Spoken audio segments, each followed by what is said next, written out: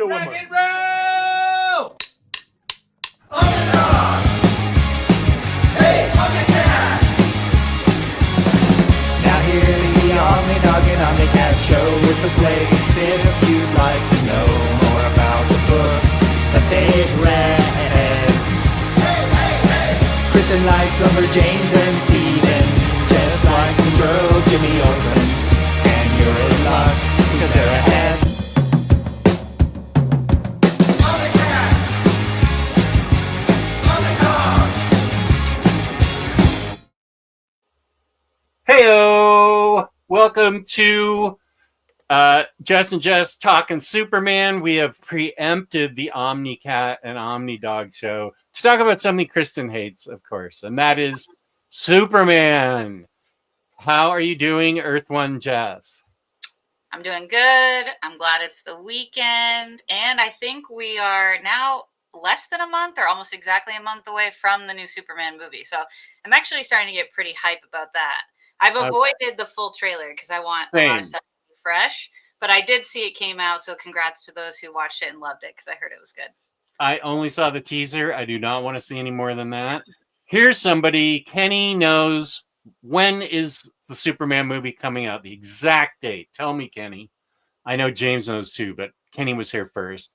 James, looking forward to the Sinner review.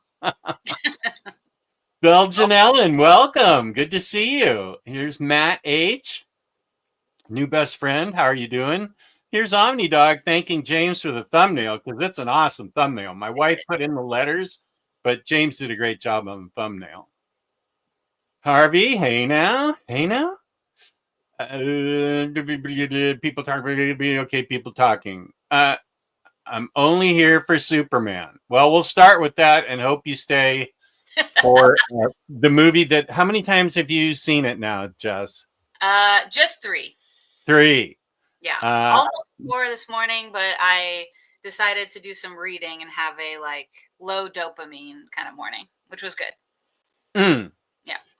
My daughter has seen it 5 times and is going to see it her 6th time today with her best friend who's in town for a little while. They're going to both come over tonight and spend the night to wake up for Father's Day tomorrow and cook me breakfast. So. Is it still in IMAX there? I missed seeing it in IMAX. So did Junior Management. It's not in like Cinemark or AMC. You have to go all the way out to Dulles Airport to the Air and Space Museum, the Air and Space Museum number 2 to see it in IMAX. It's crazy. Wow. But I heard it's a different experience. Like it's a really amazing experience. That's the difference between night and day, like seeing it in IMAX. And I bet it is. If it picks up some awards, they probably will bring it back in IMAX for a little bit. I would bet. That's what they've done for other movies like that. Oh, yeah. Okay. I interviewed my daughter this morning to find out why she keeps going back to see it. But I'll save that for the Sinners review, unless we're leading with the Sinners review. Well, first we have to chit-chat mindlessly for a while, as you know. Fine. Woo. Hey, Penny Moz here. Still have I think you're going to have a while. That's a popular movie, which I'm very excited that it's still doing so well. And I know why.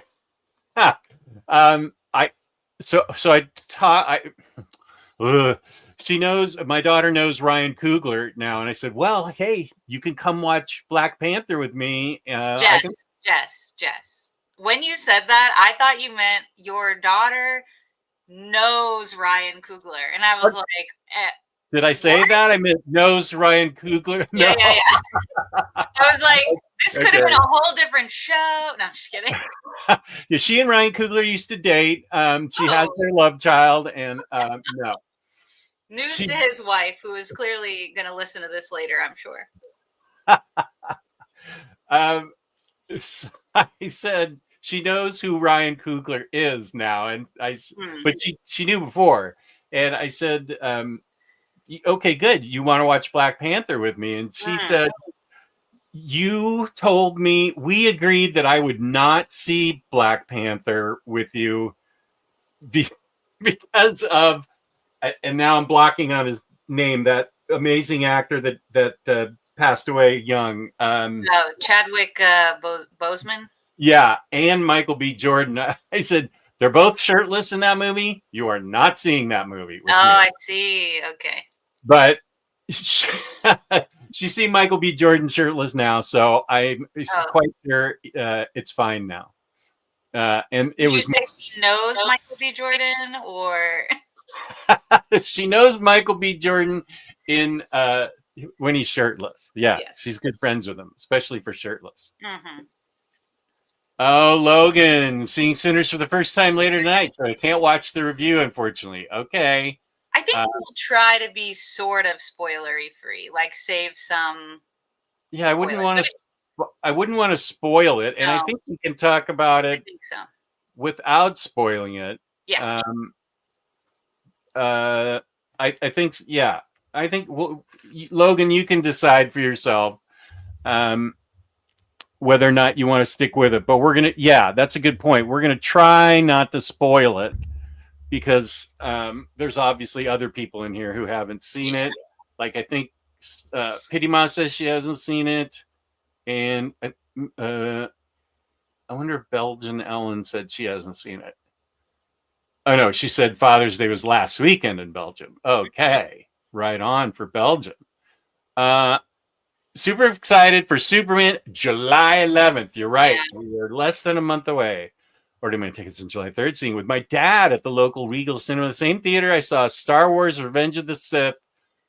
You really want to be telling people that? I think I'd just stick with, you're going to see Superman. Kenny. Right?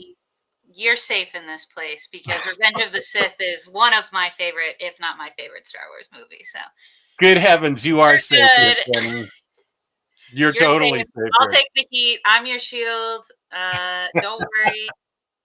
Seeing that again in theaters was really cool, I will say. So, it was a moment because I did not see it in theaters when it first came out. I watched it later. So, whatever makes you happy makes me happy. Has your daughter seen that one? I know she's like a Kylo Ren fan, so I think it might be an Anakin in that era fan because they have a lot of similarities. When I think the first one came out when she was in 3rd grade, and so she was she had already seen the first 3, so she was enamored with Jar Jar Binks and everything else.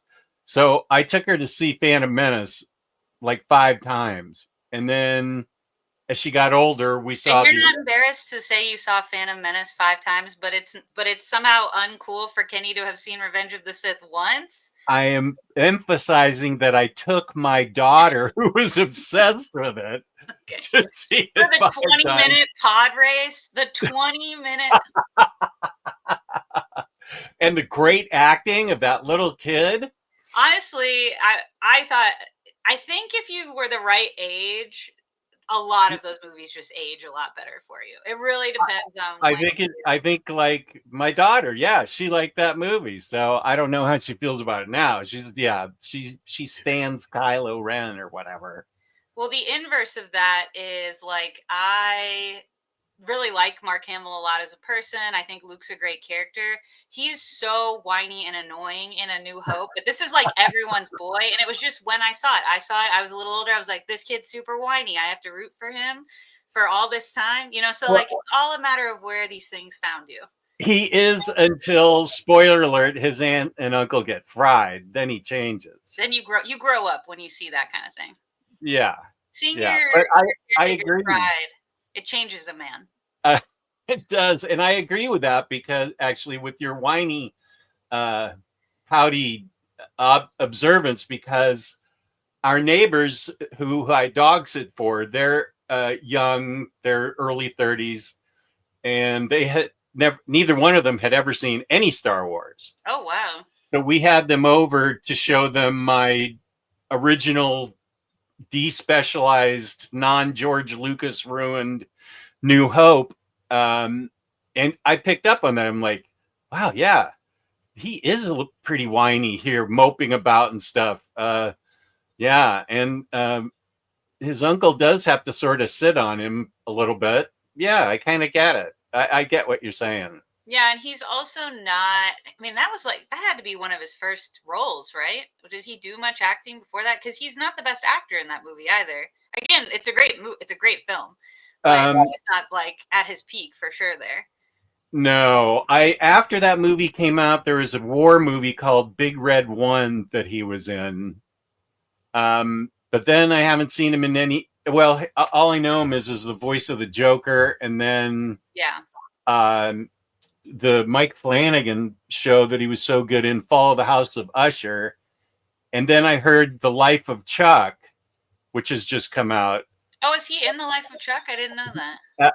Hondo, who is a diehard viewer of mine, says he saw it and it's the best work Hamill has ever done.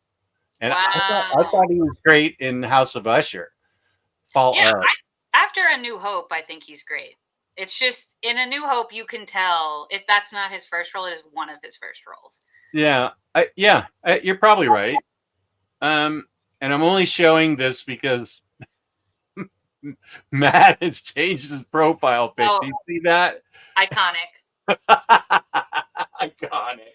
I still think what James needs to do is get you in this costume again or take some more screenshots and find the ones that most closely match issue covers and superimpose your face on various Wonder Woman issues. That's what I think probably needs to happen. I would love it if you were stepping on Batman's neck. I mean, that is just, we all need that. The world would heal a lot if we saw that. But I don't think I have boots on like she did. I think I don't even know. I probably had. I don't even know what I had. You just need your head. We just need like maybe from the waist up. We'll put you on existing. Okay, and then have her cartoon foot on his head. Yes. That is a cool image. James says challenge accepted. Thank you, James. You're going to get a Nobel Peace Prize one day. This is what's going to solve all the problems of the world, for sure. I showed the clip of me and Lou to Sean from Comic Pals last week. He had never seen it. He was kind of speechless. He didn't know what to say. It does take your breath away. The things I will do for comic books for kids. Love it. King Sipper. Howdy. I am melting. Is it hot there? And you don't have any AC? Max, did you not just return from Texas and you're just now hot? I don't understand. Was it not hot in Texas? It is so miserable outside. I do not even want to go to take the garbage out. It is very humid. It's not the worst today. We are also experiencing, I don't know if your part of the country is getting this.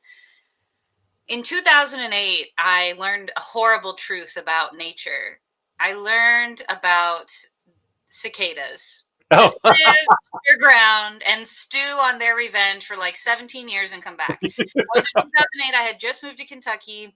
I don't remember them being anywhere like in New England when I was growing up, at least not while I was living there. Yeah. And I was playing sand volleyball. And they were all in the sand at this point. Everywhere you stepped, you were stepping on one. The wings were fluttering up your leg. It was awful. And then I kind of forgot about them. I heard rumors they were in Chicago last summer. When I visited, I didn't really see too many.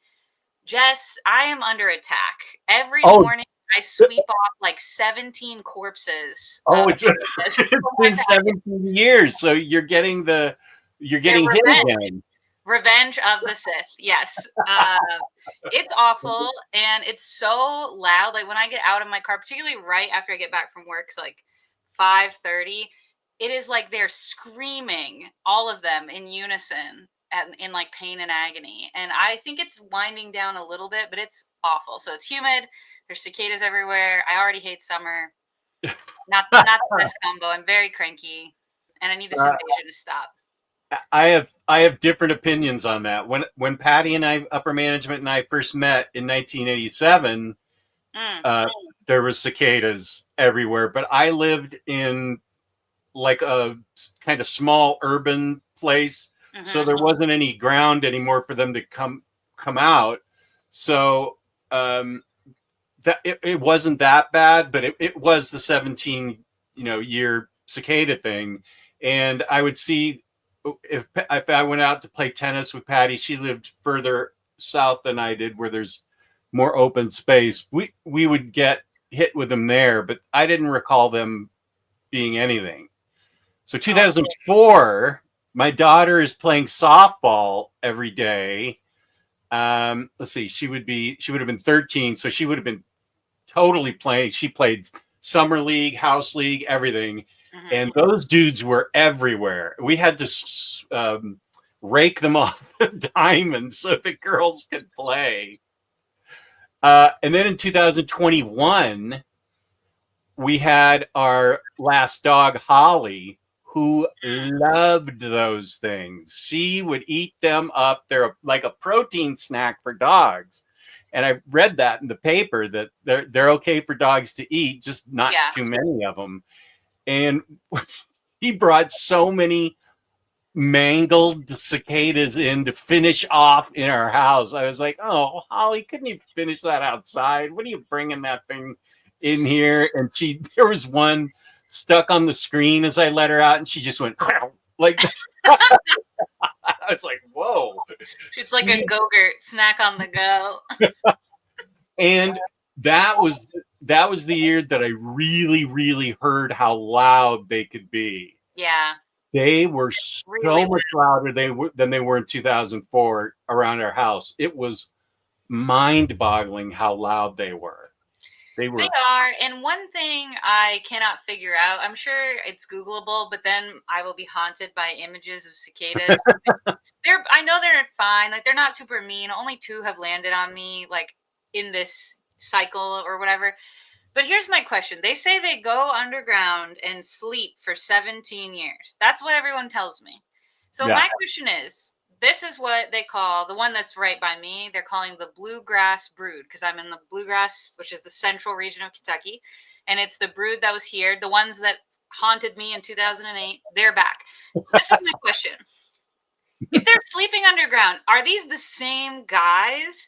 Or is this like the great grandchildren? It has to be, right? Of the original guys. I feel like it's the progeny. It's like the children of.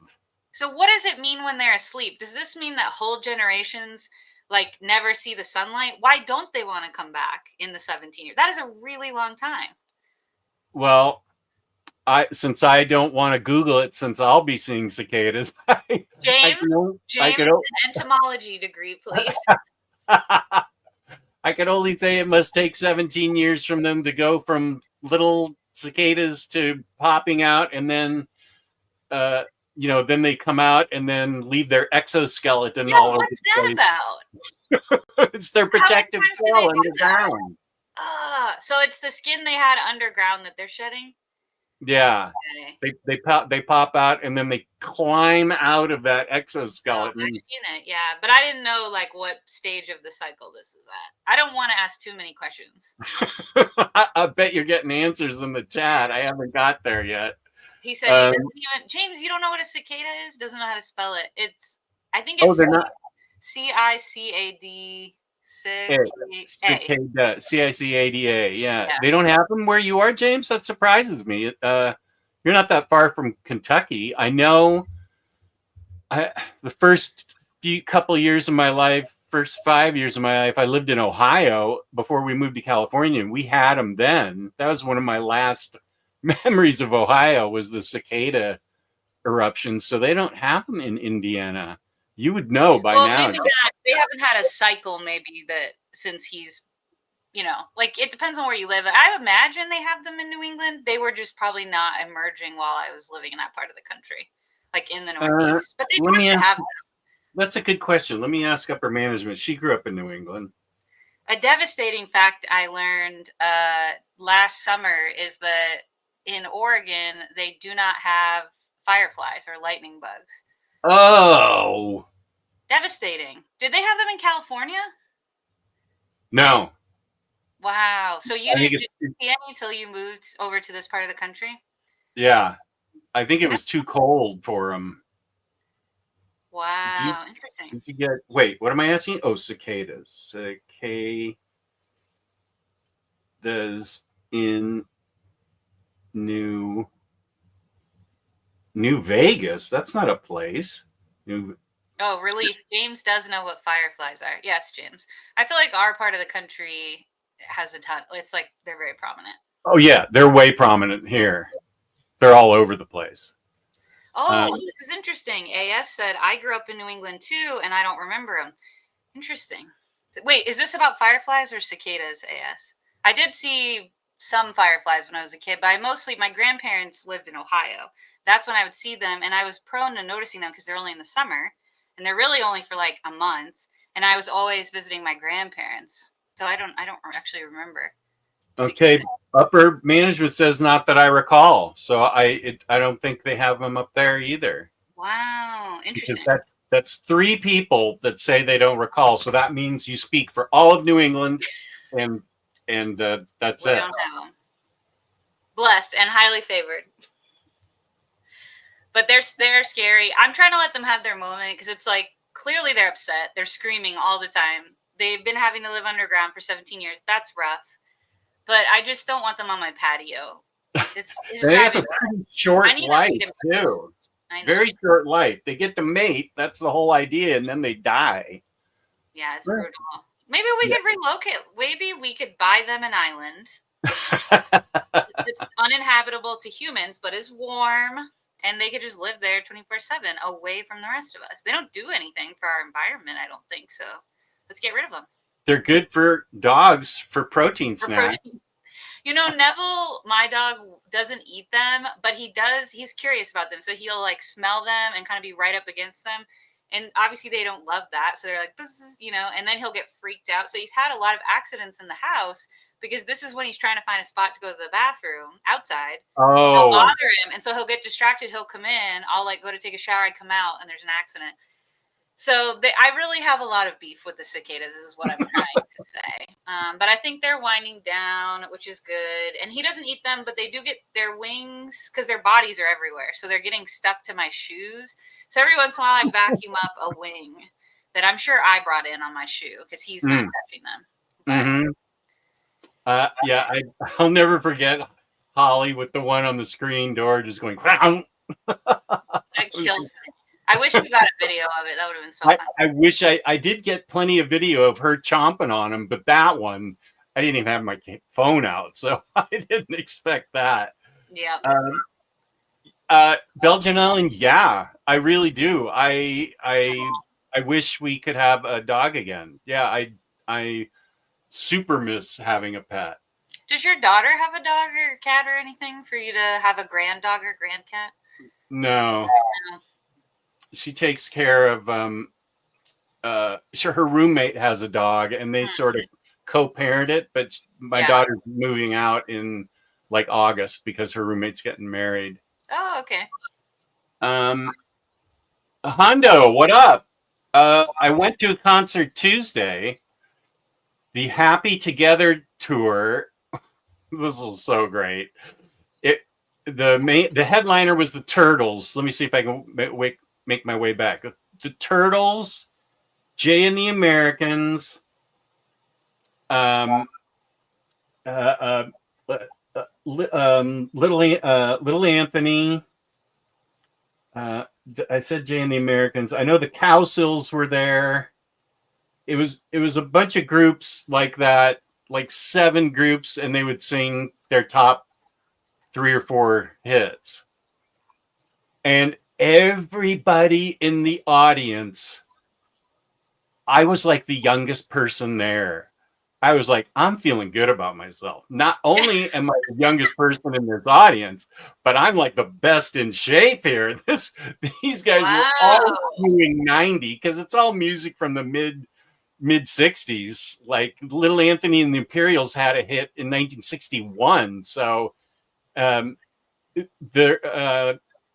the Turtles, they had several hits. One was Happy Together, which the tour was named after.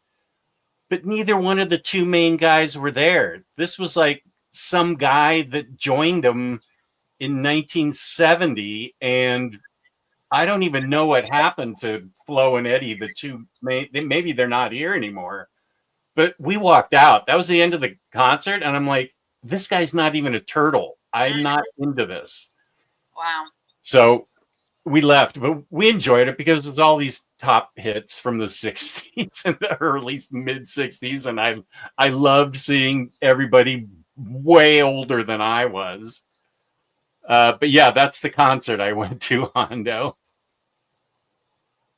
This is what it is. Texas had AC, currently 97 in my apartment. That's yeah, great. Europe, does Europe really? I know England doesn't really have AC at all. You guys don't have it either? Is all of Europe no AC-ish? It's pretty uncommon in apartments. At least in Germany, I know for sure as well. Doesn't really have much. I would die. There's a few things I like about America, just a few. And top two, I mean, probably both in the top 5 are air conditioning and ice for my drinks. Where do comic books rank? You can get those anywhere. That doesn't count as unique to America. What? They're cheaper here. They are, but you can read online now, you know? Wow, that's awfully cynical, I think. I don't know if I would give us credit for that, is all I'm saying. We need credit for something. I'm willing to give credit where credit is due. Yeah. Oh, yeah. They don't do ice in drinks in like Europe, right? No, and they're always charging for water, and I don't really understand that. I know it's the most American like privileged thing to say, but I'm just like, why are you charging for water? I think it's because their tap water maybe might in a lot of places might not be. They're usually giving it to you in bottles, so I assume maybe it's like with the tap, and so like they're charging for the bottle, which is like that's fair, charge for the bottle. But I'm just like, is everyone just dehydrated all the time? Are we built inferior that our bodies require more water? I just know I'm too weak to survive long term. And you can always spot an American because they're always carrying like a water bottle and look perpetually dehydrated, trying to walk around everywhere. Yeah. So I love ice. I love free water. I had when I was with my trainer working out back, like 10 years ago. He said, "What do you think is the greatest invention of all time?" And I said, "Well, I think, what do you think?" And he said he thought it was the iPhone. Okay. Because it's like a computer and there's like 14 or 15 things this is in a pocket size. And I said, true. That's a close number to air conditioning. Air conditioning is easily the greatest invention ever. Hell yeah. He was like, no. I'm like, dude, I'm your client. I'm paying you. So the answer is air conditioning. Cut it out. Yeah, especially when I moved down here, because like it took a long time and I'm still not fully adjusted to the humidity in like this part of the country. And it does day to day, like during the day, if my AC was out, I know I would be, well, it has been before. So I've been cranky or whatever. And I don't even overuse mine. I use Windows as long as I possibly can. And you know what cut that short this year? The friggin' cicadas. But anyways, I digress. We're done trashing the cicadas. I think at night, it's when I go to sleep. It's like, it has to be cool. I have to be like, have reason to use my blanket. Fan will suffice most of the time, but I gotta have AC. I'm weak. What can I say? No, I'm the same way. When I moved here in 1986, I don't feel like the guy was that much older than I was. His name was Jim. He worked with my brother. Very nice guy. Played tennis with him and stuff. And we got into a conversation about air conditioning. I was, I don't know, 27 at the time. He was in his 50s. So, of course, he seemed ancient to me. And I said, he grew up in the area. And I said, well, what did you guys do before air conditioning? Wasn't it too hot to sleep? And he said, we put our sheets in the icebox. Yeah, my dad did that growing up, actually, still. Because their AC was not the best in that house he spent a lot of his childhood in. Yeah. So you had to run from the icebox to your bed and flomp them on and get them over you and hopefully fall asleep within 10 minutes before it went back to 80 degrees in your house. I did that with there was one night I was visiting my friends in Austin, Texas.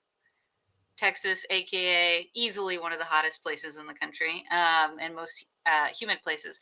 Their AC was out for just one of the nights that I was there, and we froze. They had a lot of. They used cloth ice packs a lot, like for headaches or when their kid fell. You know, I'm talking about the kind where you. Yeah. Yeah. Mm-hmm. So they had a whole bunch of those in the freezer, and we just put them in our bed before bed, so that the sheets were cool when we fell That's a asleep. good I did idea. put it up in the middle of the night, kind of like because the moisture got in the sheets, so I Oh, felt kind of like hot and sticky. But I was able to fall asleep and got like 4 solid hours in before that happens. that's what I always worry about when we get and we had a thunderstorm last night. It was like right overhead, and we lost power for 12 hours 3 weeks ago. But it was like 70 degrees, so it wasn't a big deal. But now that it's 90 and humidity is, I'm not kidding, it says 99% on my Yeah. temperature gauge thermometer, I guess is the proper word. It would get miserable in here really quick with no AC. Oh, no power. Oh, Brutal. yeah. Hello, Earth 1 and Earth 2 Jess. Good to see you, Lance. Haven't seen you in a while. I'm right with you in avoiding any new Superman trailer until the movie. The teaser was all I needed. Yeah. Yeah. I'm already in love with crypto, and that's really the reason I want to see the movie is I want it to be all crypto all the time. Crypto is king. I have to get Blue in his super cape. That is your dog? Oh, we used to, when we first got Holly, our cicada eater, they dressed her up as Wonder Woman, my wife and daughter, for Halloween. That's funny.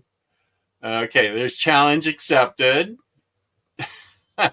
There's Matt again. Everybody thinks he's funny because of that. Going to watch an Rising Phoenix. How's it going? Watching early showing of Superman. Ooh, on IMAX. I can't wait to see Crypto, the real star of the movie. That's right. IMAX. That is when, I have to leave the house, but I left the house to see Sinners, so I'll be okay. Yeah, you're going to have to leave the house to see it in any format. Yeah, but if I leave the house, I really want it to be in IMAX, but I also want to make sure it's at the Alamo so that I don't get any talkers or phone users. So they don't have IMAX there. Wonder Maddie and I are going to a matinee. I can't remember if it's the Saturday or Sunday. I think it's Sunday of the weekend it comes out. IMAX or just regular? We haven't decided yet. We just held the date. Okay. We'll see. It's pretty rare that things totally sell out in where we live because there's a few different theater options, but I definitely need to look to see where everything's at soon. Yeah, I don't like crowds, so I usually wait until the second week, and I try to avoid spoilers, which can be hard when you go live like I do as often as I do. I have no trouble disconnecting from the internet. I love whiner representation. All right. Cicadas. Good for you, buddy. I have seen a few like t-shirts of like at like I don't know, metal screamo type bands or whatever, where it's like a cicada and like their antennas look like lightning bolts because they're like still it's so loud, like screaming at them. Oh, funny. Yeah. Okay. Nobody knows what you're talking about. I mean, I know what you're talking about, what sport, but I don't know the person nor the race. But I'm glad you're happy. The answer is no. No one else is watching that. Okay. Matt H, the profile. I'm dying. Thanks, buddy. He hasn't noticed yet. Okay. I've noticed it. Here's Hobby. Hey, Hob. Casa de Finch. Welcome. I'll be at Superman July 11th. Oh, wait. Did he say? Oh, I haven't seen it. but I won't have time right now, so you can spoil away. Oh, well, we're not gonna spoil. We're gonna just I think we can talk about what we like without any spoilers for sure. yeah. Peter, Jess just wanted to say thank you, nice, for your suggestion of Wonder Woman by Rucka. I asked you how the run is, as I've never read Wonder Woman material. I want to have something in my library for my daughter to have someday. It is awesome. Yeah, it's great. Yes. Those are the comments I live for, that somebody likes my recommendation. Woo! Yay! I'm glad, Peter. I have other recommendations too, if you want. I have a whole library of like 900 videos of suggestions. Here's Marcelo. I missed him. How's it going, Marcelo?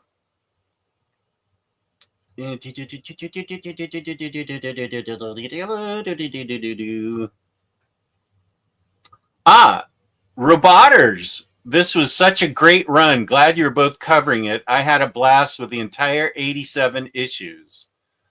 We have very little left, so this was a big chunk that we covered. Between the bookmarks here is what we covered. And we don't really have that much left. So we may just read that on our own. We read through 30, or I read through 33. Oh, you finished. What was the run we finished with? It wasn't Vengeance. It was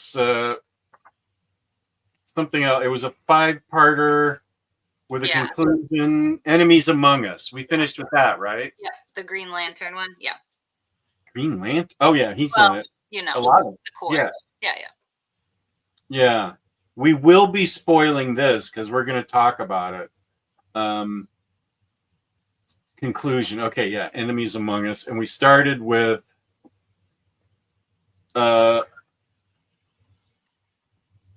Supergirl doing something. What was the story? Oh, Supergirl. Did you read Supergirl and Steel? Except Steel wasn't in it. It was just Supergirl. Is that issue 9? This is the problem whenever we try to read a run. Jess is like, okay, here's the story. And then I go, if I don't have the same Omni he has, I go like to my trades or to an app and I'm like, oh, is it these issues? He's like, I don't know. We're gonna find out. It doesn't have issue number. It doesn't have covers. It doesn't have table of contents. It doesn't have page numbers. I think the first thing I read is the one I was excited to read because it was like I think it's actually where I ended the last time I went through this, which is the kind of one issue Supergirl issue that has Batgirl in it, and it also has Poison Ivy and Harley Quinn. Okay, great. That's 19, and I think that's where I started. That's this one. That is this one. Yeah. Yeah. Okay. Yeah. Poison Ivy, Harley Quinn. I remember that, but I thought, well, I won't say. We'll get there when we get there. Well, yeah. I mean, it was a lot of fun. I enjoyed that one. That's what we started with. That is what we started with, and then it was Vengeance, and then we had a Robin. That was just one issue, I think. And then we had a kind of fun issue with Superman and Batman being Huntress and Power Girl. It didn't really go anywhere, but it had some fun moments. And then it was the 5-parter. I think that's kind of what we covered for this stretch of it. Did you get Sam's story? Yeah, that was very sweet. Yes. Yeah. So I had read that before. Is that included in the Loeb? In the what is it called? We just read it. For All Seasons? Yeah, but what is the version? I'm totally blanking. Tim Sale, Jeff Loeb? No, the format that we read in. Absolute. I read it in Absolute. It had that, I think, as a special in the back. Oh, okay. And so specials. One was about Ma Kent, and then one was that one, I think, if I remember correctly.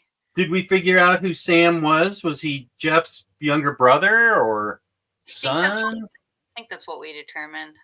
Okay. Someone will know. It definitely choked me up.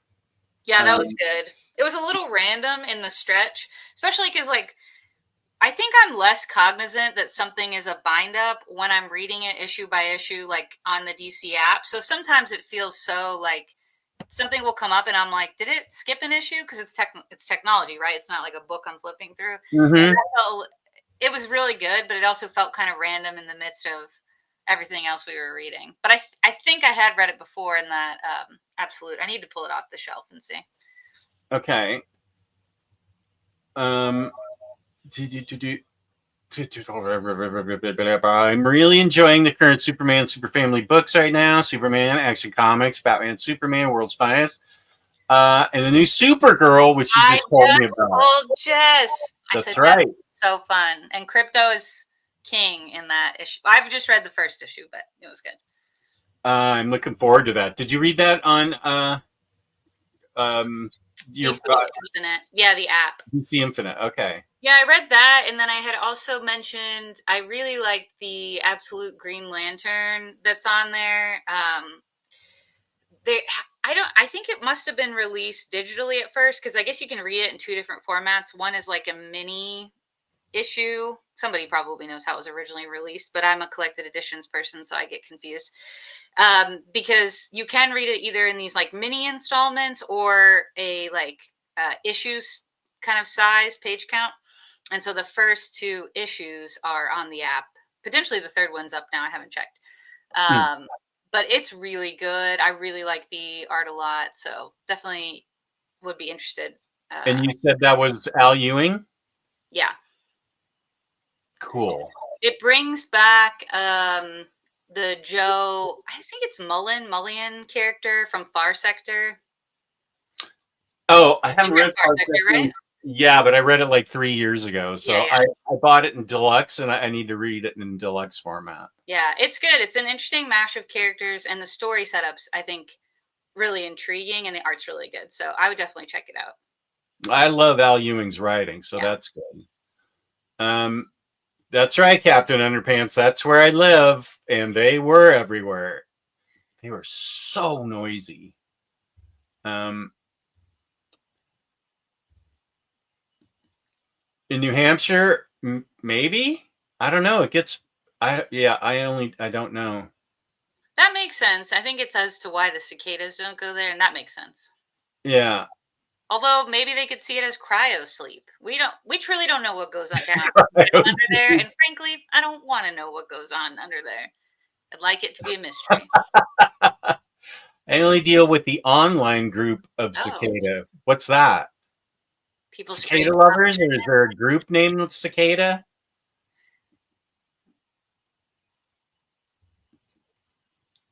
Yeah, they're on. They fly into your car window. Yeah.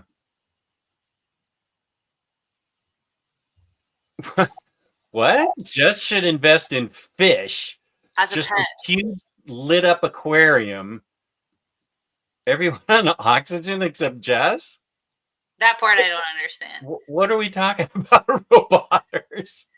This is when you're talking about having a pet. You should get fish. Oh, just a huge little bit. But everyone on oxygen. Oh, maybe oxygen is the. Oh, the concert. Okay. Everybody was on. You capitalize it, so I was like, "Well, isn't that a network of Oprah or something?" Yeah. Everybody was way old. Way old. Here's Pat Nessa. Yay! How's it going? Oh my OMG, Tears on My Pillow is one of the songs in my playlist. Nice. No AC at home and no AC at work. So are you also getting well, you're right next door to Max, so you must be hot too. The Trogs, the birds, the zombies were all taken for Bane's henchmen. Flo is still in the Turtles. Well, he wasn't there Tuesday night. It was the guy's big claim to fame was he was the lead singer in the Archie song Sugar Sugar. And we heard him. We heard he played. the Archie's cartoon was on the screen behind him as he sung "Sugar Sugar," which I actually love that song. Sugar Sugar on one of the greatest soundtracks of all time, the Now and Then movie, the Now and Then soundtrack, the Sandlot soundtrack, two of the best soundtracks of all time. I stand by that. What's Now and Then? You don't know about Now and Then? No. You need to get on. This is a candy bar. No, that's Now and Later, isn't it? Oh, I thought it was Now and Then. Now and Then, which is not a candy bar, is a film. It's kind of like The Sandlot in that it takes place in the 60s, but it's a group of girls. Some of the young actresses include Thora Birch from like the Hocus Pocus movie, and Christina Ricci, a young Christina Ricci. And it's their adventures in the 60s, and then there's also a present day timeline where you see kind of how their relationships end up. And some of the adult actors, is it Goldie Hawn in that one? And then Rosie O'Donnell plays the older Christina Ricci as an example of the time skipping. But it's like their summertime adventures, just like The Sandlot, although there's very little baseball, although there is baseball actually Now and Then. And then their present day stories. But both of them have great like 60s era music soundtracks. They're both really fantastic summertime movies for sure. I have already pledged my allegiance to two movies that Batnessa swears she's going to die if I don't watch. Wait a sec. It's on my notes app. Pledged your allegiance and you don't have them memorized?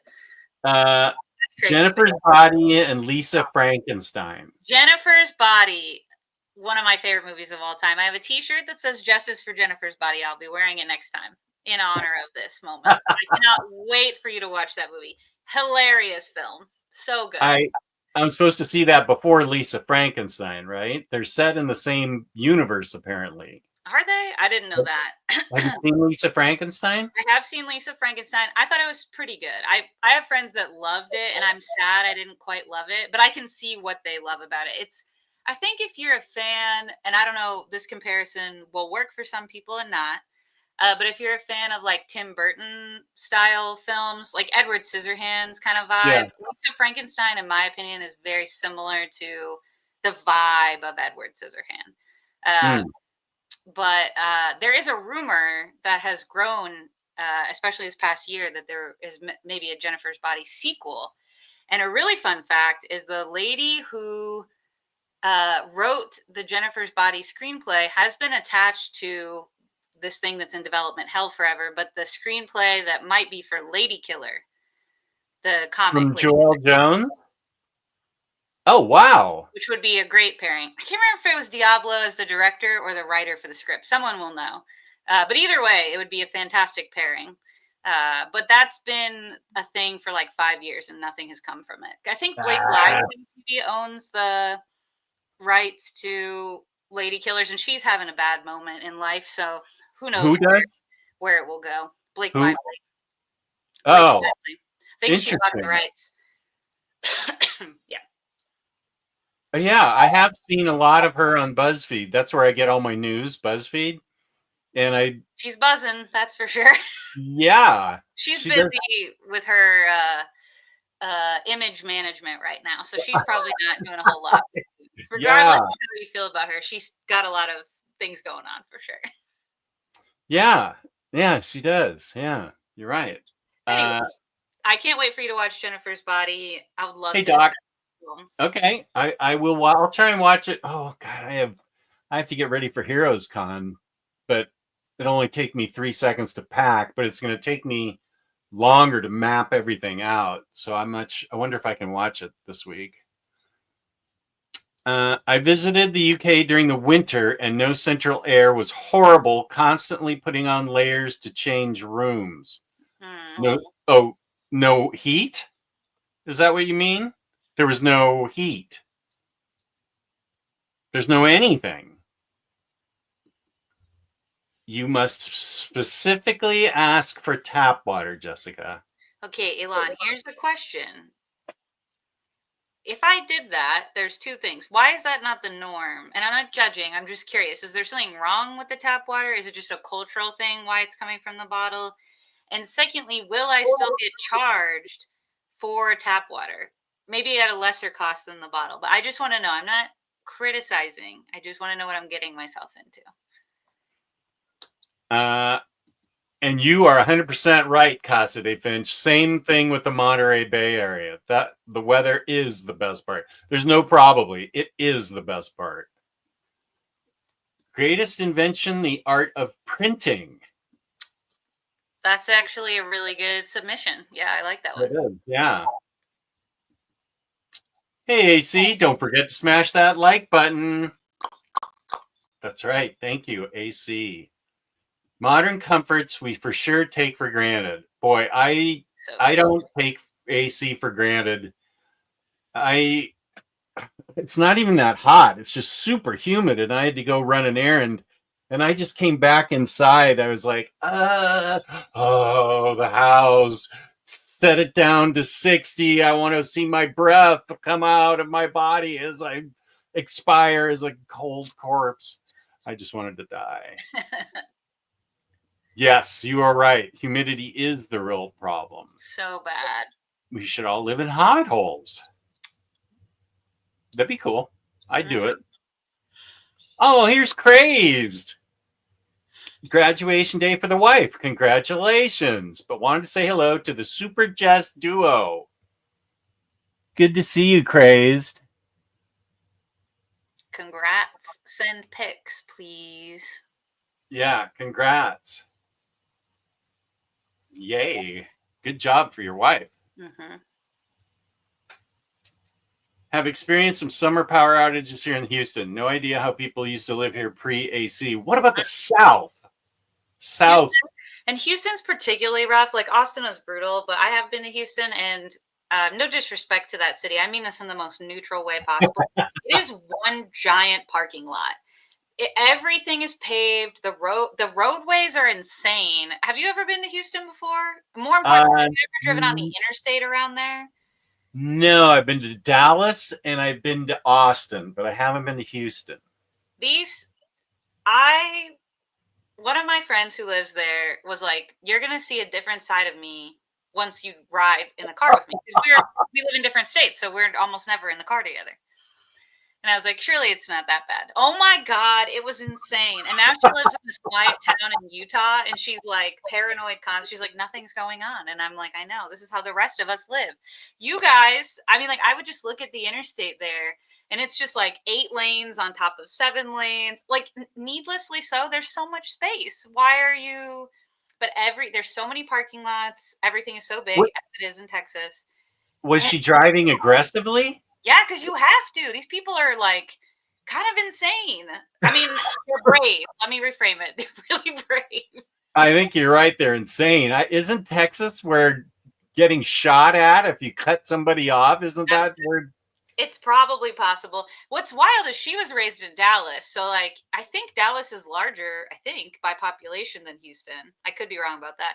Okay. But I don't think that's how she learned to drive that way. I think she learned that when she moved to Houston, because she lived there for like 9 years. And I'm just like, this is crazy. There were nice things about Houston as well. They have the National Funeral Museum is there, which sounds weird, but it is a very cool museum. Okay. Whoa, don't think I'm not going to ask you about that. What? The funeral museum? Yes. Why was that cool?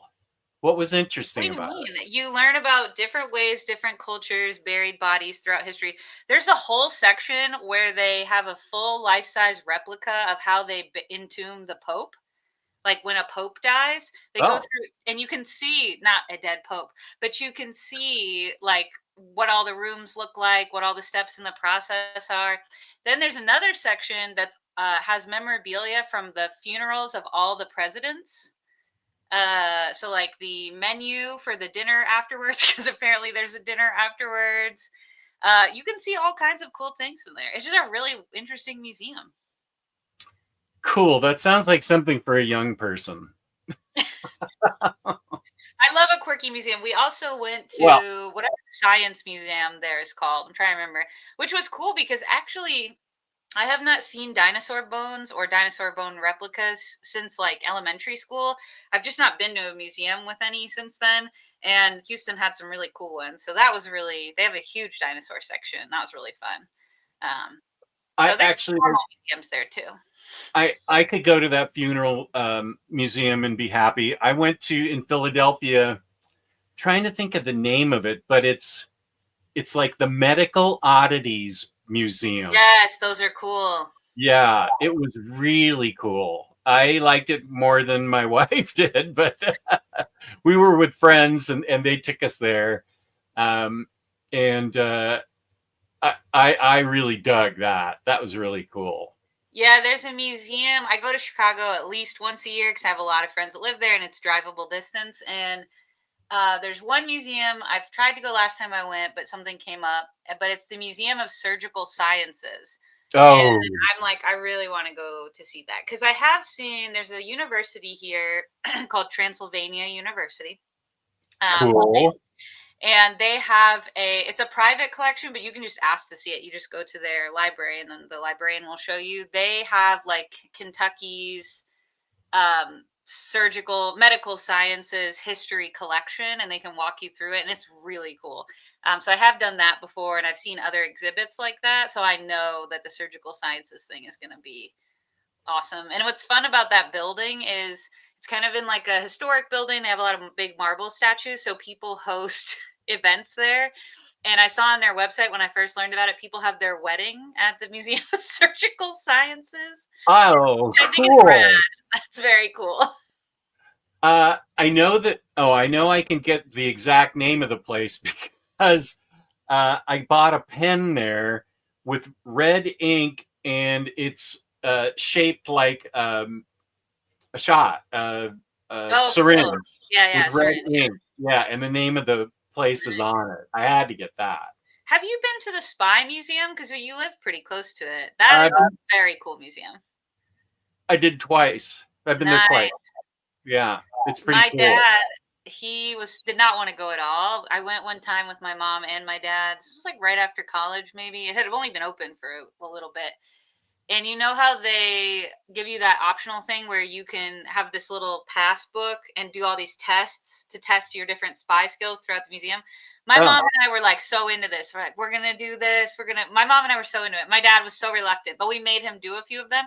And at the end, you put your book in that machine and it scores you. And my dad was like off the charts at being able to be a spy. And my mom failed miserably, but he was barely trying. He was so reluctant. But of all of us, he's the one who should be like in a Mission Impossible movie, I he think. was reluctant because he knew he had what it takes. Maybe that was it. We remind him of that constantly.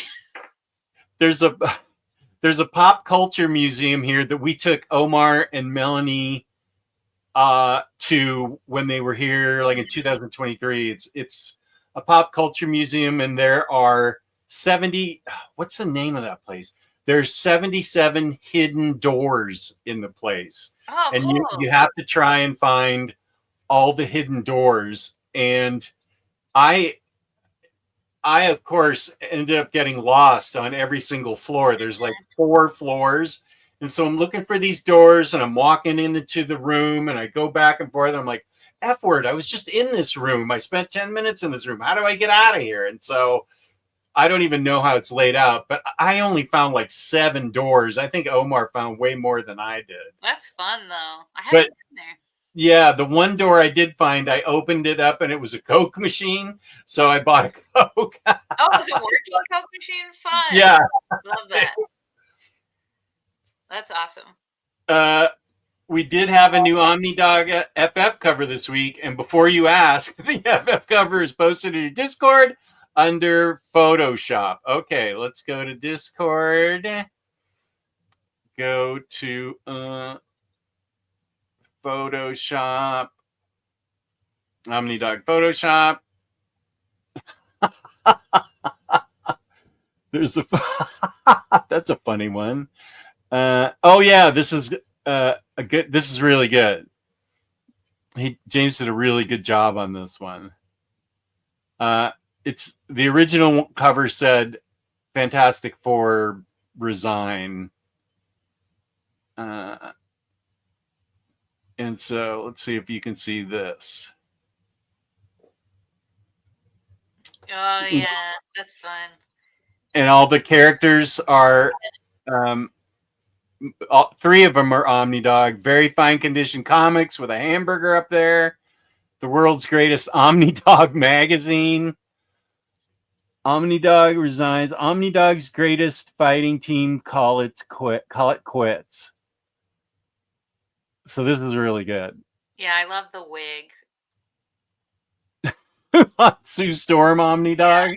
Which I did. I told Jess this, but since I was last on, you'd mentioned Ryan North's Fantastic Four, so I used my hoopla, and that was fantastic. I loved it. That was so good. So thank you for the recommendation, and everyone in the chat that mentioned liking it too. That was great.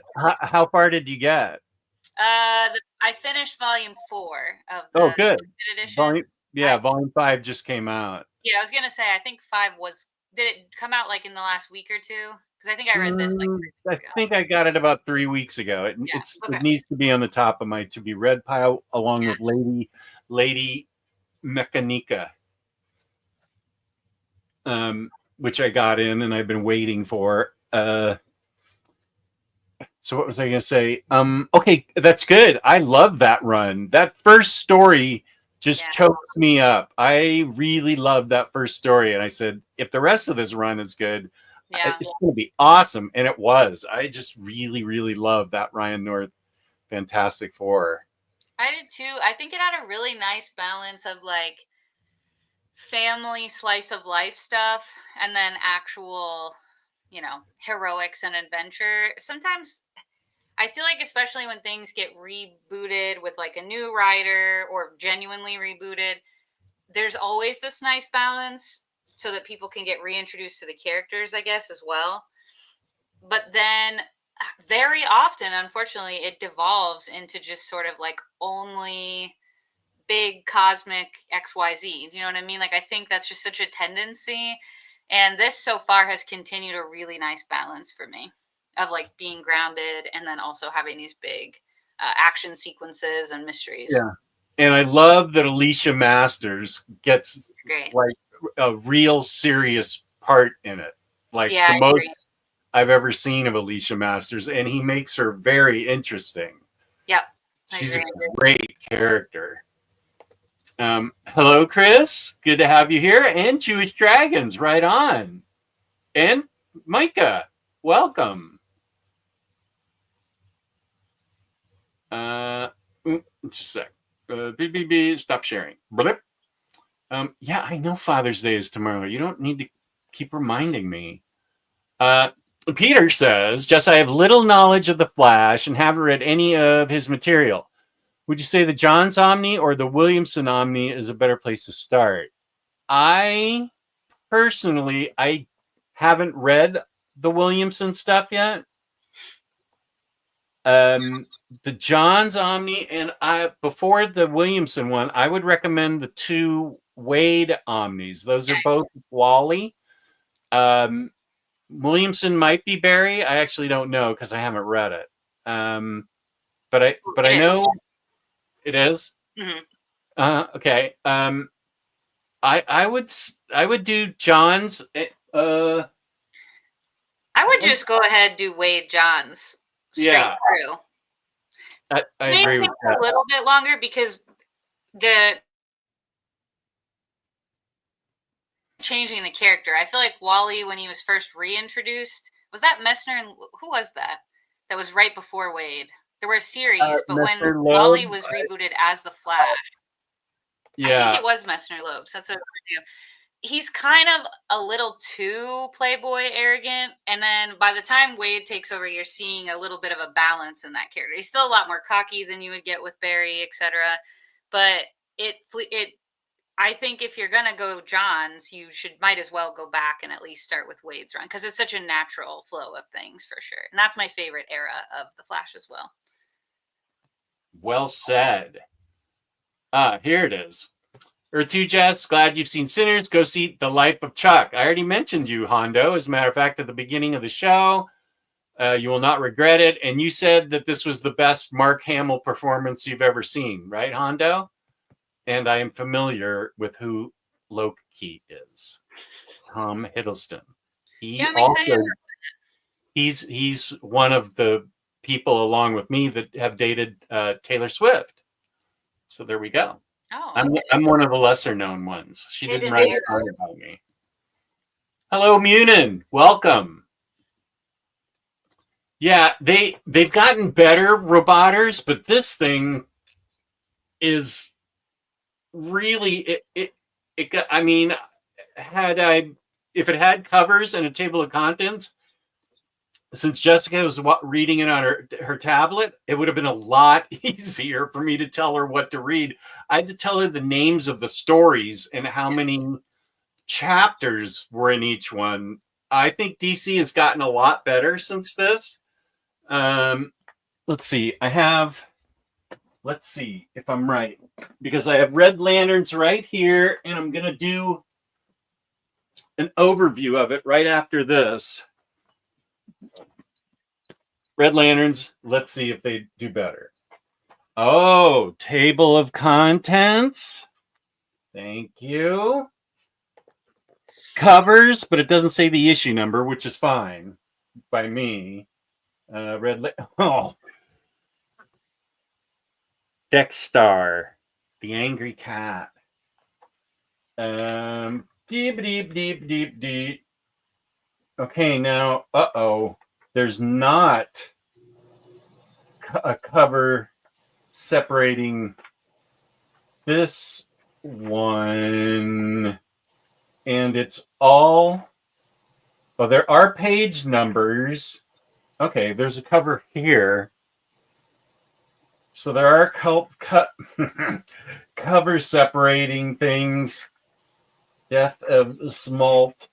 Yeah, there are covers and page numbers where they can fit them, because it's a lot of, it goes right to the, it bleeds right into the bottom of the page, which is okay because that gives us bigger art and stuff. Oh my gosh, I forgot how great this was. So yeah, they've gotten better. I agree with you.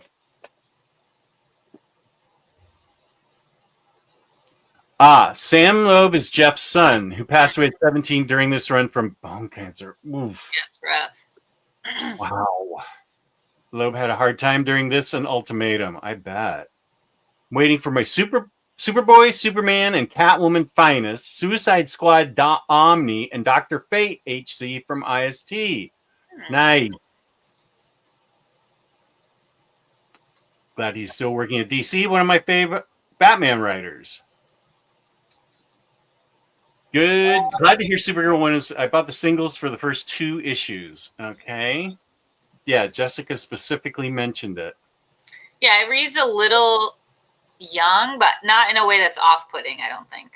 It's very fun. I think that's the attitude to go into it with. I will say the cover art for the main, first issue, not good. I mean, I try not to slander, but I'm just like, I didn't even look up who it was because I didn't want to offend anyone. But it's not the best. But the inside, the art inside, is a little bit better. But it's been really fun, and I'm excited to read the second one for sure. This person has got an interesting twist, so I think Jess will like it. Belgian Ellen wants to give Batnessa a comic book tip. Okay. Jess, have you started your DC Finest? I don't think I've got it yet. Kryptonite Nevermore. Mine finally came from IST the other day, and I'm starting it after the stream today. I think it's hung up. I did get something from IST the other day. Wait, okay.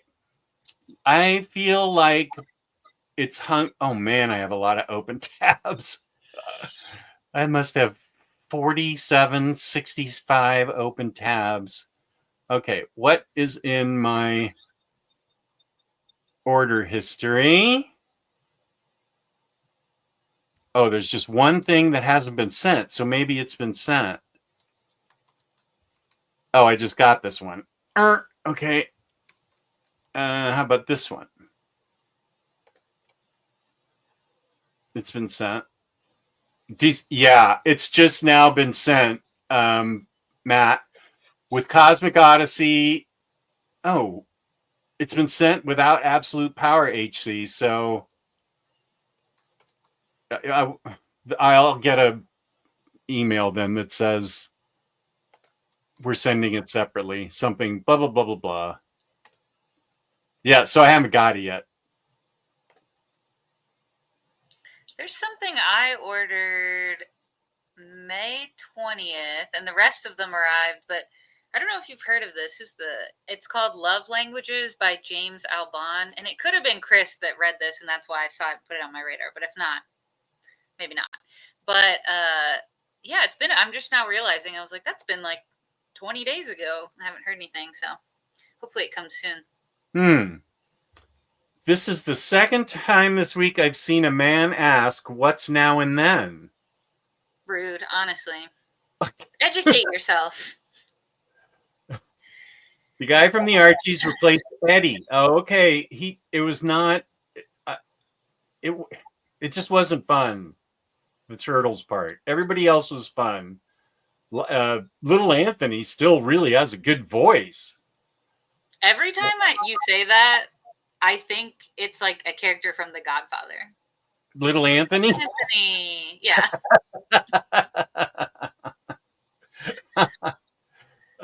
Yeah, he is a soprano. He's very much a soprano. Okay.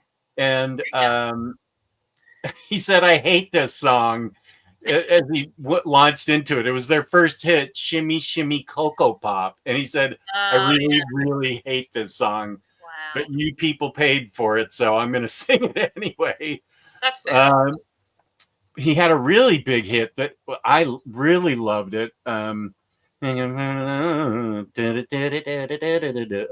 you. Shoot, what's the name of that song? Why don't you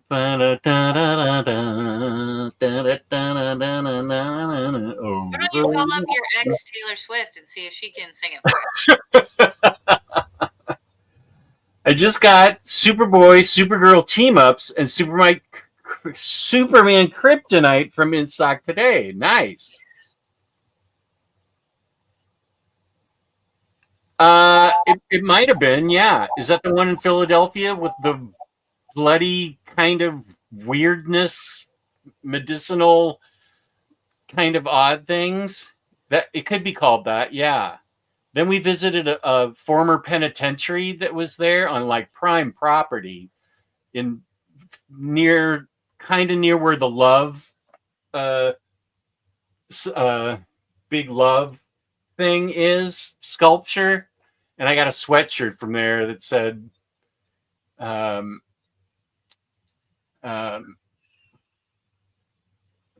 person that lives at the penitentiary, occupant at the whatever Eastern Philadelphia Penitentiary. So I like that. That's a good. Okay, good. I gotta finish my Zap Goes the Legion first.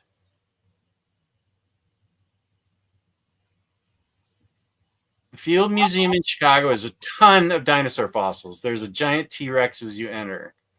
I've seen a ton of dinosaurs, and I'm, of course, not interested in them, but the Smithsonian, I'm totally spoiled with that. You are, yeah, and I have been in the natural history one, Smithsonian Museum of Natural History, that's in DC. Is that it's where that big green lawn is, right? And there's museums all over the quadded area. Yeah, I've been in. Yeah, that's the mall. If you love museums, honestly, the best place to go in the U.S. anyways is Washington D.C. for sure. There's a lot. No bang for your buck.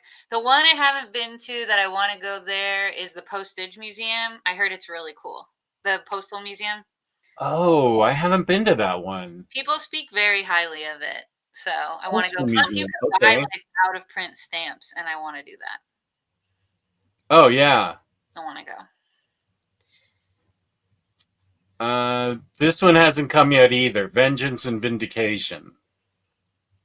Doug loves the Omnidog Resigns cover. Good to see you guys. I'm listening while working on my shack. A few more weeks till we see the Crypto movie co-starring Superman. Doug knows what's up. Some of the merch, I don't know if you saw the like official merch. There's like crypto dog bowls, and then like is it Milkbone, the company that makes like dog biscuits? Yeah, They partnered with them, and they have a special crypto biscuits. I need to find some for Neville. I think our PetSmart here in town has some. I need to go get some. that's great. I'm waiting for the plush. That's I what know. I want. Well, There's a pop, but not a plush. have you seen Super Pets? And no. That is a fun movie. But let me show you this dog toy that Neville loves. I'll be right back. Okay. And Doug loves the profile pic of Matt. Yeah, you're a riot, Matt. No, it's fine.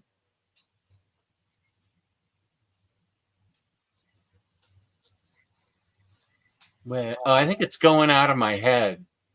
Is that? Oh, that's so cute. Crypto from the Super Pets movie, which is a great.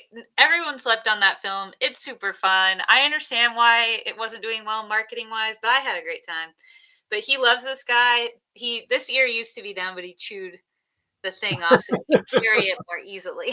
Oh, But nice. yeah, I love this little guy, and I really like Crypto's really funny in the Super Pets movie, so you should see it for sure. Oh, okay. It's a fun one.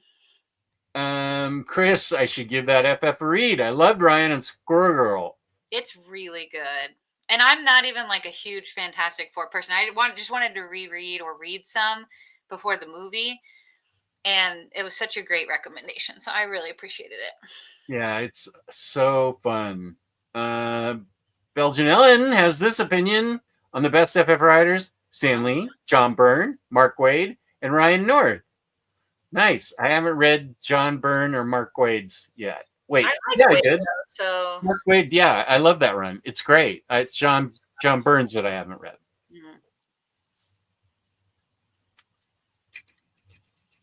Oh yeah, Metamorphose coming out in DC Finest. Okay, Matt H and Chris are having a discussion. Simonson was pretty great in FF as well. Mr. Lubes is my fave Wonder Woman run besides Perez. Hey, Sato, what's up? What's up, Omnidog? Long time no hear. Hope you're well. How are you and Mrs. Sato doing? Yes, Chris Flood. Cosmic Odyssey is a classic book. Classic art, classic writing, really good. I personally, I'm buying the deluxe because I like it. I bought it in singles when it came out. I got to get rid of. Well, I'll get rid of Discord if there's any more beeps.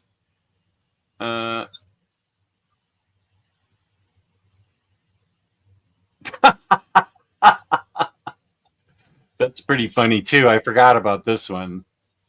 Is that a Sheets or a Delicates one, James? Let me just show you this one. This looks like a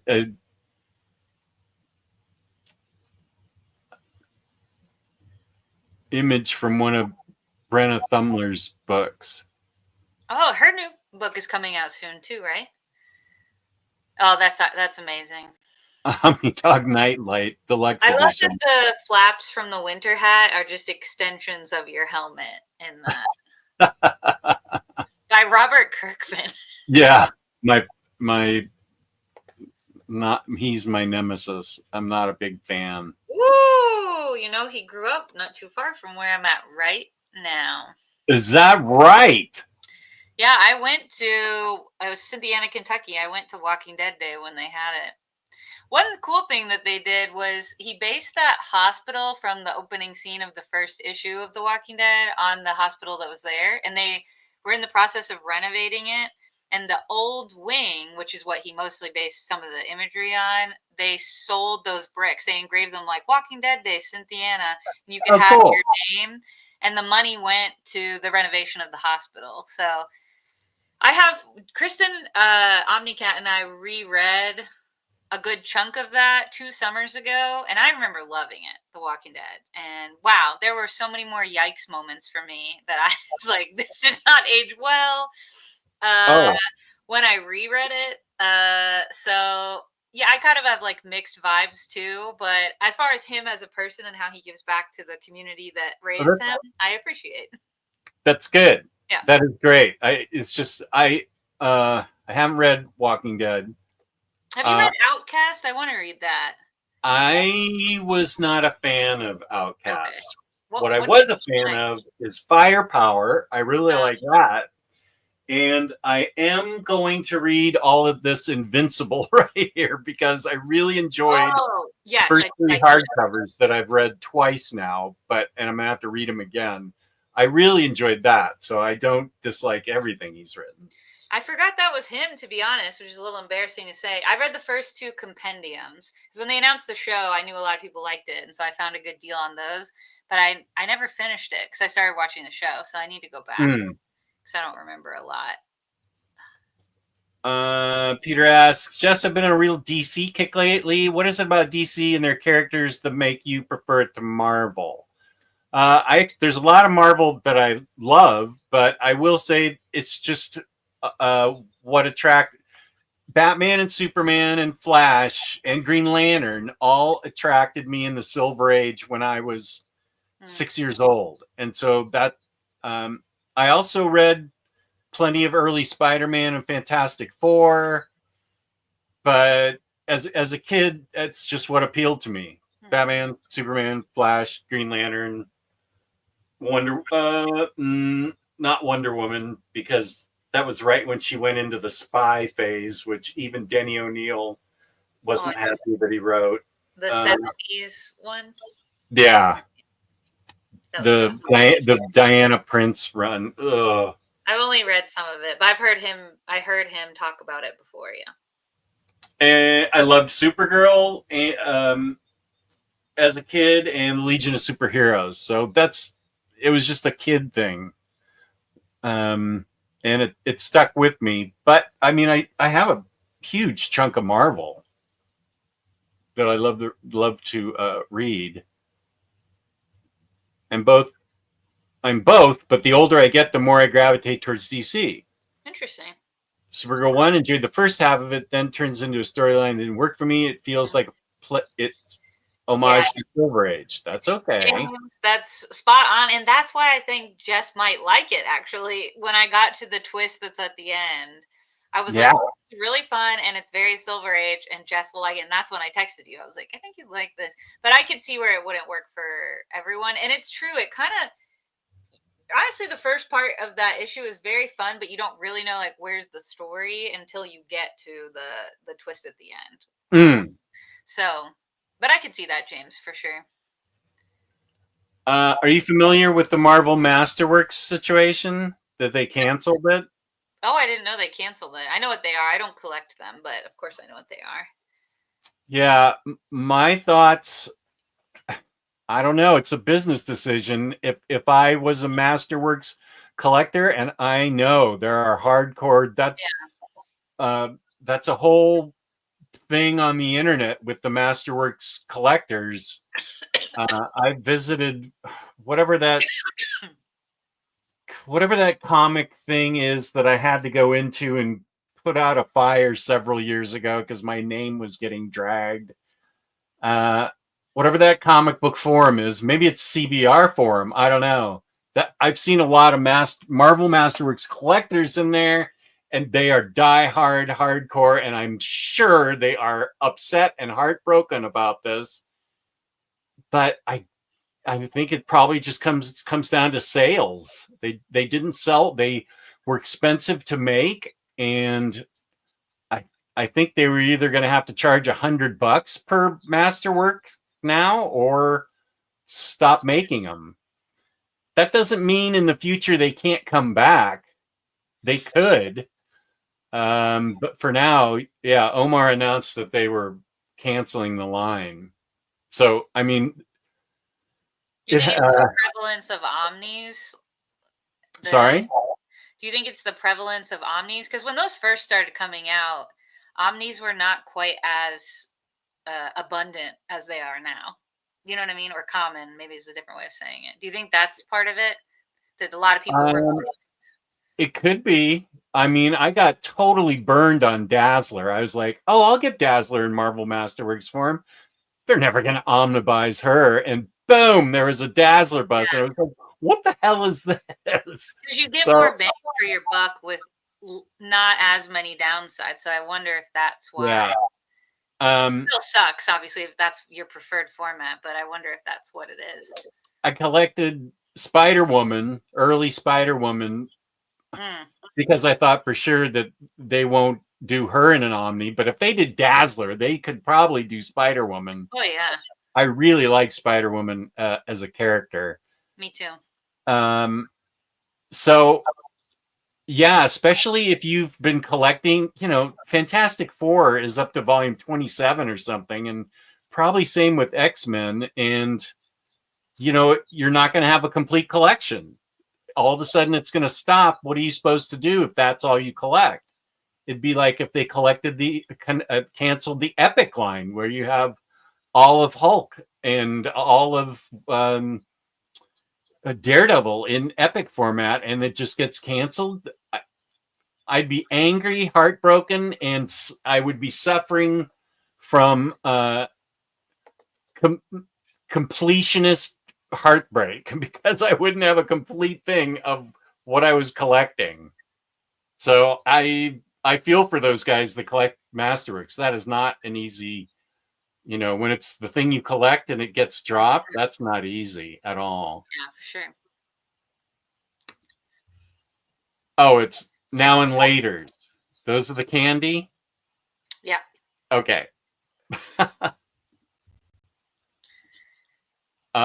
Belgian Ellen, not happy at all. I almost got my Defenders Masterworks complete. I have to read my comics.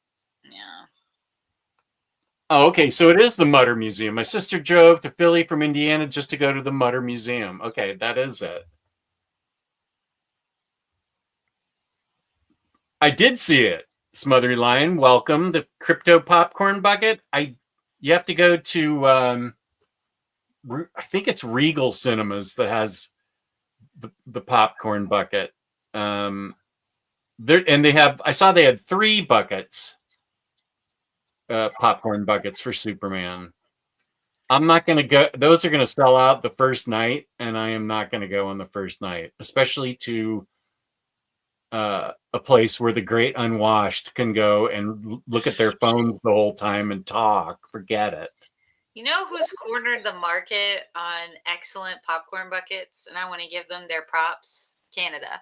Because all the time I'm seeing when a new movie comes out, the special popcorn buckets. And without fail, the very best one is from some Canadian cinema that we do not have here. Yeah. And I'm like, do I have to cross the border and come back with contraband? Is that what I'm going to use my passport for? I guess so. That would be an epic story to tell, though. I drove all the way to Canada and got my passport stamped so I could get the excellent crypto popcorn bucket. Yeah. Oh, there's a crypto plush up on Kid Robot now. Thank you. OMG, how cute. Crypto plushie. Love the doggy toy.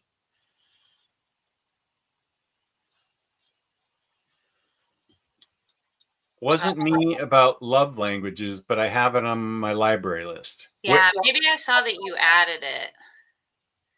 Love languages, the comic I was saying that I got from IST, but it was like I ordered that and some DC trades, and they all came like a week later, but it's been, let's see, 24 days since I put that order in, so I need to email them, see what's up.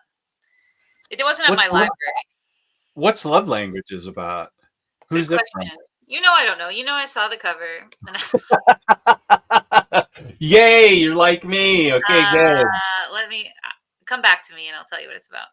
Okay, Roboter says Cosmic Odyssey is one of the first major crossover events in DC when Bronze Age was at an end. Oh, thank you, Brian. I appreciate that. Love Languages by James Albon. And it is Sarah Huxley has moved from London to Paris only to find a lonely life of corporate drudgery and disappointments, a far cry from her romantic expectations of the city. She collides with Ping Lo, a young woman working as an au pair to a wealthy family of Hong Kong expats, and the two bond over their shared struggle with the French tongue. It's an award-winning graphic novelist James Albon. Looks like previously wrote The Delicacy. Presents a dazzling love story about a cross-cultural connection, the bewildering sensation of feelings one's brain rewire itself, and the intoxicating rush of the foreign becoming familiar. I want an intoxicating rush. It looks cute, so I'll keep you posted for sure. Whenever it- it arrives.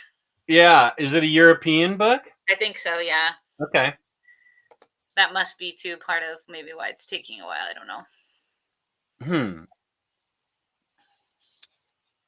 That's the one Geo asked for during Omnibros. Cosmic Oh. Odyssey. Get that, and oh yeah, Great Darkness Saga is great. Except they spoil it on the cover, but okay. Just read Burns' Man of Steel for the first time. Great, and love how unhinged Lois acts to get Superman's attention. Anything Mark Waid writes, I love. For the most part, his Avengers run in the early 2010s was not so great, but I don't blame him. I blame Marvel editorial for that. As you should. Don't blame Mark Waid for anything. Oh, Lars said Kirkman was brilliant. And I flipped. He's benevolent. Yeah, if he gives back to the community, I appreciate that. That event was huge too, Jess. Like, it was the zombie march or whatever. Walking Dead Day. Oh, okay. Yeah, it was like the whole town got in on it, and they had these tours or whatever. Because a lot of the images from the comic at the first issue are based on this town. And so you drive on this tour that was part of it, and there were people from all across the country on the bus with me. And when I tell you Cynthiana, Kentucky's fine, but it's not like you're not going there. People are not, that's not a destination. This is a place you pass through. It's very charming, has some nice things about it, but it's like not where you're going, right? It's like something along the way. There were people like from everywhere, and like it was the best day of business for their downtown area of all time. Like, it was pretty precious. So I do agree. And I assume there must have been thousands of people dressed like zombies and walking like zombies. Yes, and then they had sections downtown for photo ops that made it look like scenes from the show and the comic. So like, but it really blended in. Like, you'd just be walking through booths, and then all of a sudden there's like a city square that looks like it's blown up. And it's very surreal because like it is a small town in Kentucky. It's not like, you know, some big like thing that's going to host a Comic-Con or anything like that. Yeah. So it was pretty fun. I was bummed because my dad really loved the show a lot. But this was after they had moved. They were living in Columbus, which isn't too far, Columbus, Ohio at the time, but he had something that weekend. So I was like just taking pictures for him, but I really would have loved to have done that with him. I think it would have been so fun. Yeah. I went with a coworker of mine who's a big fan of the show and whose wife hates the show. So she was like, go. You guys go. I did see the first season and I enjoyed it. It's a great show. I think it fell off a lot, and I could say the same honestly about the comic, but there's a lot of good stuff, and I really think he did a good job in both of exploring some of the like nastiest parts of humanity and the best parts of humanity, and it's very creative. I mean, for sure. Johnny from Finland. Hey, I just got back from seeing Bayman and the Teenage Mutant Ninja Turtles on a big screen. There seemed to be a few shortcuts taken animation-wise, but we all enjoyed it. Cool. I don't know what Bayman. Oh, Chris. Ooh, I have a different opinion, but if you liked it, I'm glad for you. I'm very glad for you. Oh, I think it's Batman and the... Oh, Batman and the Teenage... That's a new movie? No, that's from 2019. Maybe it is. I don't know what this Bayman is. Anyways, sorry. Irredeemable Ant-Man. Not Reddit. You're okay. Okay. I've only read one Ant-Man thing at all. Brenna's new book Gumshoe comes out January 13th. She started posting short videos on YouTube. Okay. I want to get some of her prints. Her prints are reasonably priced on her website. Like, Oh yeah. they probably should cost more than they actually do. So I need to invest. I like to have at least 2, so something symmetrical. If it's like a smaller thing, I need to do that before she continues to blow up and things get more expensive. Yeah. Marvel Masterworks are on hiatus. Not a good sign. I think they're canceled, but okay.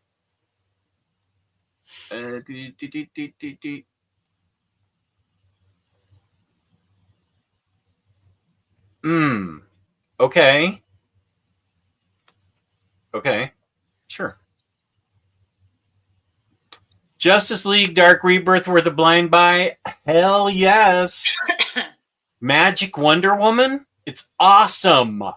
That's very I have a Zatanna and what's his name?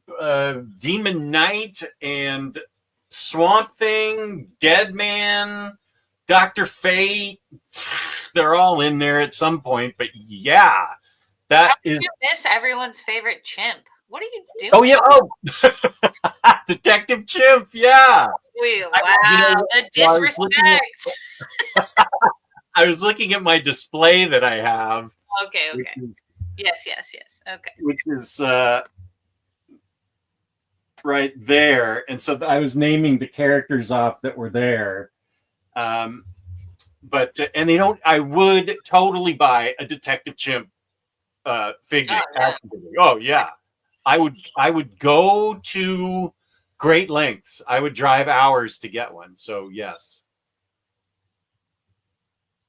This is regarding the trades in HC Deluxe impacted Marvel Masterworks for sure.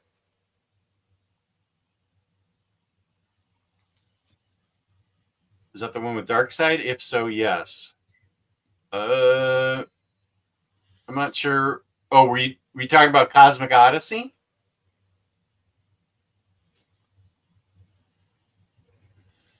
Daniel, welcome. Hey, Omnidog, have you backed the newly released The Marvel Art of Tyler Kirkham by Clover Press, and what tier are you on? I hate to tell you this, Daniel, but I've backed 3 of those. Russell Dauterman, David Nakayama, and Michael Allred, and I'm tapped out. I love Tyler Kirkham. I love Clover Press. I know Curtis well, who works for him. He's always on these shows with me. He's been on my show. He's a great guy, and these are awesome things. But I am spent out. I encourage anybody to do it because, for one thing, they come really fast. You know, I have stuff that I've been waiting for 3 years on Kickstarter. But these things come within like a year and they keep you updated. They're absolutely legit. The things are beautiful. I have a Russell Dauterman overview and a David Nakayama overview on my in my vault, my library, and they are top shelf. But I don't have the dosh at the moment for that. This is not right. No, I did not say that. Wow, James. Slander. Yeah. In researching the Galactus popcorn bucket, I realized that AMC, Regal, and Cinemark are all the same company. I didn't know that. Wow. Wow. The Galactus popcorn bucket. I'd like to see that. I don't think I've seen that. There is a really cute one, but I just don't have space for these things. But there is a very cute toothless one from How to Train Your Dragon, because the live action How to Train Your Dragon's out. Oh yeah, I heard that was good. And you can get the popcorn. Oh, the animated films are fantastic. I've cried. I've watched the second one a lot, and I cry every single time. That's a great trilogy. All 3 are wonderful. Huh. It's Okay. below the Paddington trilogy, but I haven't seen Paddington in Peru yet. I told you they put it on streaming. Yeah. I think it was Netflix. What I texted you though. You have it somewhere. Okay. I still think you should watch the first. If you're gonna go ahead and watch Paddington Peru, you may as well watch the first one. Yeah. Okay. It's I so like good. Paddington. Yeah. But anyways, I kind of want that toothless one, but I'm like, I just don't have room. I'm outgrowing my space. I got to be pickier. Yeah. Yeah, this is true. They use the restored art of the masterworks for the epics and omnis. Yeah. Mm. Oh, Batman. Okay. Yeah. But it's There- 2019, but later it says at 2:41 p.m.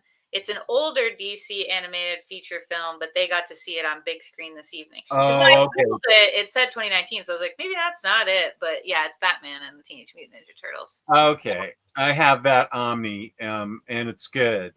But I don't think if I knew it was animated, I forgot. Mm. Omnidog, I shot you a message on Discord a little while ago, so when you get a moment. Okay. Thank you. Oh, yeah. Okay. So that means you took Aaron. How's Aaron doing? Borrowed my brother's first 2 Walking Dead compendiums last year. Haven't started reading them yet. Last year? Yeah, Wow. I'll be curious what you think too, because like I can't tell if it probably was a combination of things, but I remember loving them a lot more the very first time I read them, which was right as the TV show came out. It was after the first season, I think. I was like, let me read these. And I was also a newer comic book reader at that time. And so when I reread them, I just really struggled a lot. I don't think maybe didn't even finish the second compendium, but we were supposed to for what we were talking about for the show. But I think I remember texting Kristen and I was like, I can't. Which I almost did today, but I didn't because it was such few issues. So we'll get there eventually. And I'm glad I finished what we assigned ourselves today. Yeah, we can start talking about that whenever you want. Peter at 242, you've asked this question before. I really am uncomfortable answering it. Peace and love, but I don't even want to highlight it because I don't want to put it out there in the universe. That is my nightmare. Truly my nightmare. I've lived through a flood and that was bad enough. Just I can't answer that question. You're a good guy and I like you as a viewer, but I can't answer that question. It's too scary. I don't want it out there in the universe. Hey, not to sidetrack. This is all sidetrack. But did you guys see the oversized slipcase edition that came out from Harrow County? Yeah, it's boss. Really boss. I don't think I've looked yet. I own those as trades. Although not the new like continuation. I think I have the first one. Do you know what I'm talking about? The new continuation.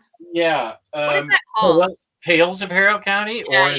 No, aren't those one-offs? Yeah, I know what you're talking about. I have it right here. I forgot what it's called. Shoot. Let me see. Wait, I think I have it right. I know exactly what you're talking about.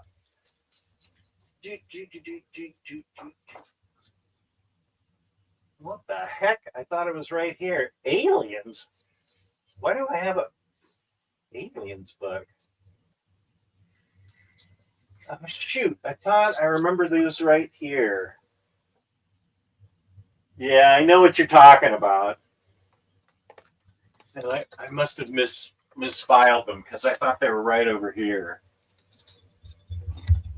But it's by Cullen Bunn and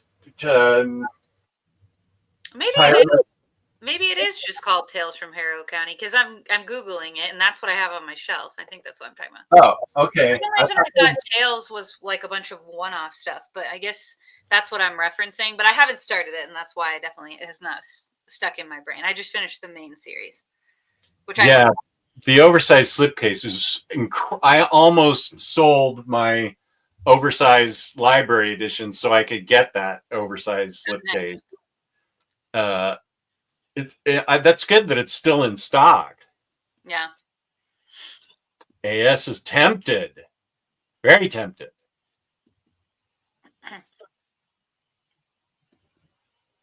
Ouch. Living in Sweden, so I have to wait until Clover Plus will release it on their website, unfortunately. Oh, okay. Well, that's good, Harvey. Whatever Yeah. works. Wow, really? Okay. To spoil it for everyone. Yes, peace and love, Peter. Peace and love. No worries. Oh, no Aaron this weekend, and I'd have to wait until Aaron is 12 or 13. Oh, it's a hard PG-13. Okay. Wow, really? Crazed says, Penny Ma, that Harrow County book is huge. Very nice edition, but I think it's bigger than an absolute. Yeah, Wow. it's really, I have that Harrow County still in the plastic. Wow. Have you read it before, Chris? I love that series.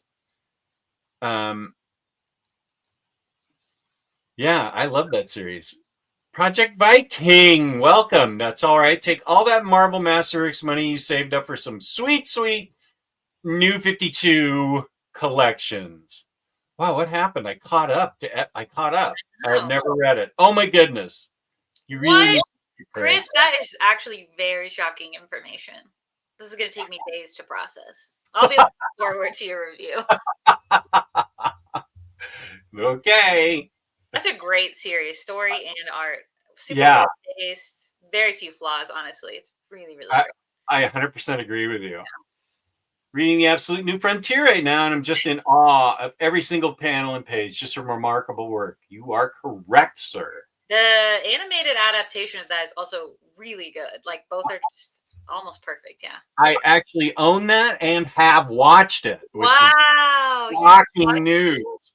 Yes. A long time ago, actually. Yeah.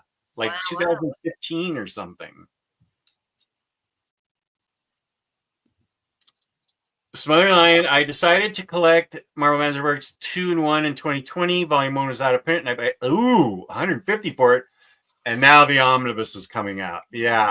I did not get burned too badly on Dazzler. I needed volume 4, and Jewish Dragons was kind enough to send me a copy, which was very nice of him. He must have had it right there or something when I said that I needed it. He gave it to me. That was very kind of him.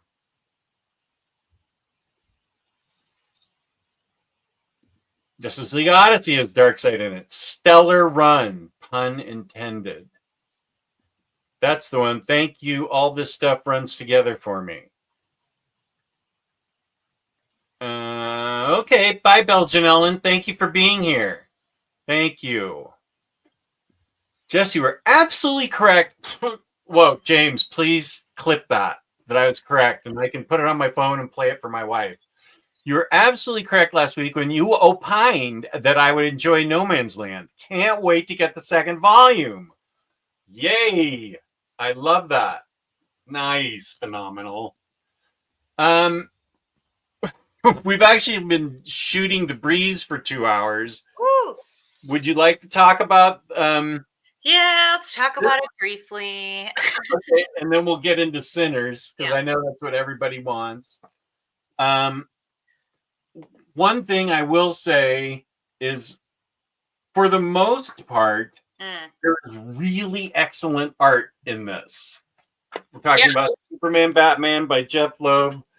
Not consistent, but good. Right.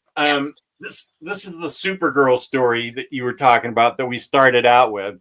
She in this iteration of Supergirl, in this, she's discovered at the bottom of Gotham Harbor. Batman, Superman, and Wonder Woman all fight over her because she's kind of newly awakened as a young and didn't we say she was way too scantily clad? That's so crazy that you just said that, because I was almost about to say, when you said young and, I was like, scantily clad, but I didn't, because I wasn't going to bring it back up, but you did. So yes. Was it a thong she was in or something, or what was she in? Almost nothing. That's what she was in. This issue wasn't quite as bad, although again, it's like none of this is practical. shout out who wasn't a thong in this issue was Poison Ivy's weird, Poison Ivy thong strap in between both butt cheeks. I don't have it because I read it online. Oh, here it is. Wait. This is when Supergirl and Batgirl get in a fight with Harley and Poison Ivy, and I didn't even notice this.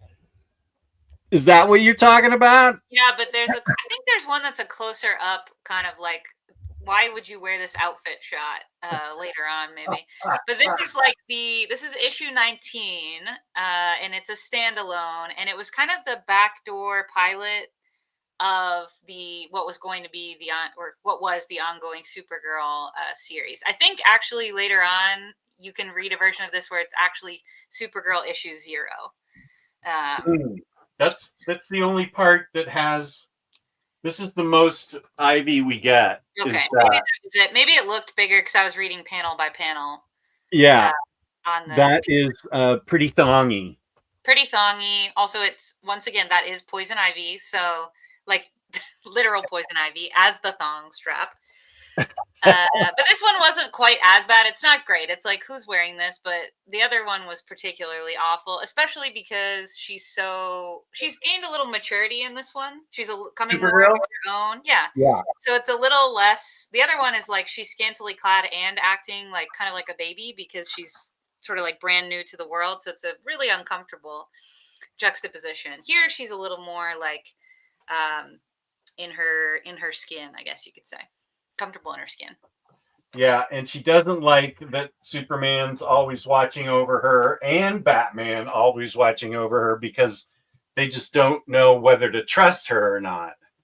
Yeah, and it's fun because this series really launched. I think the first 3 stories did a little bit better of a job of really being like an exploration of Superman and Batman by putting them in parallel, in peril, but also running their stories parallel to each other and seeing how each of them reacts. And what's fun about this standalone is we get Batgirl, and that's kind of replicating something similar and helps Supergirl kind of grow into her own character. So that was a really fun issue. And I realized, because I was hyping it up last time, I realized this is, I think, where I stopped last time I read this, which was a very long time ago.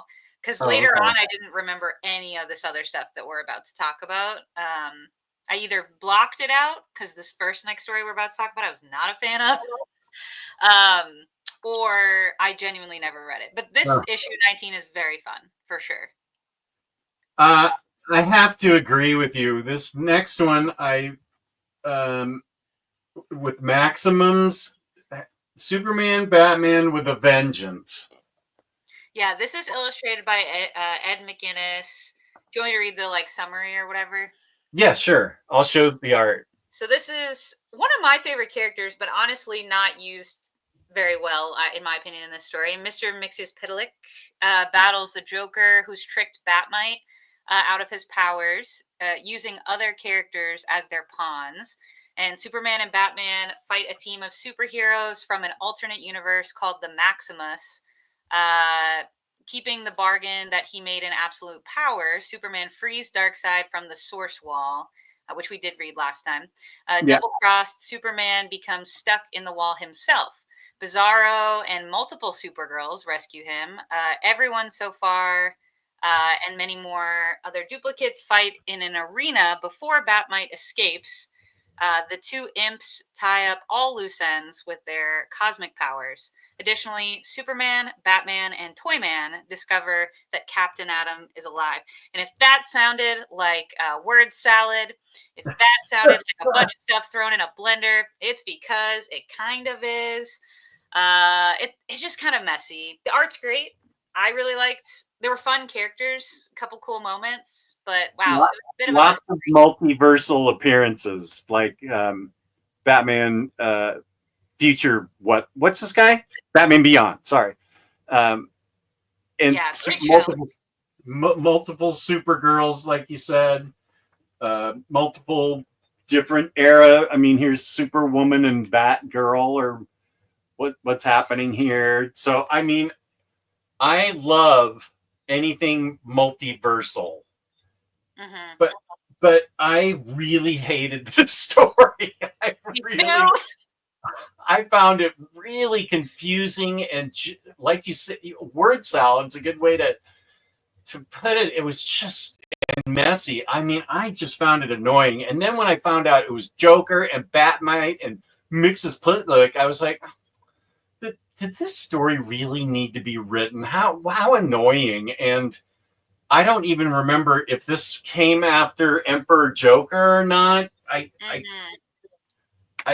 That's where Joker got magic powers or something. But there's the only thing I really loved was Superman.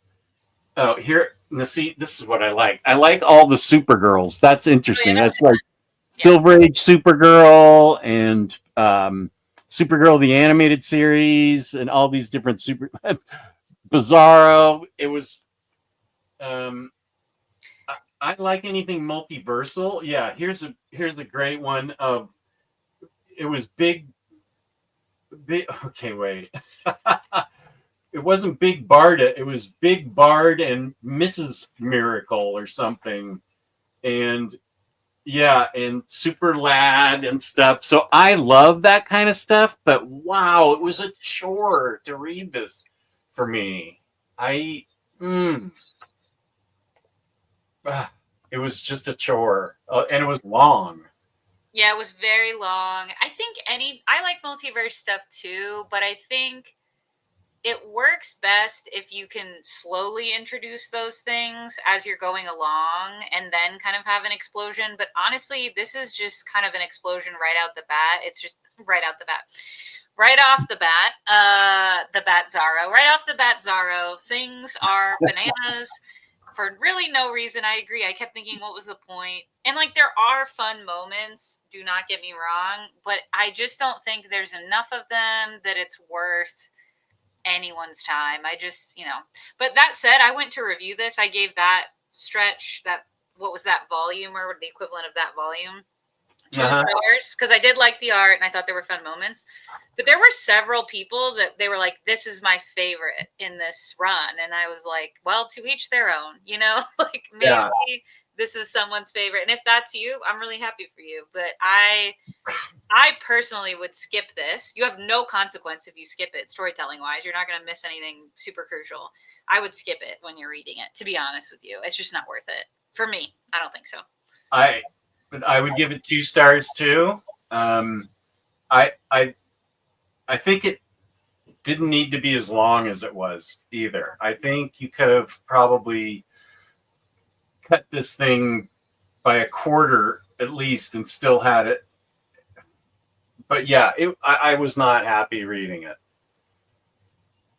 This is at 3 o'clock, a good way of putting it. It's multiverse pandemonium. That's true. And that might be fun for some and annoying for others. Yeah.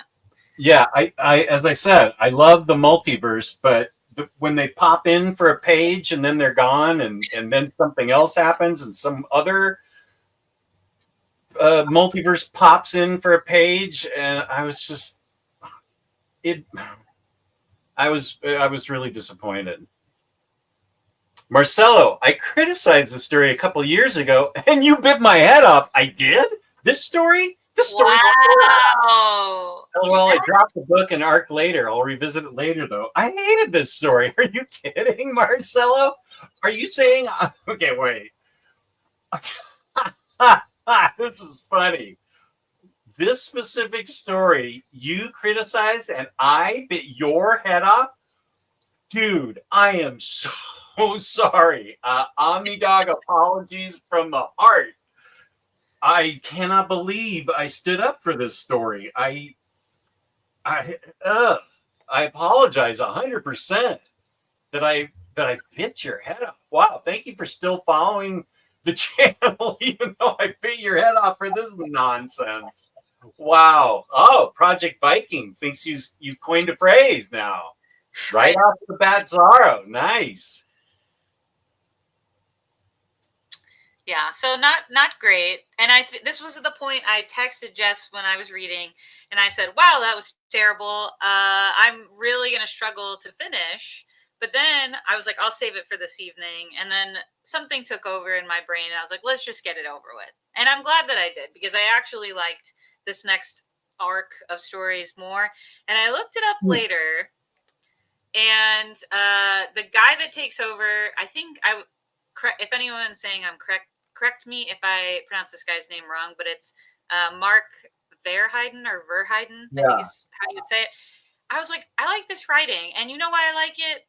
Another moment for all of us to tell Jess to watch Smallville, because he is one of the producers of Smallville. Oh. He's the guy that takes over with issue 27 and then writes for Enemies Among Us 28 through 33, which is where we finished. So. Okay. Another reason Jess should watch Smallville. Just have to say it each show so that I slowly keep pushing my agenda.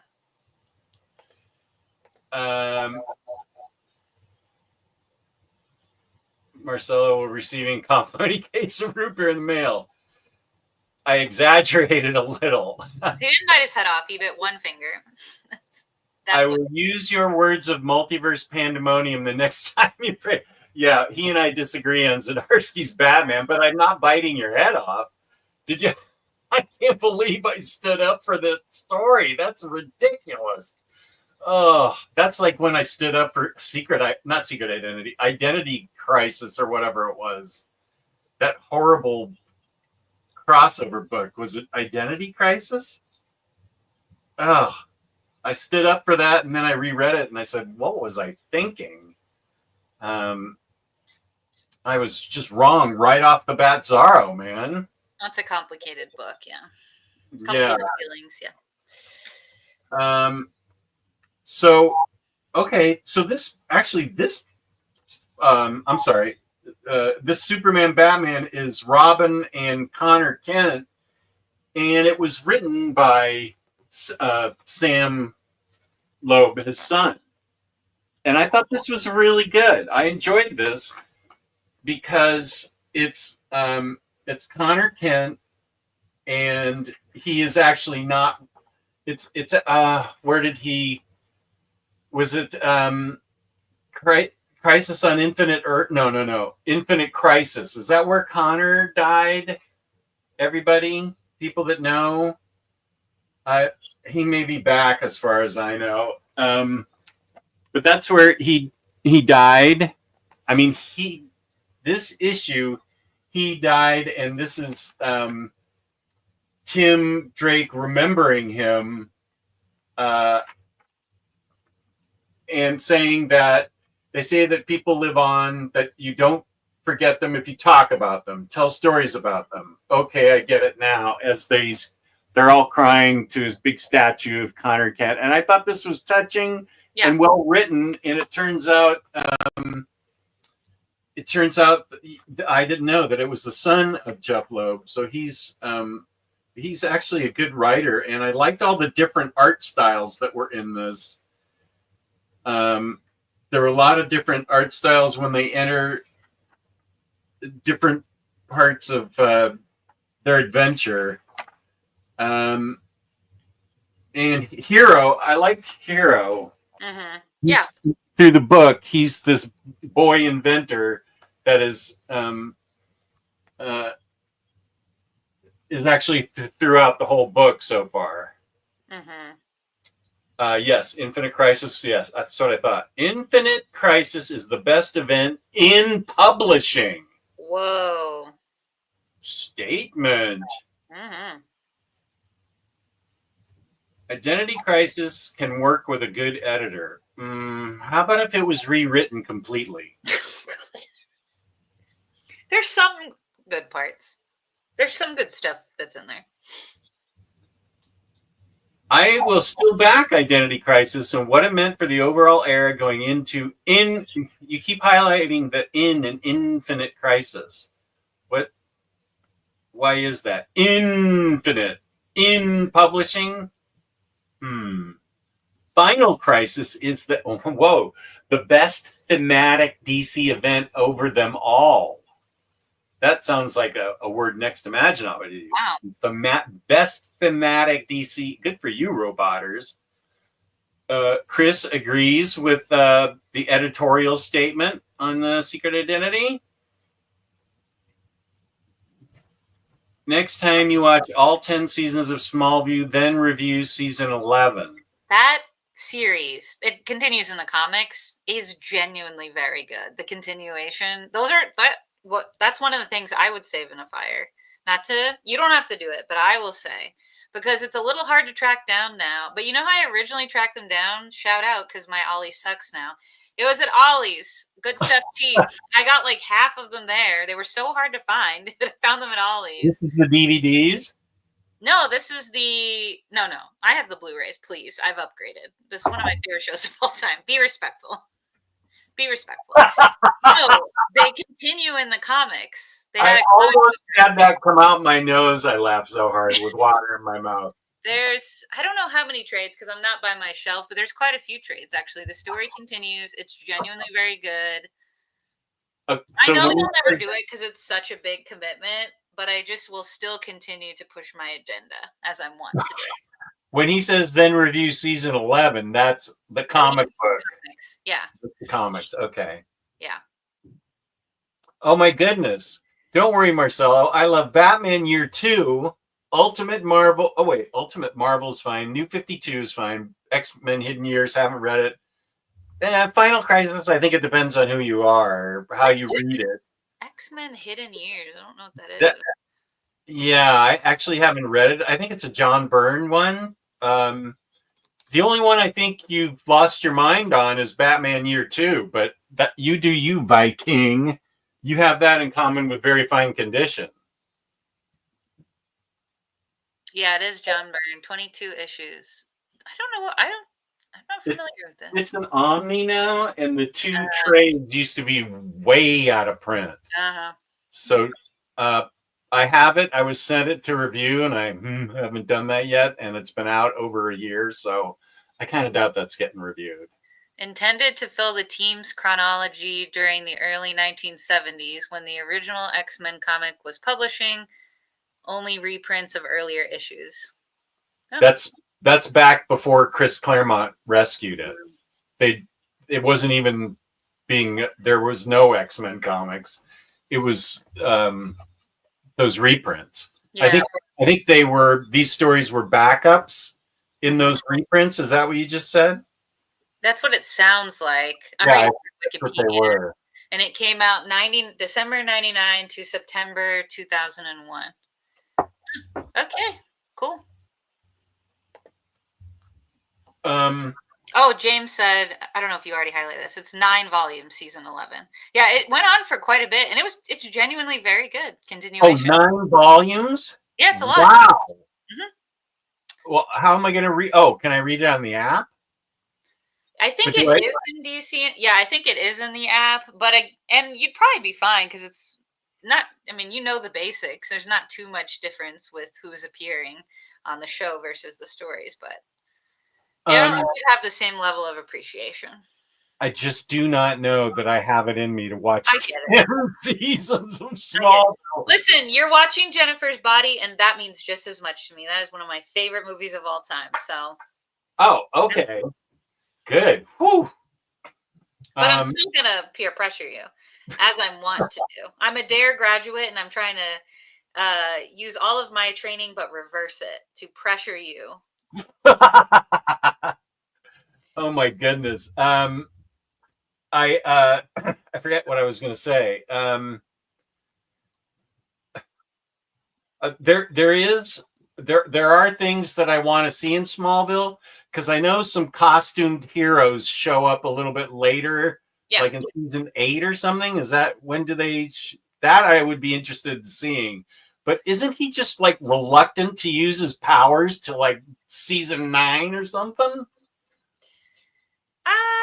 I wouldn't say reluctant to use his powers, no. But like he's still coming into what kind of like embracing like I'm a superhero sort of vibes. But one thing that I think, in my opinion, I loved the TV show Arrow. I really did. But to me, that was not Green Arrow. That man is not Green Arrow. He's something else. And that's fine. What he was good. I watched pretty much all the show. Yeah. Fine. Justin Hartley's Green Arrow on Smallville is so much closer to actual Green Arrow. It's still not quite right, in my opinion, again. But it was the first time I think I really, because I loved Green Arrow and like the animated stuff. So it was the first time I felt like I saw that character again. And that's the first sort of costumed person that really has a big role. And then, yeah, you do get into like, Justice, well, they do Justice Society, but you get into a broader team up in that very later seasons. Yes. What season does Green Arrow first show up in? Do you remember? That's what I was trying to think of. Let me look online and I'll be able to tell you. Because I would be willing to start with that season. I am not going to be able to start with season 1. And I also wonder if there's like a YouTube recap for each season. Oh, probably. I would think so. There's something like that for so many things. Yeah. Let's YouTube and all kinds of stuff. Justin Hartley comes in season 6. So 6, 7, 8, 9, 10 is what he's in. I'm just looking when he finishes high school. I think in season 4, but I could be wrong about that. It's been a while. Oh, I forgot Aquaman comes first.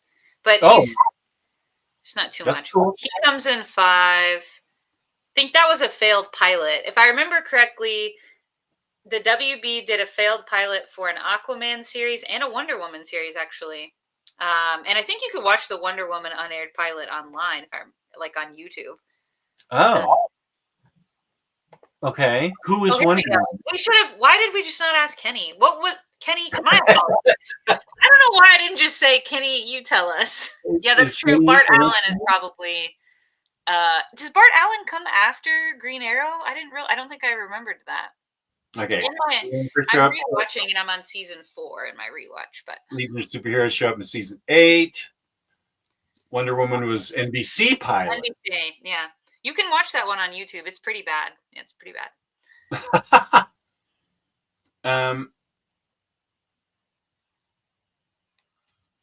But yeah. Wait.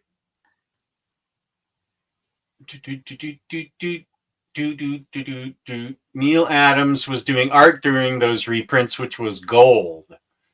Hidden Years retro series from the 90s after Onslaught, but set around Fantastic Four era with Crystal on the team. Temple, my fave DC event isn't even a crisis. Sinestro Corps War is where it's at. That's very real. FR. For real. I agree. I love Sinestro Corps War. The Angel Sauron issue springs to mind. I have not read that. Final Crisis is great, but as ironic as it sounds, it needs an editor too. That's ironic. Sinestro Corps War is dope. Yep. Neil drew the final news stories before the reprints, not the reprint issues of X-Men. The opposite it needed, no editor, and let Morrison do what he originally wanted and the DC agreed to. That's Final Crisis, it must be. Earth 1, Jess, was season 11 in your picks for the DC Omnibus poll? I didn't vote, so no, but it would have been. I should have told you to vote. I know you don't watch anything I do, so. I do. I just don't watch live half of what you. Although it's so nice, I caught you. Oh yeah. And Max and James like twice in 1 week. That's right. Yeah. Was that the one with Cliff on Comics too? I don't think so. No, or at least not the part I caught. Wait, Max and James was Ilan on? No, that was wild. Well, I didn't catch that day where it was like a marathon, but I don't think he was on when I was watching live, though. Oh, okay. I did a video how I voted in the DC Omnibus poll, and then I put a link for the poll itself. Mm-hmm. And I know you're busy and you don't get a chance to watch those videos. I should have sent you the link and told you to vote. I will do that next year. The ones I always have time for are individual reviews and your lists. always have time because those are usually under 30 minutes. Yeah. But now that I'm not remote, it's really a lot harder to catch live things, I feel like. A lot of times you're on as I'm driving home, so I'll listen and then I'll reply right before I start cooking dinner. So. That's nice. Yeah. Wait, the CDC National Immunity Center is calling me. Oh, I wouldn't answer that. I don't know anyone worked there anymore. I wouldn't answer that call. Oh, don't I want to know what the CDC has to say to me? Get my next shot? I already know. Okay, it's gone to voicemail. I didn't have the courage.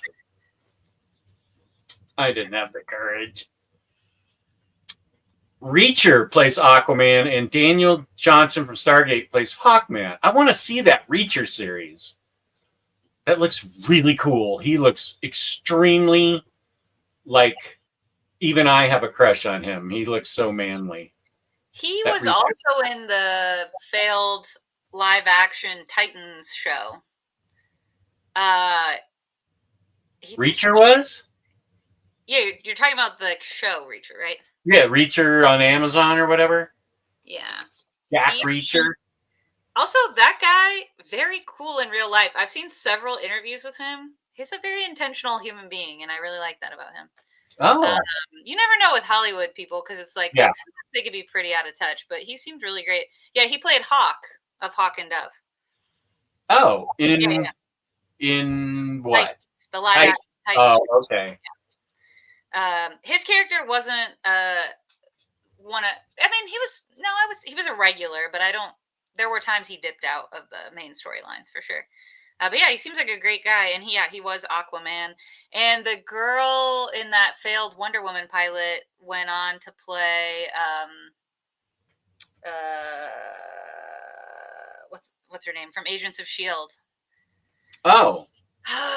Somebody's probably said it in the chat. Oh, the one with the powers that develop? Because Ming-Na's in it, and then the other one. Hawkeye's like Mockingbird. Thank you. Jeez.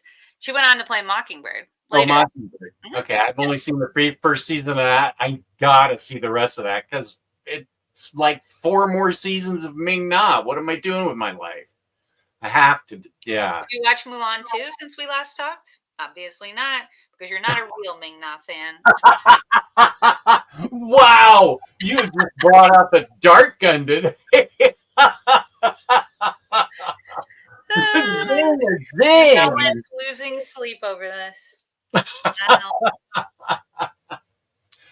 Doug has a crush on Erica. Erica as Lois Lane. Have mercy. I love Erica Durante as Lois Lane. That is a great Lois Lane. Totally agree. When does she show up? Pretty early. At season 3 or 4. Okay. Not as a main character, though, because she's cousins with Chloe, that girl in real life who joined a cult. Do you remember? Oh. Yeah. Chloe Sullivan, who's like a main character on the show. So that's her. Lois Lane is her cousin in the show. So she makes an appearance a little earlier before she becomes like a regular main character. But she's at the planet, I think, by season 5. And so she's more regularly in the show. I think 4 is when she shows up, but it might be 3 and then comes back in 4. James said 4. Yeah. Okay. She's great. Love her. Good person as well in real life. Erica is. Mm-hmm. Erica, what is it? Durante.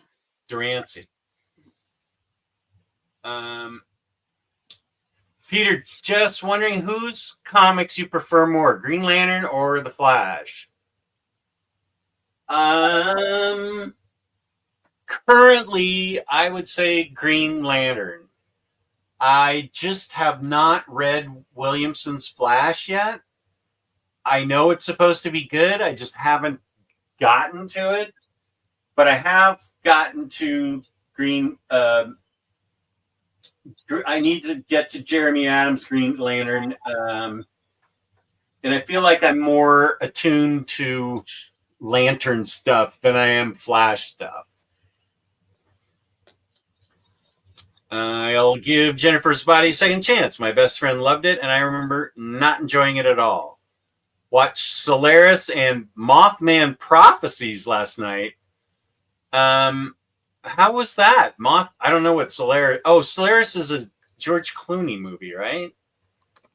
Is it? And then Mothman Prophecies. Oh, Mothman Prophecies with Richard Gere. I wasn't sure if it was the same thing I was thinking of. I loved that movie back in the day, and then I rewatched it, I think last year, and it was a little slow for me. And I don't know, it may have been the moment I was in, because I remember historically really loving it. And I really want to go. There's a Mothman Day in like in this town in West Virginia or whatever, and they have this statue Mothman that has like a little butt sticking out, and I want to touch that I butt. I think that I have heard of that statue. I think James Tiny Onion is going to get to the Mothman in one of his blue books. Fun, yeah. Yeah, because those have been really great.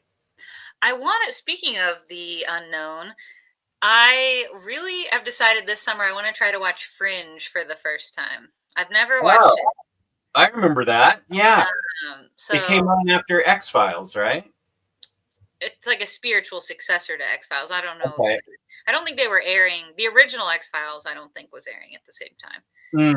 I remember liking the episodes of Fringe I saw, and that's where Eric, the actor from the Howard Stern show, appeared in a Fringe episode, and his head blew up. It was great. Nice. Well, I love Joshua Jackson, so I need to get on it. Oh, yeah. Is he the one that just recently got a messy divorce from somebody? A couple of years ago. It wasn't really messy. It was unexpected.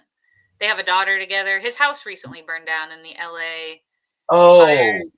He's the one from Dawson's Creek. He's been in a lot of shit, but that's like Dawson's Creek. Was he in Andre? The Seal movie? Not the Seal movie. I know what you're talking about. Andre's not a seal. Andre's you might know him from Mighty Ducks. He's like the main. Okay, I know exactly who you're talking about. Yeah. That's Jessica's childhood crush. When I think of the blueprint, as far as men are concerned, it's Joshua Jackson, and he's only aged better. He's just gotten better with age. He's such a great dad. The divorce thing was really like we don't know what happened behind the scenes, but it was very unexpected.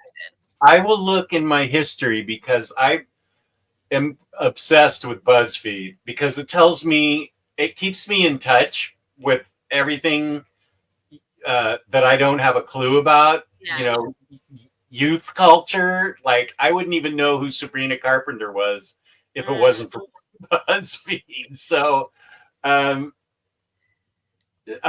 so I just saw something about Joshua Jackson and his wife. I cannot think of her name. He was married to Jodie Turner-Smith. They have a daughter together. Okay, I just read something, and I'll look for it in my history and send it to you, because it looks like there's some issue between them now. Well, if it's going to paint him in a bad light, don't send it to me, because I've lost faith in so many men over time that I truly cannot handle it. I'll read it again and make sure it doesn't put him in a bad light. Any blueprint for women for me? You've probably seen in reruns on Nick at Night or something. Okay. Barbara Eden from My Dream. Yeah, I could see that. Yvonne Craig is Batgirl. I don't have a strong enough memory of her. My Batgirl was Alicia Silverstone. No disrespect to her. Happy 30th anniversary to Clueless this year. Oh, nice. I love that movie. And Dawn Wells from Gilligan's Island. Which one is she? Marianne. Oh. She's Marianne. Oh, okay. I see you. I found out that none of those actors got residuals because that's how it was done back then. And of course, Gilligan's Island has made I'm not kidding, $1 billion in money in reruns. But she signed a special contract. And, you know, she wasn't even one of the top players in that series, she signed a special contract where she got a percentage of the reruns. So she was always set for the rest of her life. And when she was 70, she was just as attractive as when she was on the show. Mm-hmm. And she was good friends with Barbara Eden. So who else? Not Raquel Welch. I'm with AS on this. Marianne over Ginger? I did not see that coming. I thought for sure you were going to say Ginger. But you know, Oh, yeah, the Nova actress. I definitely had a crush on her as a 14-year-old. Yeah, I know exactly who you're talking about, Johnny. As a 14-year-old, I saw like all 5 movies, and she was in like the first 2 or something. Yeah, 100%.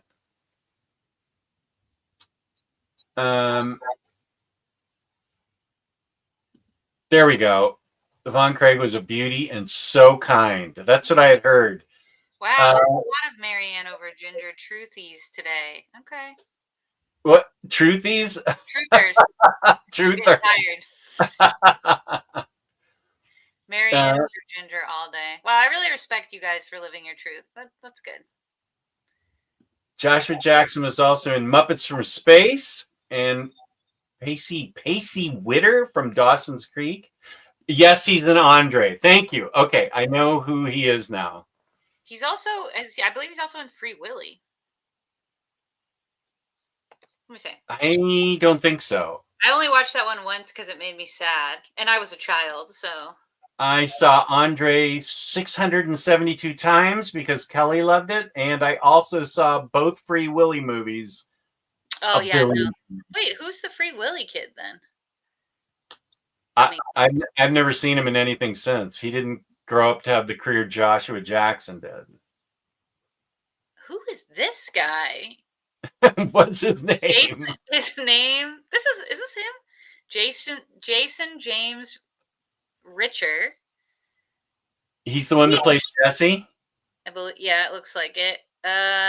He is in a lot, but they're all like kind of B movies. You know what I mean? Like things you would buy you'd rent at the Red Box when nothing else was available. Or they're in those big baskets at Target for $5. Yes.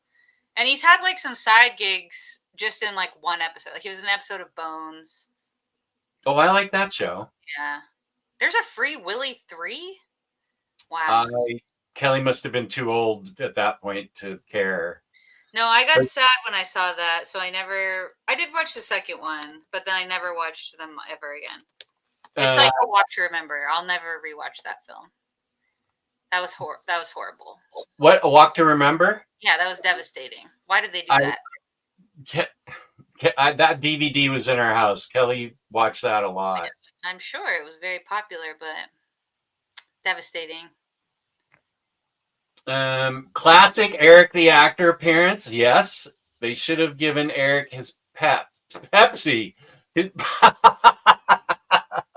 I was just talking, Harvey, with from Comic Pals, Sean. He's a huge Howard Stern fan, and we were talking about on the show. It was last week, talking about how Eric the actor was going to appear in that Mary McCormick TV show, and they convinced him there were werewolves down there in New Mexico, and that he believed it. It was so great. The Howard Stern show convinced him. They got him that he had a pretty big role in this Mary McCormick thing. I actually watched that show. It was a good show. And they convinced him there were werewolves. Yes, Fringe is amazing. Watch it now. Yes, on Fringe. Yes, James knows what's up. Fringe is top notch. That's what I've heard. I hope I love it.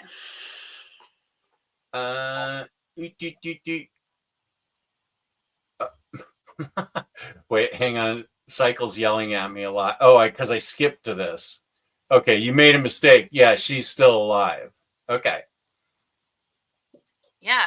Why are you trying to kill her off? She's alive and in a lot of Hallmark movies. She's really, that's her jam right now. Erica Durancy? Yeah, I love Hallmark Channel. I know you do. Me too. But last year's slate was not great. So do better this year, Hallmark. 2025 has been a hard year. I would like some good quality Christmas cheer. The CDC probably wants to discuss your car's warranty. That is funny. Uh,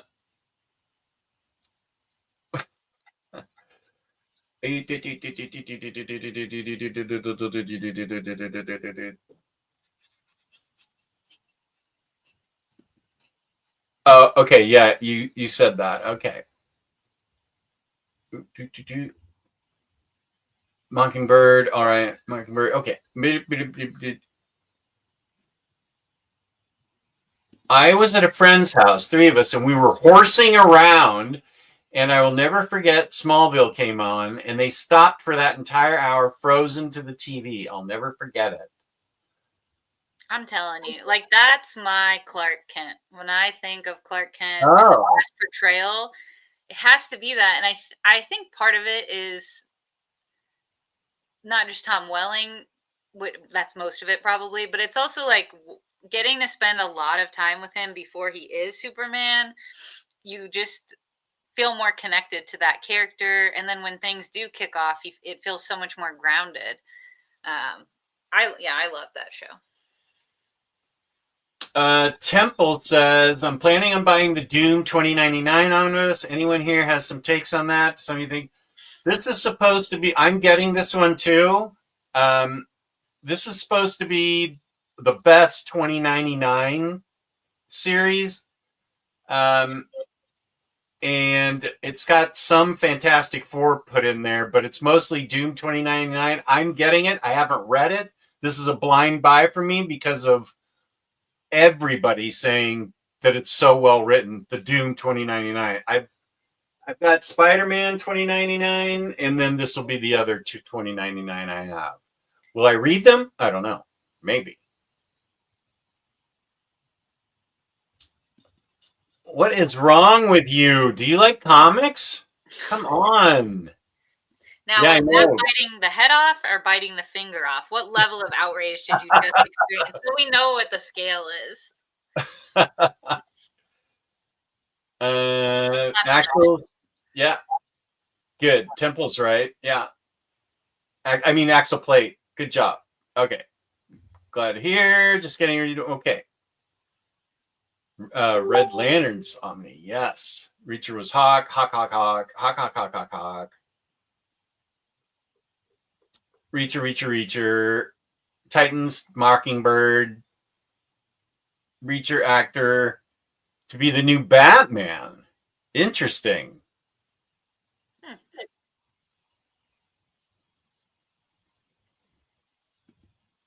I don't think it's a rumor. Correct me if I'm wrong, Johnny. More so speculation, I believe. James is a big Hallmark fan also. That's right. Jeremy Adams Flash is great as well. I am I have to catch up on that. Watching Agents of S.H.I.E.L.D. for the first time, Jess is, and wow, it's solid. Humor, heart, action, and really fills out the MCU. Whedon's Firefly vibes come through. I can see that. I didn't finish that show, but I definitely watched the first 3 seasons pretty religiously. I would need to go back to the beginning, I think, if I revisited it. After Fringe, though. X-Men series was not published for 8 months between March and December when it was brought back as a reprint series. Adams was heavily involved with DC by then. The 2 greatest comics ever printed, Green Lantern, Green Arrow, and Batman. You are correct. I added the editorial part in there. Have you read the Venditti Green Lantern run and the Hal Jordan and the Green Lantern Corps stuff? That's Rebirth stuff. Yeah. Yeah, I liked it. Right? Hmm. It was, Yeah. I liked Hal Jordan in the core, and then did he? I have all of that in like standard hardcover for some reason, but the Green Lantern core I have all in trade paperback. But yeah, Hmm. we liked it. Turns Hmm. out, both of Solid. us. So Solaris is a stunning film and takes a new direction from the original Russian. Hmm. He was in a. I have never seen it. I don't even think I've heard of this. What? Solaris? Yes. Oh, George Clooney, Yeah. fellow Kentuckian. Hey Siri, show me the new Sabrina Carpenter album cover. What is happening? Oh, okay. Oh, that one. Yeah, I have seen that on BuzzFeed. Yeah, it's controversial. It, it depends on. I don't even know if I should have an opinion on this because I've heard people saying different things than what people are looking at. That you can't just take it at face value, that it has a double meaning that she means for it. Uh, for like it's man's best friend. That's the I think that's the album. Yeah. Um, she's saying something with that album cover, and it's not that she's being dominated by men. That's that's what I've read. So I don't have an opinion myself. So I don't know. I'm just saying it's not. Don't take it at face value. Oh dear. I'll have to listen to it now. No, but yeah, Mary. Okay, here we are. Marianne, Team Marianne. Yeah. Melissa Benoist was a great Supergirl. Cara Zor-El. Love Benoist. her. Indie Benoist. That's how I say Benoist. it. Okay, good. She was great. She was great on Glee too. Linda Harrison. Right. Thank you, Jim. The late 90s blueprint. Oh, it's Jennifer Love Hewitt. I was already grown up and stuff, so the blueprint was already set. Not saying anything about her, but she wasn't in my blueprint.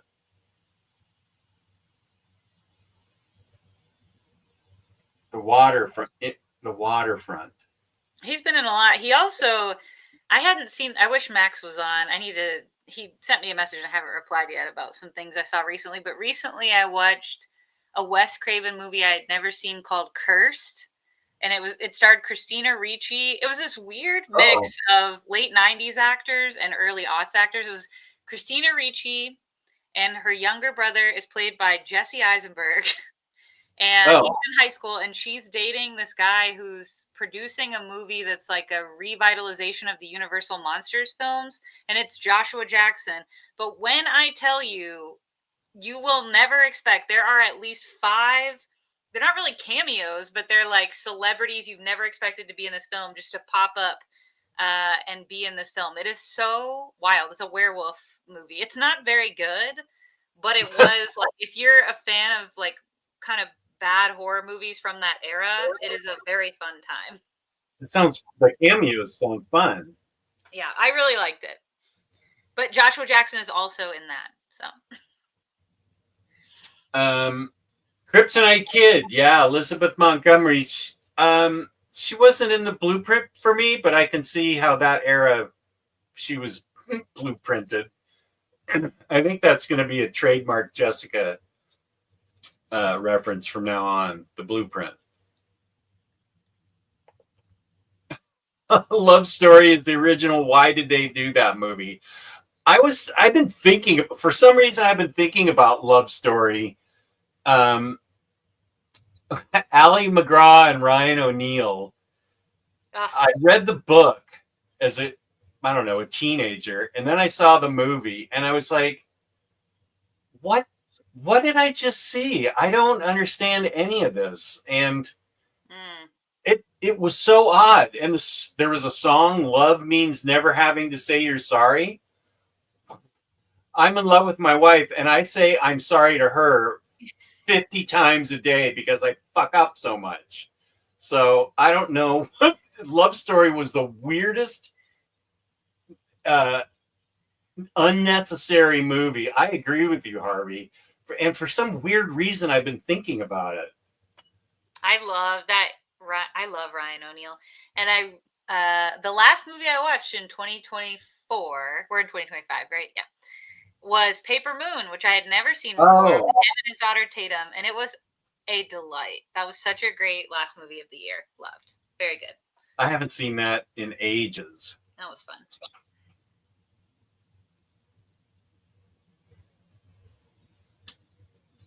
Sean from Comic House is awesome. Yeah, he is. That stream with the two of you is one of my favorite team ups. Aww.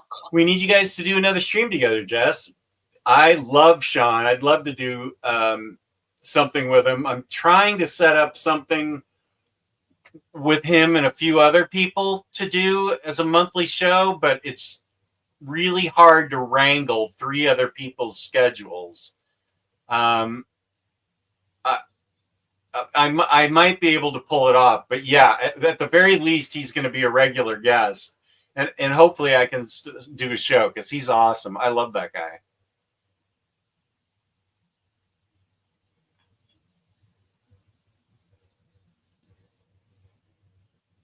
Oh, what? Sega CD version of Night Trap? Oh, I think I may have heard of this.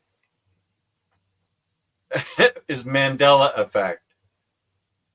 Yeah, I think it is because like I was convinced that was him, but all I can remember of that movie is the poster now. I don't remember anything else. Doom 2099, not the best, one of the best. Spider-Man is the best. Certainly not going to bite your head off about that opinion.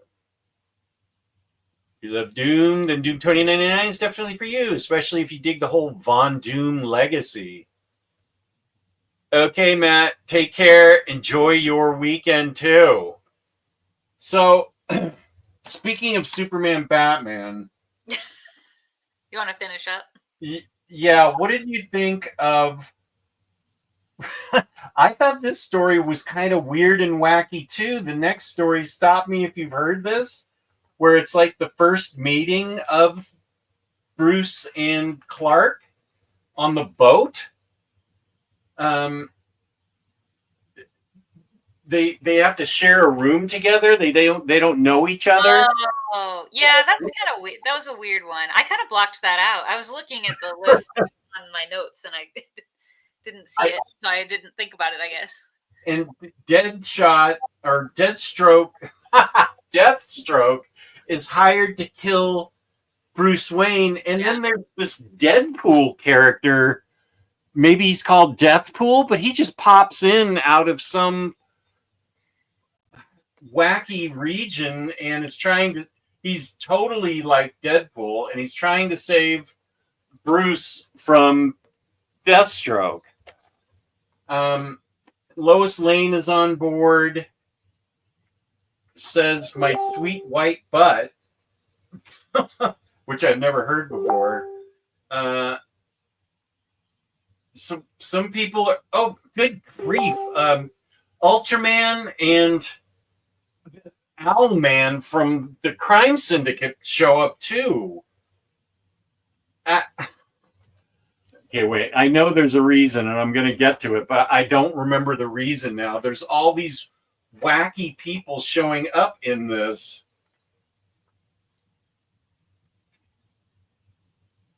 Oh, Mr. Mix-a-Plick-Lick. Yeah. Freaking another Mr. Mix's Pitlick story. That was a pretty good one. You just did good on that one. Thank you. Yes. Then we have I don't know. Did you watch Boy Meets World? I can't remember. No. Okay, there's this episode of Boy Meets World where Corey and Sean have to dress up as girls. And I can only describe Like issue this? 27. Yeah, that's the vibe. Issue 27 in Nevermind. That's the vibe. I just kept picturing Corey and Sean when they're dressing as Power Girl and Huntress. That this Brave, story that right yeah. here. Yep. Yeah, there's a lot of mixed stuff in here. Yeah. In this part. Power Girl is Superman's got switched into the mind of Power Girl. Batman's gotten switched into the mind of Huntress. Yeah. And so they fight as Huntress because what? The Ultra Humanite has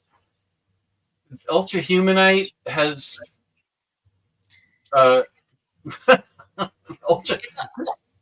Yeah, it's also set up where then he warns them like that the girl's consciousness is not totally gone, and that when it does reassert itself for both of them, that then the men's consciousness or whatever will disappear and they'll be gone Right. forever. It's very random. Although I had a better time with that issue than I did the really weird cruise one. I mean, Yeah, I totally do blocked out the cruise. When you were talking about on a boat, I'm like, what are you talking about? Because I just blocked it out. Yeah, It doesn't go anywhere. It's just random. yeah, I like this story a lot too. I thought it was an interesting twist that they switched bodies, that Ultra Humanite switched bodies with them, and that Batman met Huntress, and it was his daughter from Earth 2. Yeah. It does fade into a weird ending where they're Nightwing and Flamebird, so I'm just going to say whatever to that. Yeah. But I enjoyed the story. I agree. And then we have the last actual story, which is several issues long, a little too long. I think it's 5 issues, which is The Enemies Among Us. Let's see. Great art in this, I will say. Absolutely, the art kicks up a lot. There's not bad art in anything we read, although some of it's very mixed. In that Huntress one we were just talking about, the art is kind of a little all over the place. None of it's bad. It's just kind of random. But anyways, in The Enemies Among Us, Superman, Martian Manhunter, and other superheroes are being controlled by an entity known as BlackRock, which later infects Batman when he takes the rock to successfully stand up to Superman. After Superman visits Lois Lane to be reminded of why he fights for Earth, he's able to force BlackRock to leave Batman by convincing it that he will kill his friend to spare him being used by the rock. Tracking BlackRock to its source, they discover that it was actually being led by, how do you say this guy's name? Despero? I was trying to figure it out. Despero is how I always said it. Yeah, that makes more sense. This is all a Silver Age homage. The whole issue is Despero's from the Justice League of 1964 or something. And Desperado, I was just about to do it. Despero had convinced an alien race that Earth was not worth saving by giving them access to Superman's mind during a period of self-doubt. Challenging the aliens to read his mind again, Superman convinces them that they were wrong about Earth. It's a fun time. Again, a little messy, not in the chaotic way at all that the earlier one was, but I think this was better. I would give it a 3. It was fine, and the art's really good. So this is worth it, I think. So I might have enjoyed it more because of all the Silver Age homages. This was weird because I remember Zook. Martian Manhunter was a backup in 50s and 60s stories, and Zook was his little helper. And to have Zook in here is like the ultimate Silver Age reference. Zook. Yeah, and this is like the JLA cover. I remember that's a JLA cover from very early on. That's a deep cut to pick Zook out of it. And then Supergirl's involved and the BlackRock. Yeah. I thought it was. Yeah, I think 3 is good enough. The art is actually really good in this. I agree. And the characterization is really good. I think of everyone. I love any kind of time like Kilowog's coming back. Love Yeah. that. What a king, an icon. He's the blueprint for space aliens. Love. Wait, who is? Oh, Kilowog. Kilowog, the blueprint. That's my man. Yeah, it's a fun time. It's not great. I mean, I definitely think I'm gonna try to finish out this series, just to have a fair assessment, like the complete run. But I would say of what we've read now, I truly think after issue 19, you could kind of just it's not really worth it. 19 is the special, the Supergirl special. I just think it's fun, so I would cap it off reading that. But everything else we read after that is either fine or not the best, which is kind of disappointing because there's such a solid start to this series and what it could have been and explored. Those first 3, I still love those first 3 stories, and I've read them over and over. And now we're going to have Batman and Superman versus the Metal Men. That's a Silver Age reference right there. So yeah, I'd like to finish this out too. But you're right. The first 3 stories are by far the best part of this Omni. Yeah, This is a pretty thick Omni. This thing is the chunker.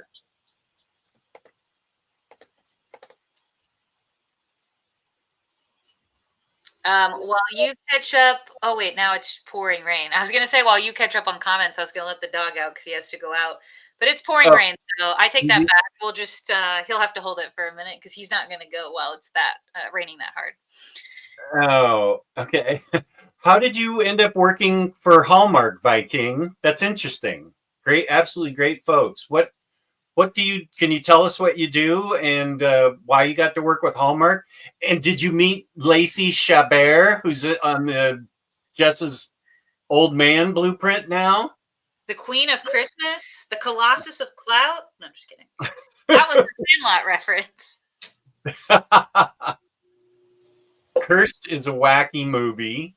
Cursed Truly. movie? Yes. You didn't know? I'm a fan of bad horror movies.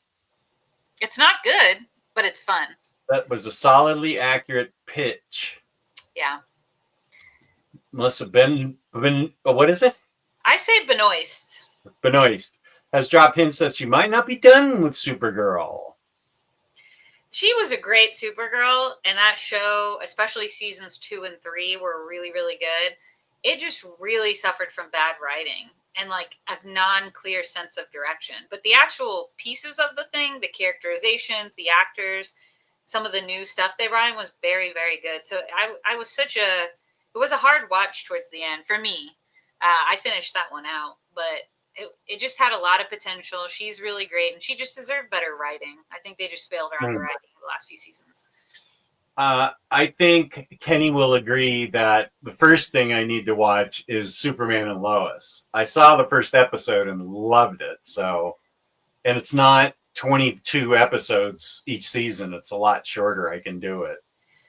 Those teens, it was just, they were so mopey, those teenagers. I have to give myself that. Out of all respect, Kenny, you know I respect you. But they were too much for me. Means never having to say you're sorry. What bizarre psycho BS is that? There was I'm telling you, this was a thing. The the book was a huge bestseller. The movie was a huge success. Yeah. And book, movie, and then the love song. The love means never having to say you're sorry. That was a big hit. Love Story was a big deal. It was crazy. It was awful. Oh my goodness. I think I only know about it because when my parents took me to see A Walk to Remember, because I saw it in theaters with some of my friends on like a Saturday or maybe it was summer, and they were like, let's do this as a special treat. My mom was saying it reminded her of Love Story. A Walk to Remember? Does the girl die in Love Story? Yeah. So I think it's the same It's not the same story though, because she like in A Walk to Remember. Mandy Moore is the main girl, and she's a pastor's daughter, and Shane West is the main guy, and he is like a rebel or whatever, and doesn't believe in God.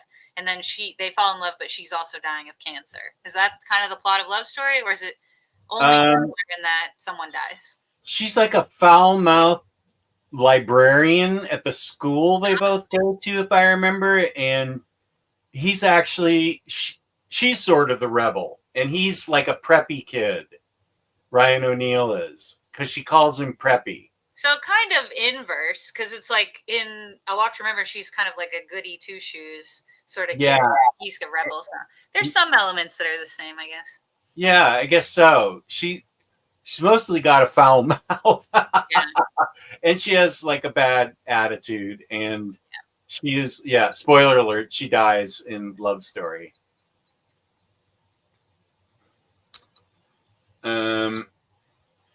I love Day Day. I've asked him, and he said he's just not, sometimes he has to go social media silent, and I think we're in one of those periods where he's not doing anything social media. But as soon as he's ready, I have him. I mean, I have his phone number, and I text him and stuff. I love that guy. Day Day is one of my favorite people. So I'm just trying to.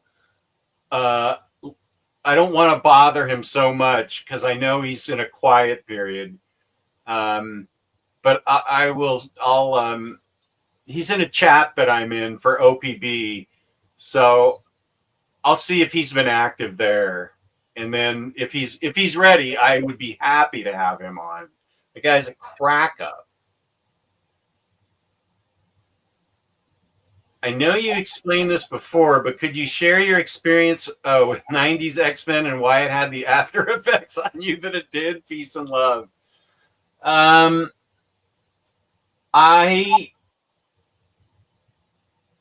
just did not care for Marvel Comics. Actually, I feel like the 90s was a rough period for a lot of comics, except for things like Vertigo. I think that's when I was more in my Vertigo period.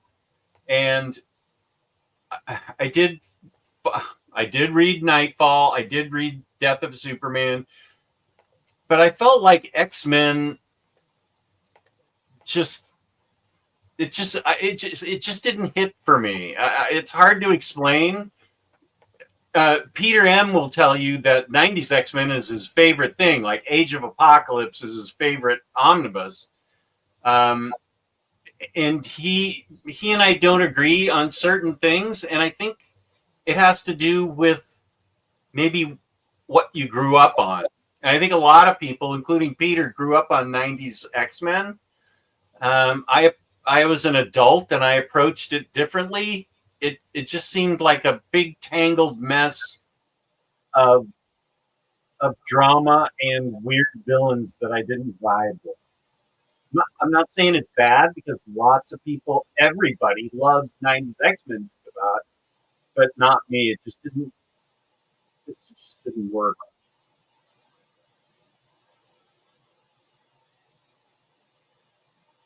I love Paper Moon. I got to see it a few times at the cinema growing up. I'm also a pretty big Barry Lyndon aficionado. Oh my gosh. Johnny, what's on your blueprint? Johnny's close to my age. Yeah, I was gonna say Kane says at 4:03. I think your mic was going in and out just a second ago. Oh. We could hear you, but it was like distorted at times. How's it now? Yeah, it's okay right now.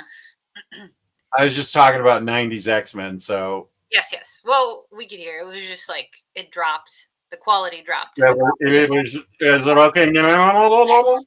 Anyways, okay, I'm gonna let the dog out now because there seems to be a break. Okay. I'll be right back. Okay.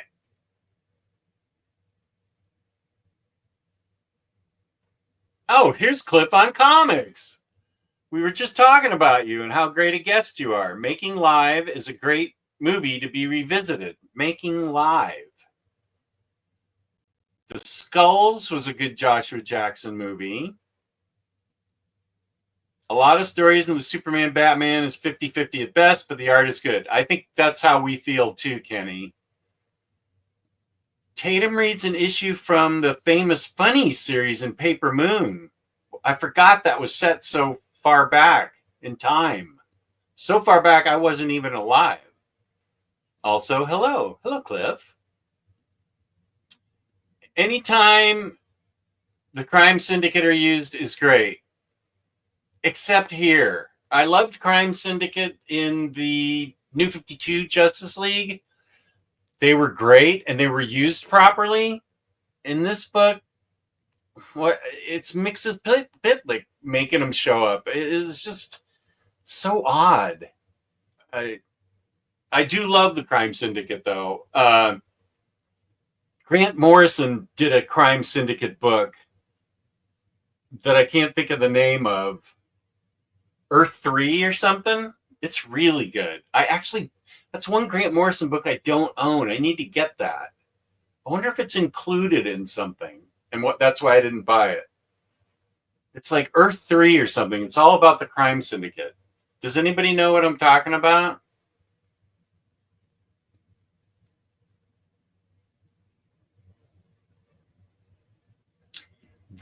The James Woods portrayal of Owlman from McDuffie's Justice League Crisis on Two Earths is how I'll always read Owlman.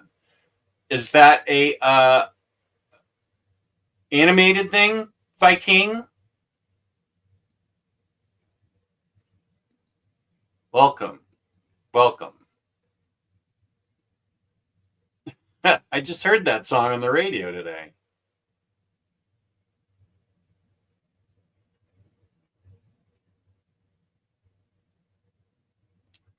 Oh, I'll save this for when she comes back.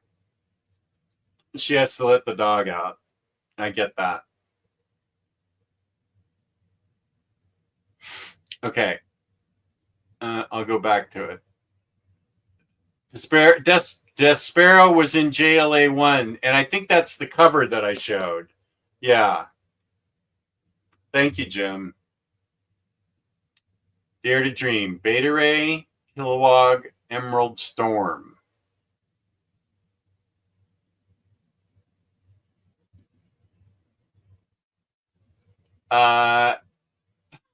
There's no list. There's Kane. How's it going? Good to have you here. Totally agree on Supergirl. That was what Jessica was talking about. The seasons 2 and 3 being good and she needed better writing. Okay. Watching Superman and Lois is a lot of fun, but Jess is 100% right. These teens are super mopey. Oh, this is interesting. When I was a paramedic, one of my side gigs was technical consulting and medical standby for TV movie stunts. That's really interesting. That you have a very interesting life that you've lived, if that was part of it. I mean, because that's part of it, not if it is. Especially Jordan was too mopey. Jonathan, not so much later on in season 4. Even Kenny says they were too mopey. Yeah, Day-Day is a freaking ray of sunshine. He's the only guy I've ever known that does an imitation of me that's perfect. I love that guy. I love Supergirl for the first 3 seasons, says Pity Ma, and then it went off the rails. I do have some things that they were just referring to you. Oh, okay. Stuff you said like about Kilowog. Hell yeah, the blueprint. And then it went off the rails. Superman and Lois. That's a love-hate watch because I can't stand the Suns. There's a lot of people who are agreeing with you that those guys were mopey. Yeah, it just... I honestly... If they just did something closer to John in the comics, like a younger, when he was first introduced, I mean, like a younger John, and had that be the only son, I think it would have worked better. But when you start, I think they were both teenagers from the jump, if I remember correctly. Mm. I only watched the first half of the first season, and there were good things, and I like. Is it Tyler Hoechlin? Is that his name? I think he's a great Clark. He's a great Superman, but those kids are just annoying. Sorry. And Cliff on Comics agrees with your take on Supergirl, the series. Yeah. Despero was in JLA 1, 1960. Desperado. Yeah. Wish Kilowog had a comic like Beta Ray Bill. Kilowog, best Yes, that'll be alien in fun. all of comics, along with Beta Ray Bill. If I could have a team up, Here, a Marvel DC team up. Viking is channeling you right here. That's exactly. That's how I keep reading it, and that's why I keep saying Despero instead of Despero. Yeah, I don't know how it is. There's so many mashups. Obviously, King Shark and Jeff the Shark. That's a little too obvious. A different mashup would be Kilowog and Jeff the Shark in space. Little Jeff the Shark with a little space helmet. Tell me I'm wrong. No, anything but I think Jeff the Shark, didn't that trade paperback just come out of him? I think so, yeah. I need to get that. I know that he's gotten very popular because of the Marvel Rivals game. Yeah. Here he is right here. Maddie likes that game. I buy games and then don't play them, just like books. Okay, where are we? Okay, Clip on Comics, Crime Syndicate. And Kenny agrees with us. 50-50 at best, but the art is good. I think I agree with that. That so far we're 50-50. Oh, and this is interesting from Viking. When he was a paramedic, one of his side gigs was technical consulting and medical standby for TV/movie stunts. That's how he knows. That's how he knows about the Hallmark people. But he did not answer my question about Lacey Chabert. If you met her. There are 2 Hallmark movies being filmed or just having been filmed in Owensboro, Kentucky. Which is really random, but I'm kind of excited because I've been there, so I'm like, I could recognize some things. Oh, that is cool. Yeah. Kane, Mopey. Your mic is going out. Okay. I hope it's okay now. Oh, the movie is Making Love. Okay. Okay. He said Making Live at first. Oh. In the 90s, I was into Captain America. I think Mark Waid was writing those for Marvel, and DC, The Power of Shazam, and Mark Waid playing around with the Speed Force. Yeah. Oh, okay. Earth 2. Morrison wrote Earth 2. It's in the JLA Omni. I did not get that because I kept the deluxes, so I have to see if that's in print. Thank you, both of you, for telling me it's on. It's called Earth 2, and it's about the crime syndicate.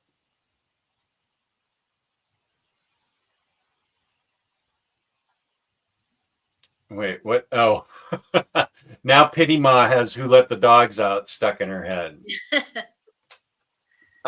Any thoughts on Joe Kelly's Superman, City of Tomorrow stuff? His run started the Purple Eyes Lois, which I dig. Purple Eyes Lois? I have not read. I have both the trades. These are chonkers. I like Joe Kelly, so Jeff Loeb's also in this. I need to find Lois with purple eyes. Wait, who are these people? There's a Superwoman in this? It's Mrs. Superman. Oh. What? What? I need to read this. What is going on here? I'm not picking up on Lois having violet eyes. I'm sorry. But it makes me want to read this. This looks really fun. Come on, Lois. Where are you? Aren't you trying to get Clark to marry you or something? What's happening here? Okay.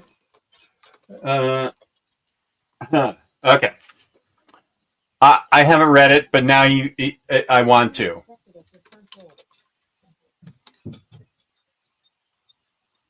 Here's Johnny's blueprint.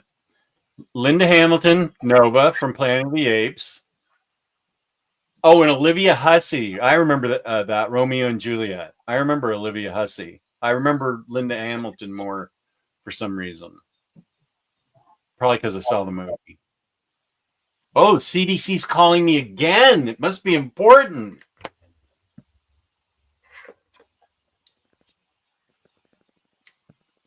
I think you should answer this time. Is 404 there or Atlanta? Atlanta's where CDC is. I don't know. You know how I know that? The Walking Dead. I'm worried now. They've called me twice.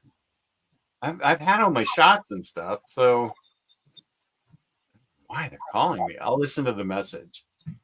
Morrison's Crime Syndicate was where they started, and yup, Crisis on Two Earths was animated McDuffie. Followed it up with Justice League Doom. Adapting Tower of Babel. Now that's R.I.P. Miss that man. Dwayne McDuffie. I'm glad to be here. I got up super early to go yard sailing, purchased a Japanese painting and a Japanese trinket bowl, I think you mean, not bowel, but had breakfast with my sister and did necessity shopping for Dad's Day. No shame if it's a Japanese bowel. We were talking about the Funeral Museum earlier, Museum of Surgical Sciences. You live your truth. If it's a trinket bowel, let's go. Actually, I want to see it. I do love yard sailing. I've been getting really into estate sales lately. Oh. And they've picked up because they're big in summer and spring. Mm. But it's something like fun. You can snoop around people's houses. You know what I mean? Like authorized. Yeah. And it's so interesting. We had an estate sale.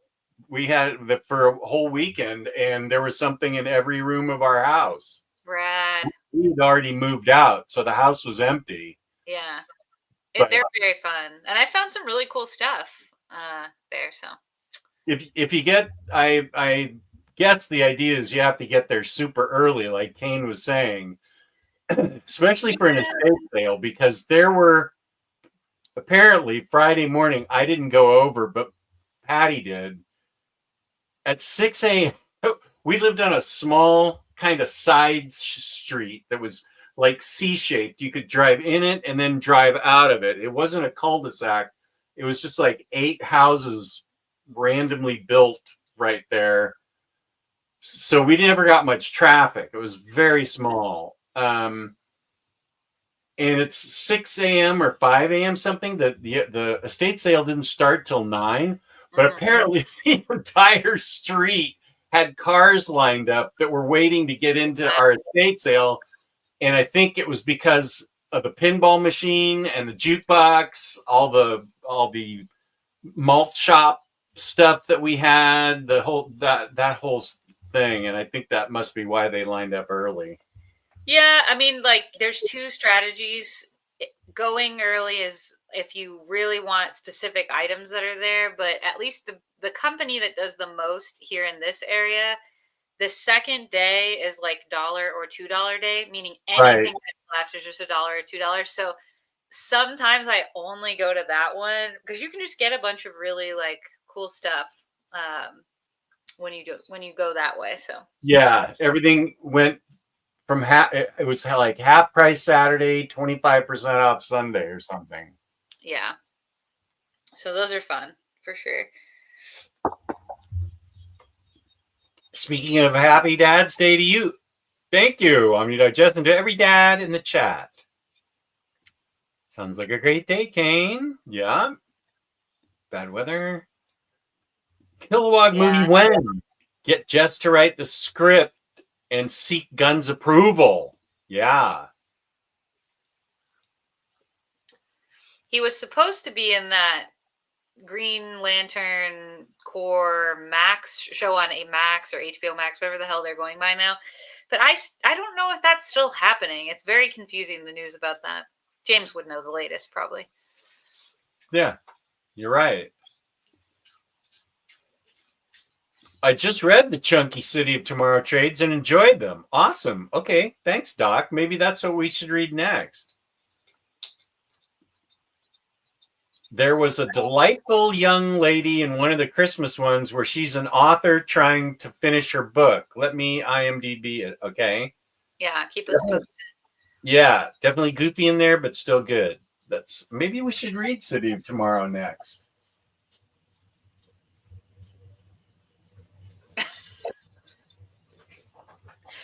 My dog has the zoomies, so if you start to hear it, I love that. because he got a little wet while he was outside, and now he's like, well, if we're going to be out there, we may as well go for a walk. And I was like, no, come back in. And so he's just been staring me down for the last 5 minutes, and now he's decided to have zoomies to get some attention. We cannot take a walk. It's pouring rain. Sorry, bud. What comic book movie that we have not gotten yet would you like to see? Me personally, both the Green Lantern like Star Wars film would be peak, and the fact that we have not gotten a World's Finest movie yet is wild. That's what I really wanted from the Ben Affleck,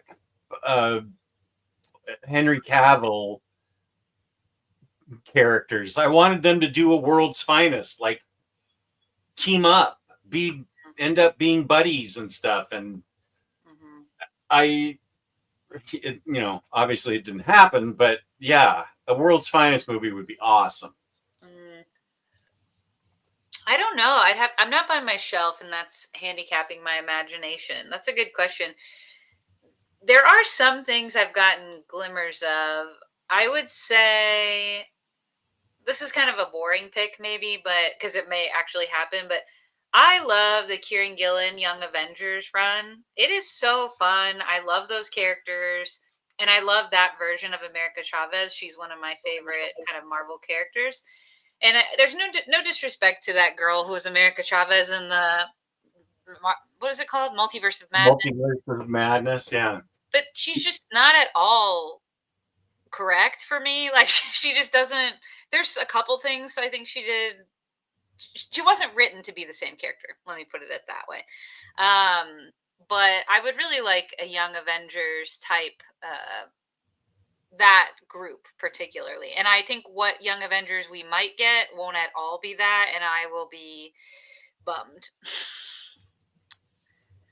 But that's a safe pick because I think it's a possibility. I also really do love Spider-Woman, and I would love to see the pregnant version of Spider-Woman, Spider-Woman's mom. I think it would be a better TV show than a movie. That book was great. That was the Dennis Hopeless run. Yeah, I would like that. I love that run. Yeah. And a Batwoman. Actually, that's what I would pick. I would pick a Batwoman movie. Oh, I'd pick I like Batwoman, but I would pick a Batgirl with Barbara Gordon, redhead, like she is. Oh yeah, in the comic. That's what I'd like. I'd like a. We never got to see the Batgirl they made, but I don't think it would have. I don't know what would have happened with that. That'd be pure speculation. But I'd like to see Barbara Gordon just happen out of whichever Batman movie happens next. Like they're introducing Supergirl, introduce Batgirl. That's what I'd really like. Yeah. Okay, wait. I will listen to the message they left.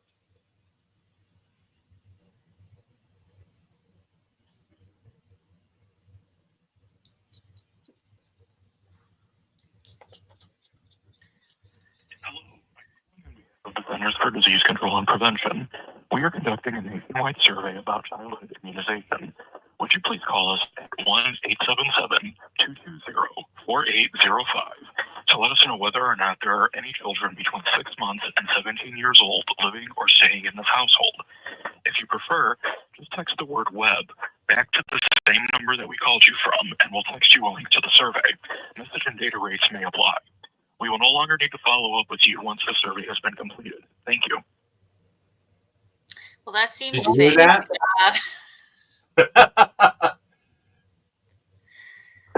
There you go. Well, there are no children here between 6 months and 17 years old. And I got my daughter all the vaccines possible. That kid is way vaxxed. She's way vaxxed. She didn't get any of the stuff that I had to go through. Chicken pox, mumps, measles, German measles. You got the measles? And German measles, rubella or whatever. I got both measles. Some German. Why is it German measles? Did it originate in Germany? That's actually a good question. I don't know. I remember the mumps I was miserable. I couldn't have been more than 4 or 5, but I remember my glands really swelled up and I was in a lot of pain. And she doesn't have to go through any of that. And of course, which I thought was amazing that they had vaccines for that. You know, if somebody out there is anti-vax, live your life and stuff, but wow, I wanted my daughter protected. I got her the HIV one when she was 16. What else? HIV? Do you mean HPV? Not sorry. I was like, when did they invent that? Sorry, I apologize. HPV. Wow. Wow. Very close to developing a cure, actually, not too long ago. Oh, I don't know where that lands. That's happening now, but we'll see. I had all of them. My sister had some I didn't have. We're only 3 years apart, but a lot of stuff was developed in between those two time periods. I do have to do research, though, because I read that I think it's my measles one. Is that what's happening in Texas is a measles outbreak? Is that right? I think so, yeah. Because I guess the measles one in the middle of 1988 in the U.S., they changed it. And if you got the one that's like the one they had in the other half of 88, which should have been me, I think, or maybe it was 89, then you don't need to have, you're good still, covered. But if you got the one right before it, which I was like born at that time, then you maybe are still susceptible. So I need to figure that out. Have you got the chickenpox vaccine? No, I had chickenpox though. Oh, you did? Well, when I get a little older, the shingles vaccine, because I had chickenpox, and that's where I was going next, because in 2012 I got shingles. It was freaking awful. It was my aunt had it. Yeah, painful. Yeah, so painful. James is trying to get us on track. He's harassing. Also, James, usually you never try to get us on track. Wow. Oh, don't forget about sinners. You won't. Here's Dana. Hi, Jess and Jess. Hey. I got the measles back in the 60s. My grandfather drove a school bus, and I rode with him once, dropping off kids, and I think that's where I got it. What's the one? Maybe it's polio. My mom and people her age have one here that has a lot of dots. It's like a circle, and there's a lot of dots in it. That's tuberculosis. Oh, TB. Okay. That's TB. I got TB. They always gave it to me here. Then they scratched smallpox vaccine into your arm, and so you have like a little scar there. And I remember drinking out of a cup the polio vaccine. I did not have polio or the Spanish flu. I did get a polio vaccine, and I need to get it updated. I need to get my Tdap. Is Spanish flu the one that was like 1920 pandemic? Yeah. Yeah. I don't think you're that old. Thank you. Hard pass, even if legit. Yeah, I don't think I'm calling them, texting them, anything. Yes, right. Yeah. Wow, yeah, everybody's right on it. Zoomies are the best. I agree with that. Dog zoomies are super fun. Oh, he's 13 and he still gets them probably every other day, I would say. I missed a lot. You guys like Superwoman Rebirth, right? Most general review scores are pretty bad, so maybe I'm mistaken. It's a carryover from New 52. I enjoyed it just because it gave me closure on Lois and Lana having superpowers or whatever it was. But I feel like that book was a New 52 carryover. So if you didn't read the New 52 stuff, I don't think Superwomen would make much sense. So you need to read. I think it happened in the last part of Superman when he's like dying, like the final days of Superman by Tomasi. I think. I really enjoy that series. I understand why people don't. It's very wordy and very I mean the convoluted, intricate. I don't know. Maybe I won't say convoluted feels so negative. There's a lot going on. I did not read the series that predated it. Oh, okay. When I was a little confused at the beginning, I just read an article and I was like, I'm good to go. But Oh. I love Steel, and he plays a large role in that series, so I am biased for sure. But I really enjoyed it. But I totally see why people don't like it. I can see that very easily. I liked it as a complete story, but I think it'd be hard to enjoy it. But you seem to enjoy it, so that's cool.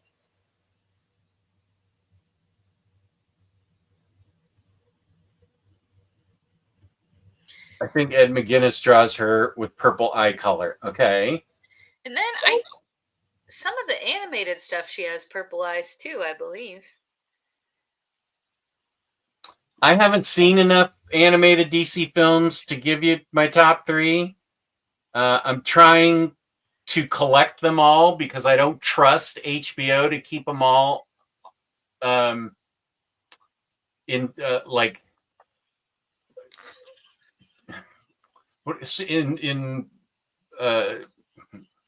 man, I'm blocking. I don't trust DC to have those films available all the time. They could yank them and have them go to Netflix or something. So I'm trying to get them all on DVD slowly but surely.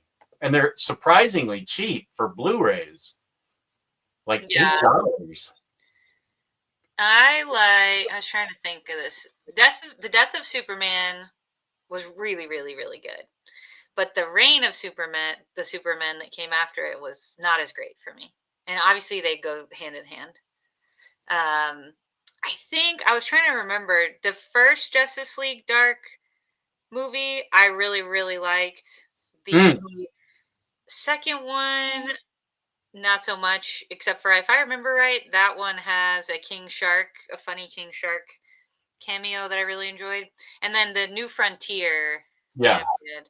Those are some of my faves. I really think the All-Star Superman animated one is really good as well.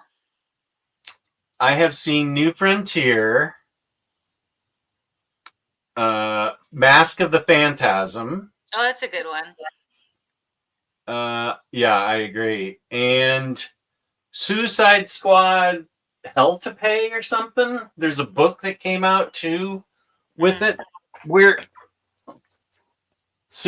I think it's Hell to Pay. Suicide Squad, Batman, blah, blah, blah. Oh, Hell to Pay. Yeah, I like that movie. That was good. Green Lantern First Flight is also, it's very underrated. I feel like that one doesn't get brought up. And I take this back. This is also in my top 3, but I don't know what I'm going to kick out. Is the Wonder Woman animated movie. Oh, I have that. I need to watch it then. That's one of the best. I think, personally, that's my favorite Wonder Woman movie. I really liked the first Gal Gadot one. But that animated Wonder Woman movie is by far and away my favorite. we won't speak about that other terrible one that came out. The one where she has the golden armor. 1987. Yeah, the armor was rad. I thought the armor was really cool, and then I thought it was cool that she could rope lightning and make her way through the air by roping lightning and jumping, going through lightning bolts by roping them and going through the air. And that is all I liked. Yeah. That's it. That was so disappointing. Oh, Yeah. another hidden gem, Superman versus the Elite was really, really good. That's a good one. Superman versus the Elite. It's Geo that on Omnibros that is helping me acquire everything. He likes to FOMO me, so yeah, that's fair. Those are cheap to get. So,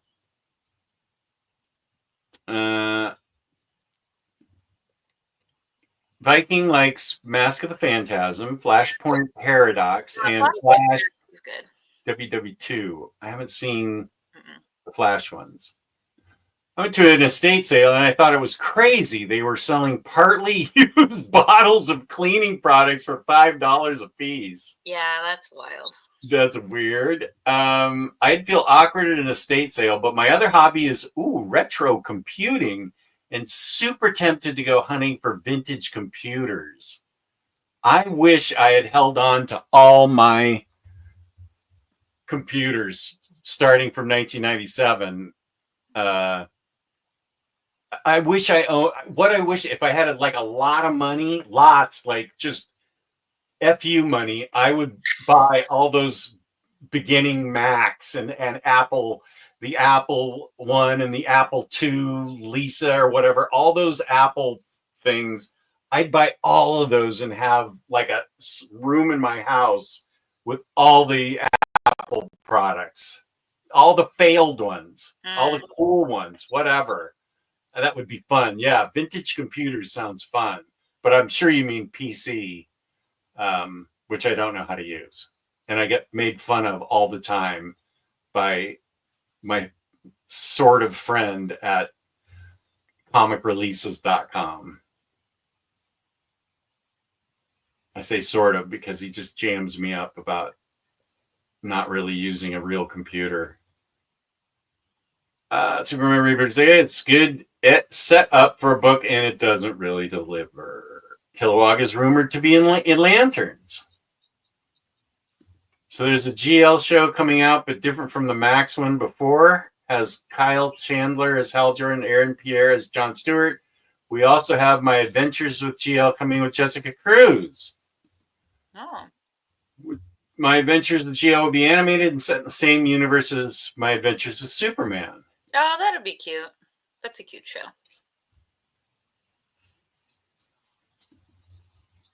We need a video of you talking about top 5 comics you'd like to see be made into a movie. XD. That's like a smiley thing. Do that again? Smiley thing. We could do that. I mean, both of us could just make a video like this and say, we could make it 2 things. Top 5 comics you'd like to be made into a movie, and then our top 5 animated movies, DC animated movies. We could we could just make a separate little movie sure. video. That's good. Let me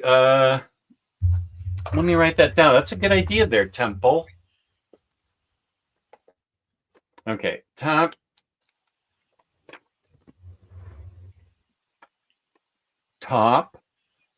5 comics. Okay, we already know Batgirl for me.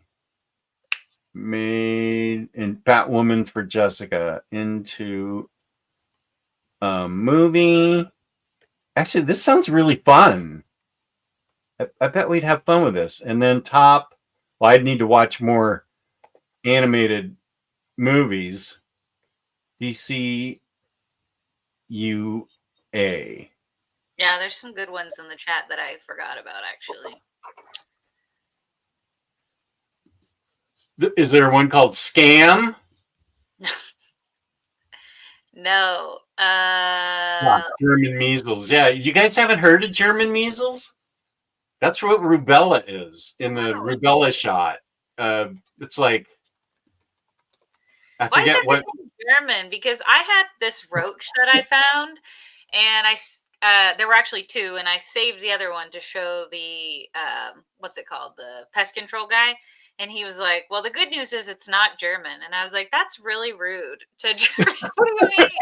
Like, German cockroaches are. I am sure this has some kind of weird racist origin, but German cockroaches are the kind that are in your kitchen. They have babies really fast. They're usually smaller, and it's because they're eating like food that's left out. But non-German, there are other kinds of roaches that like live outside and just will come in. They don't want to live here. They just don't like. I think they don't like heat, so they try to find cool sources. So they come in through the cracks of the house, like in the summer and stuff. They're much bigger. But I'll just never forget. He was like, "Thank God they're not German," and I was like, "Why?" Rude. Yeah, I see this. German measles, also known as rubella. Yeah. Why is it called that, though? And you get that in the mumps, rubella. I mean, the mumps, measles, MMR. Yeah, mumps, measles, and rubella. Yeah. You do not want mumps. Anybody out there with kids, get them vaxxed, man. Germans were the ones that identified it first. Oh. It used to be called 3-day measles. Fun fact. 3-day measles. Yeah. You bet. Yes, Kane, 100%. I got the early version of the shingles vax. Then I got the 2 shots of the newer vax one, shingles vax. And I also got a pneumonia vaccination. The bad news is I had to be 65 to get it. So F that. I wish I didn't qualify. But I do, and that's the way things go.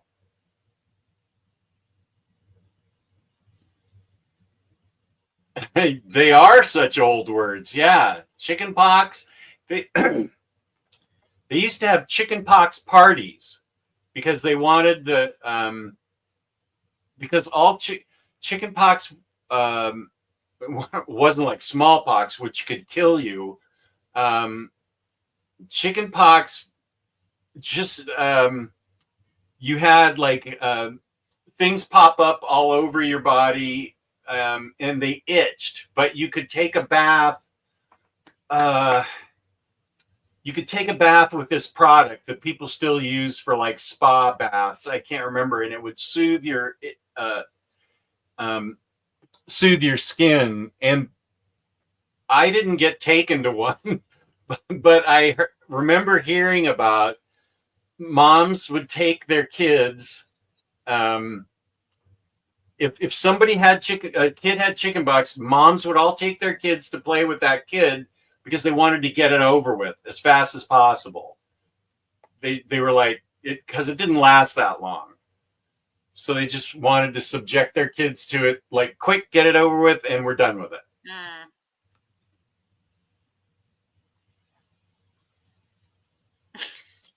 From Lacey's filmography, it doesn't look like we crossed paths. Oh, man.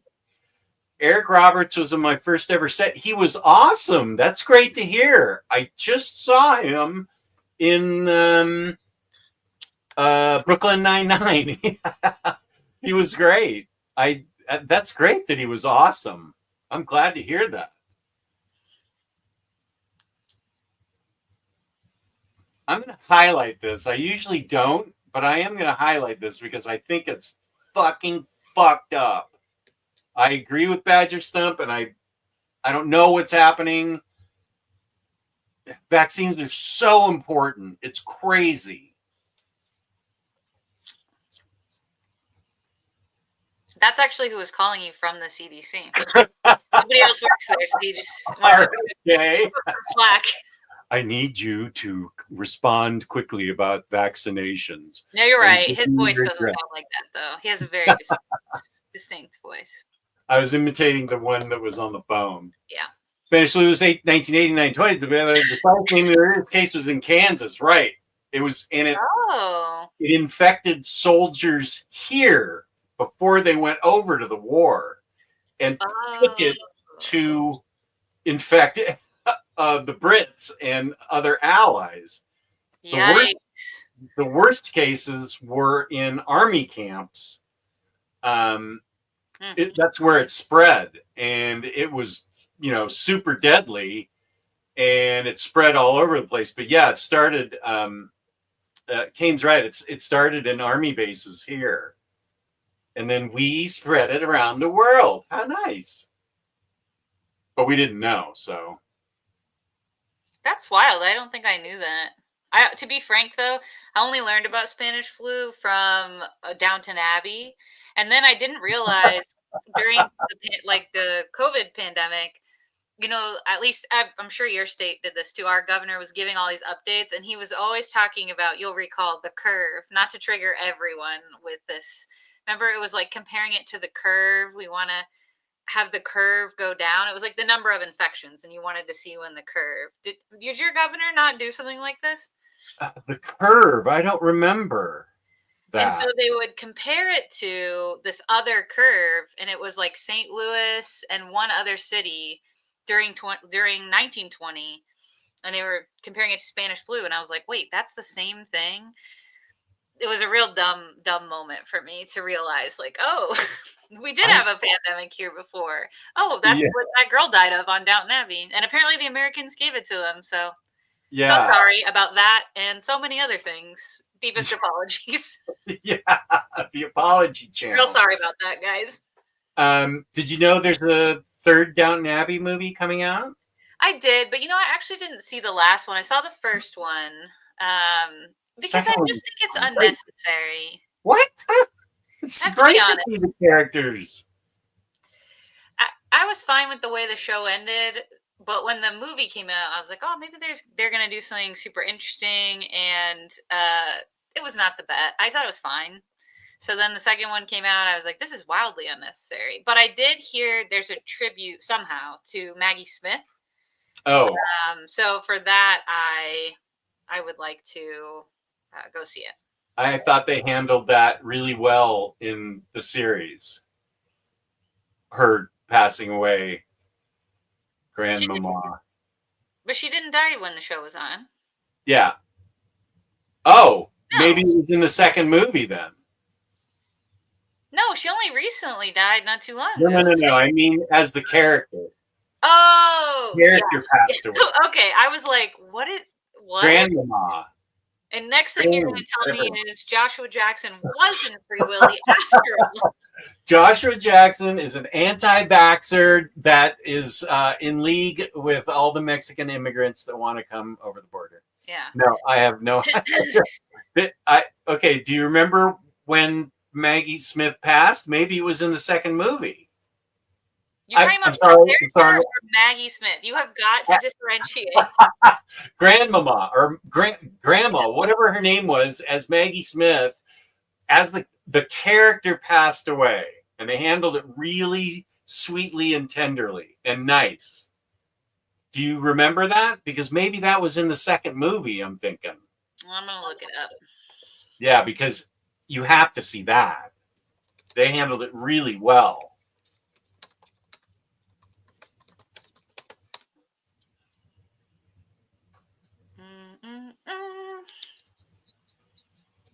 Violet died.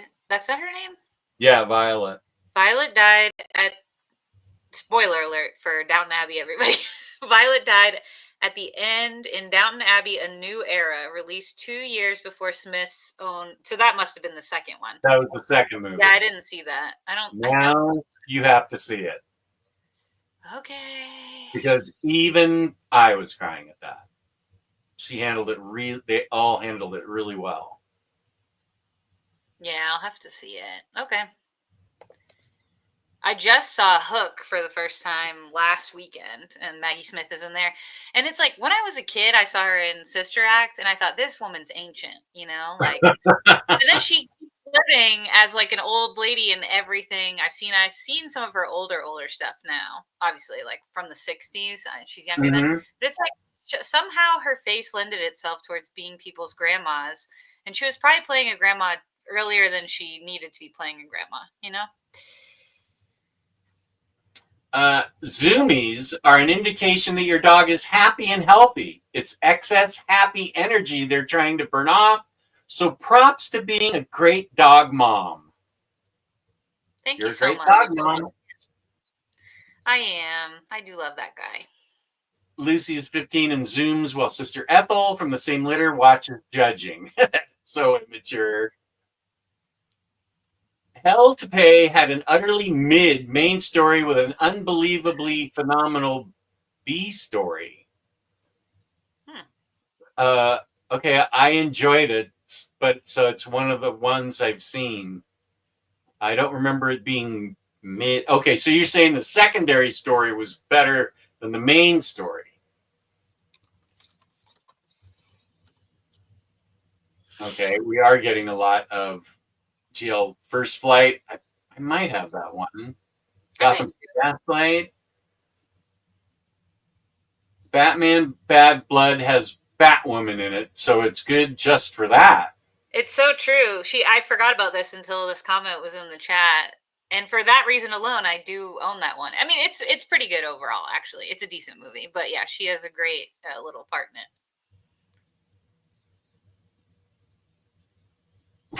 We need a smiley thing. Omnidog meme and GIF. James, where you at? Yeah, and saying that I got my daughter the HIV vaccine. It's crazy. And when you said it, like I had to, the world's crazy. I had to like really think, did I miss this news? I have missed big things before, and this was not it, apparently. Like, yeah. Growing up in Miami, we had gross. No. Dana, no wonder you moved to Britain. Did not expect to learn about German roaches or measles. Yeah. Okay, so I learned it's not a racist thing, although it was used to perpetuate a racist stereotype in the United States. But they are German cockroaches because the first specimens collected to identify them as their own strain of roach was in northern Germany. So that's why they're called German roaches. But this is the kind you do not want because they will invade your kitchen, especially. Yeah. Okay. Yeah. That. Yeah. I remember hearing about that from our Terminex guy. Almost the same exact thing you just said. Did you like Sinners? I loved Sinners, and so much so that I was like so thrilled when you told me you were watching it, and I went back 2 more times to watch it. I got to watch it at Alamo with my daughter, and Alamo not only makes everybody be quiet, but they serve food that can be decent if you know what to order. Like well done fries, they do those well. I've never been to one. And she's gonna see it 6 times. She said the reason why is it feels like immersive art. I agree about the immersive nature of it. So I went to see it with a friend. We went to a matinee. I think this was the second weekend it was up because I had wanted to see it, but I wasn't sure. I haven't been into the theater as much, I don't think, in the last few years. So I wasn't sure if it was one where I would wait, but everyone was talking about it, and I was getting spoilers sent to me that I was trying not to read.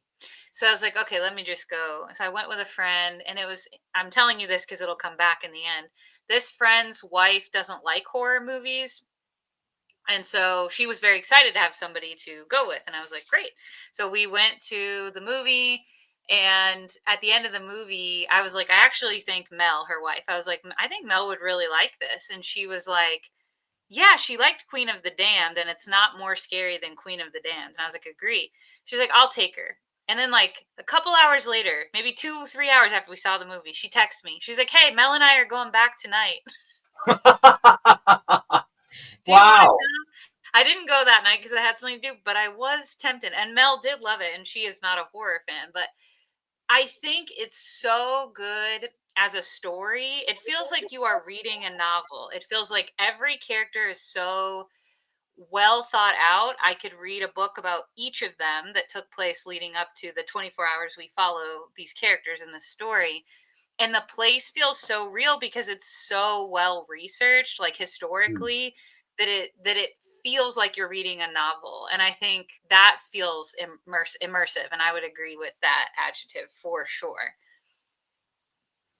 Yeah, I think when where it really hits its immersive art moment is that that scene in the juke joint where uh, all the uh,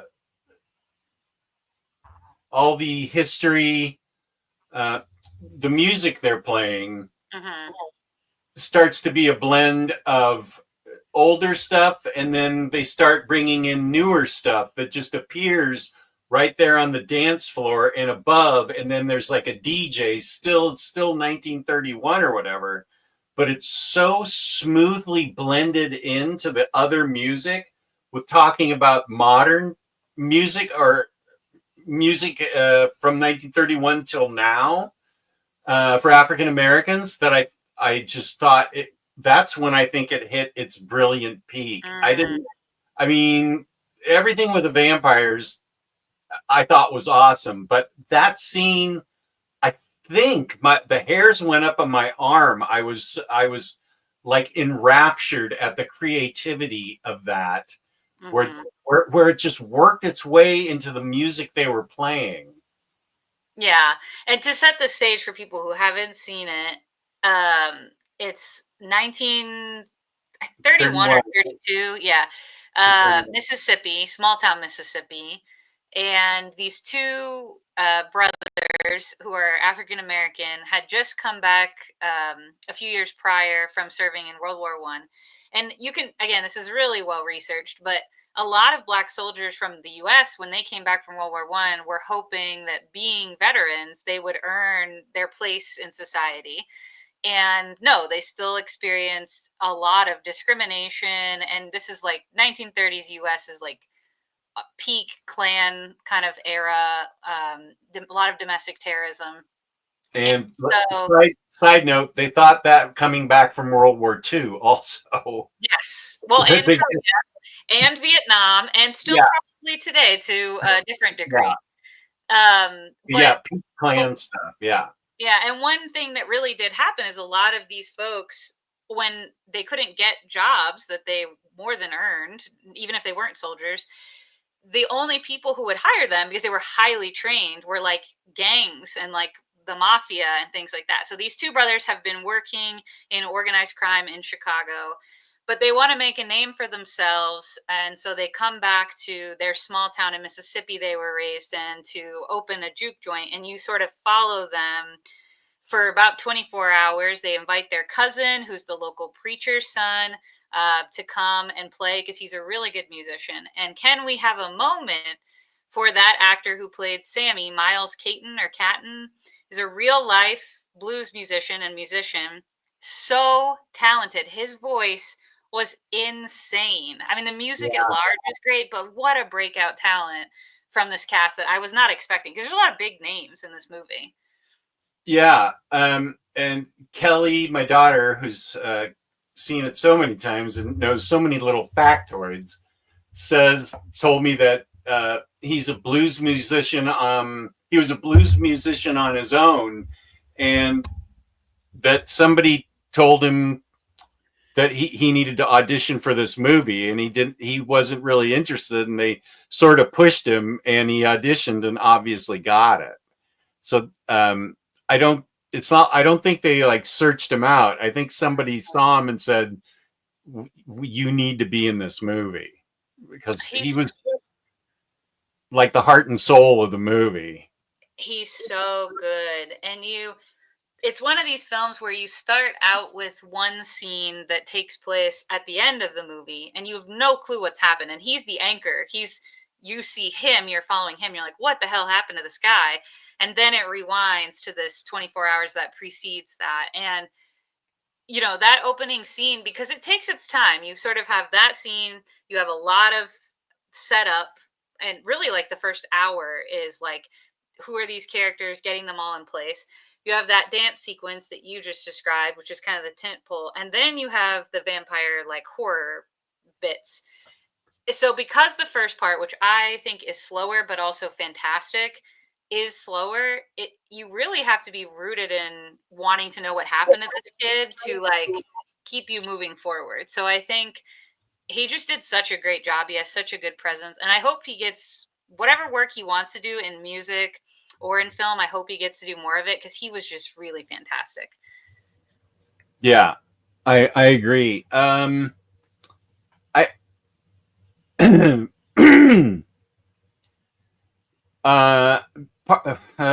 vampires. Part of me felt like we didn't need the vampires for this to be an interesting movie, because it was super interesting and, as you said, historically accurate. Mm-hmm. I'm not saying that it was not a good movie because of the vampires. The vampires made it a great movie. I'm just saying that the part before the vampires showed up was still super interesting, and Michael B. Jordan playing the twin brothers, I thought was just, I really, really admire that guy's acting, and I think Ryan Coogler's used him almost in every one of his films, and I can see why.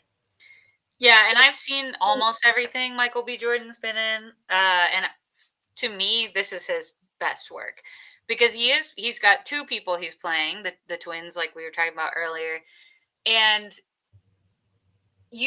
they are differentiated in a few different ways, including costuming, because it's just the one day you're following. So they're mostly wearing the same clothes, right? That you see them from the jump. You can always differentiate them that way. But you'd be able to do so just by them standing there for more than a few seconds, because they walked different. They had different ways of smiling. Like, he did such a good job of making them different, but not so different that they were not also codependent. Because a huge theme when you're following these two is how, and I don't mean codependent necessarily only in a negative way. They're very codependent on one another. You learn they had an abusive father, and I won't spoil what happened that you learn about, but it was really formative in their dynamic between one another, how much they need one another. And so he was able to portray them in a way where they're two different people, but they feel like they're two halves of the same whole. And I think that was just really like very impressive work by him. I've always thought he was a good actor, but to me, I think this is his best work, honestly. I can't remember the name of the character that Haley Steinfeld played. Mary. Mary. Wow, what a name to forget. But I thought the peak, besides the music thing, the truest moment to me in that movie was when she had come back, and she's like an eighth African American. She is in real life. I learned from my daughter, who seems to know all these factoids. She has African American blood in her, but she is white. And she's upset with one of the twins because they were romantically involved, and he finally had to break it off. And they get into a fight again in the juke joint, and he says to her, what, she doesn't understand why they couldn't be together. And he finally just says, because I couldn't protect you. Because he knows anywhere they go, a white woman and a black man at that time period, not safe in any part of the country. And he said, I can't protect you. Mm-hmm. And I just thought that was the truest moment in the flick. Yeah, To they me, I both. thought it was powerful. No, it is, and it says a lot. Like, so he has a romantic interest. Was that Stack? Yeah. Yeah. I And don't remember.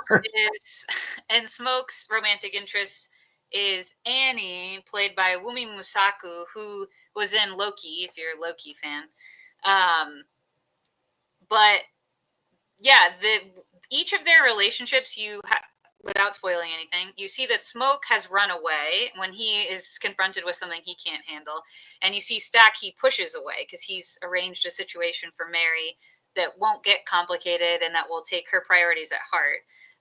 But neither of them maybe are like fully dealing with whatever's going on in their lives. Like, so again, it's this sort of like parallel thing where they're very interdependent on one another, but they each have their own different way of dealing with things. And so because they both had each had a love interest through the movie, you got to see a little bit of their tendencies as people when they're in relationship to others as well. And I thought that was really well done. And she did a great job playing Mary. Annie was also really fantastic.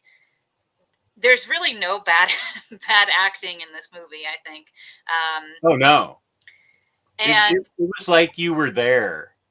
Oh, for sure. I think that the vampire, when you were talking about the vampire stuff earlier, and maybe it wasn't totally necessary, like I could see this a movie without vampires for sure, absolutely.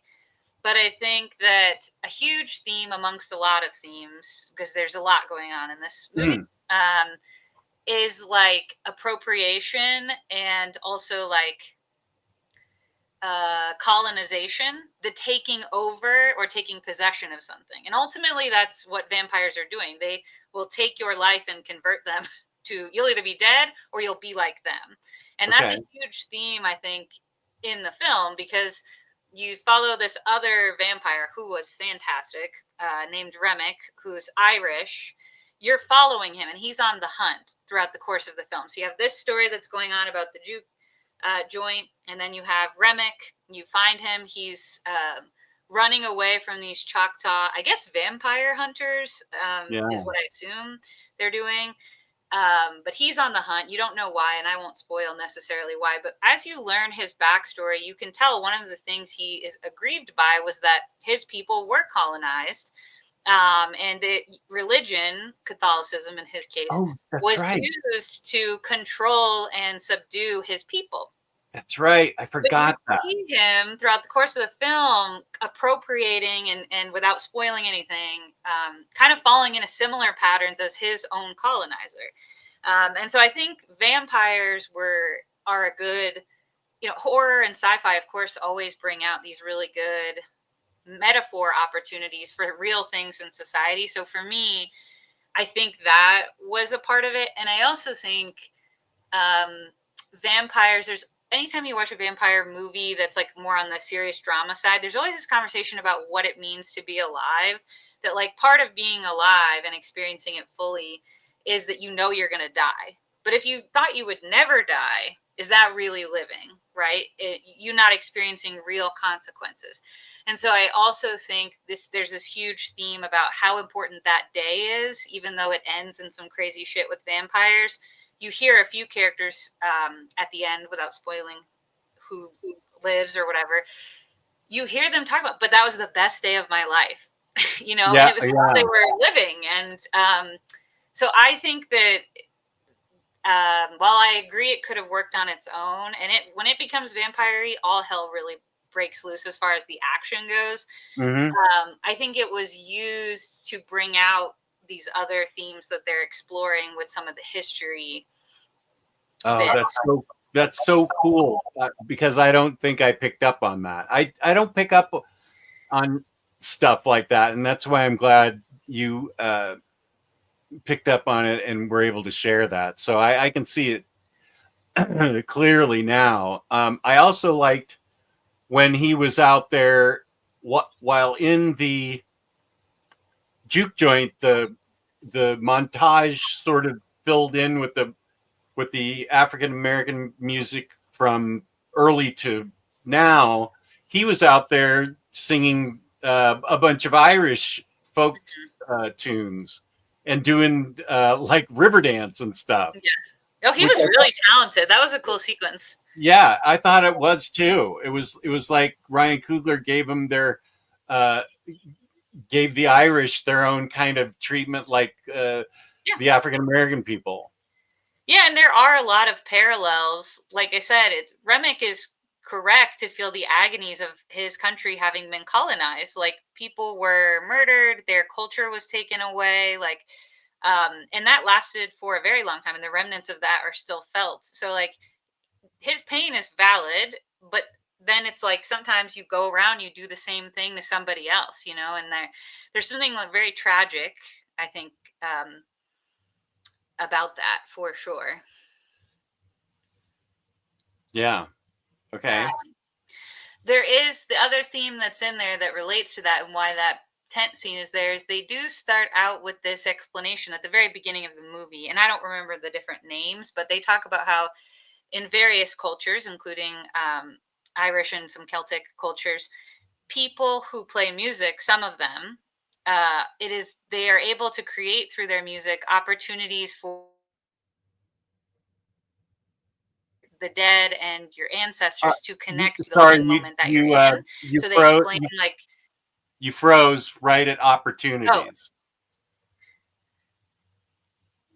With the the Irish, Celtic.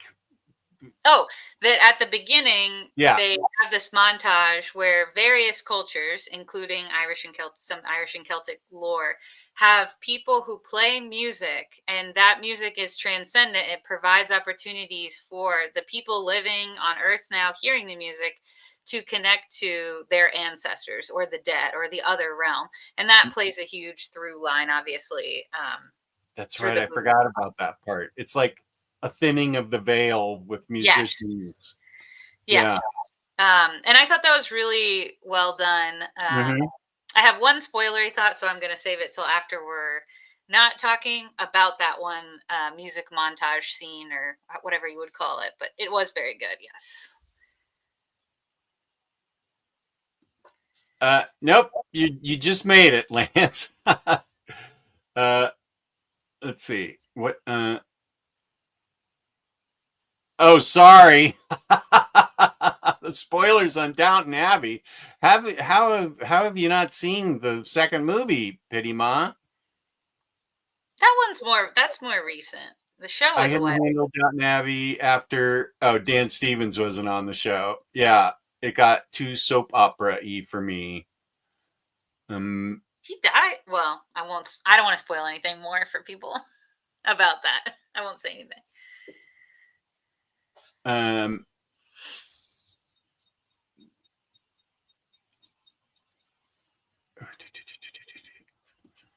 Oh, Earthwind Jess been binging Downton Abbey. I love it. Can't wait for the movie coming out. And I just spoiled it for you. Sorry.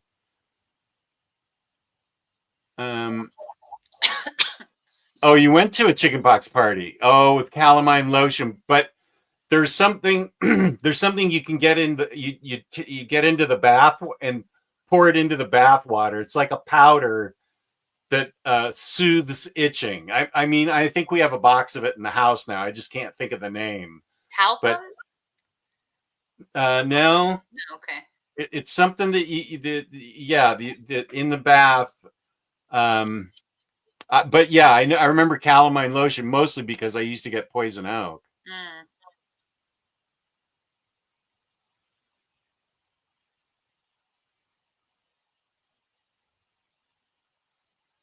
No, it wasn't oatmeal bath. It was different.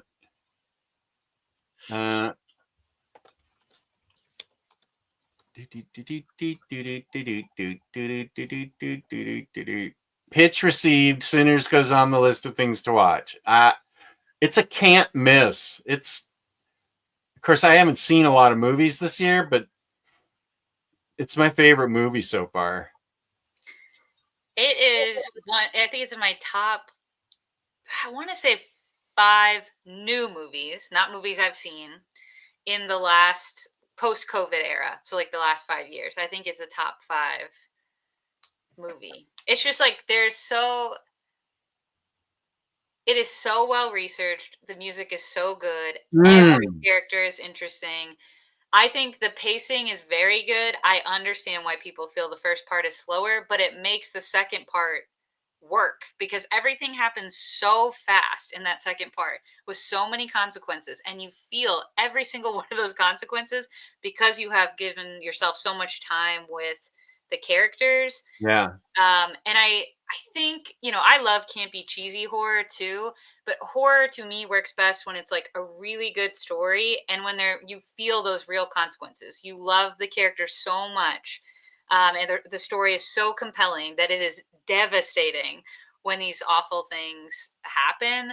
And I agree. I saw a comment earlier that there's a little too much going on. This is my only flaw with the movie. I gave it 5 out of 5 stars, so I think it's almost perfect. It is trying to tackle a lot, but like you and I were just talking and you didn't necessarily pick up on some of this other stuff, which is fine. There's stuff you probably liked and picked up on that I didn't. So I think you can watch it at face value. I think you can think on a different level about some of these things, and both are an enjoyable experience, but they are trying to do a lot, I think, thematically. And there's a downside to that sometimes, but I still think it's 5 out of 5 stars, and it's still one of the best movies I've seen in the last 5 years, for sure. Yeah. I I think I did not feel that the first part was slow. I found that it was, as you said, you get to know a lot of people that are involved later, like even the shop owners. I'm not sure, they were Asian shop owners. I forget if they were They're Chinese or Chinese. Korean. Mhm. Chinese shop owners. You get to know them, and you get to know everybody that they run across in that first part of the movie. You get invested in them, Yeah. and so when there are consequences for them, that's the part of the movie that really hit me, is when they when there were consequences for people that we cared about. Yeah, I agree. Harvey actually liked the first part much more than the entire vampire part, and Temple is still on comics, which is great. I would say Mark Waid. Hickman, I wouldn't do yet. I would do Mark Waid first. And Pity Ma had to stop listening because it was in depth. Interdependent would be the word for that. Yeah. Versus codependent. Okay. That's right. Yeah. Yeah. So that was great when he said that was the best day of my life, because so much happened in that day that he experienced. I mean, Yes. he started out at coming in at 5 a.m. from picking his share of the cotton that day so he could have the day free. Mhm. And so it starts at the crack of dawn and ends the next day with Mhm. an amazing Sequence. sequence that I didn't see coming, and I just thought was epic.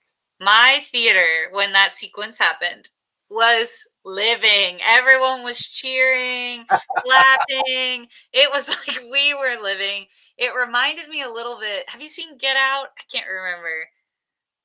No, I haven't. Oh, I there's a know I great. should. This is I not a heard it's spoiler. great. There's a great scene at the end where someone comes to the rescue, but you think at first it's trouble, and then it's someone who's coming to the rescue. That my theater was cheering and clapping during that scene as well, and this was a similar energy of yeah. So yeah, that scene was rad. I would say too, for people who haven't seen it, there are 2 post-credit scenes.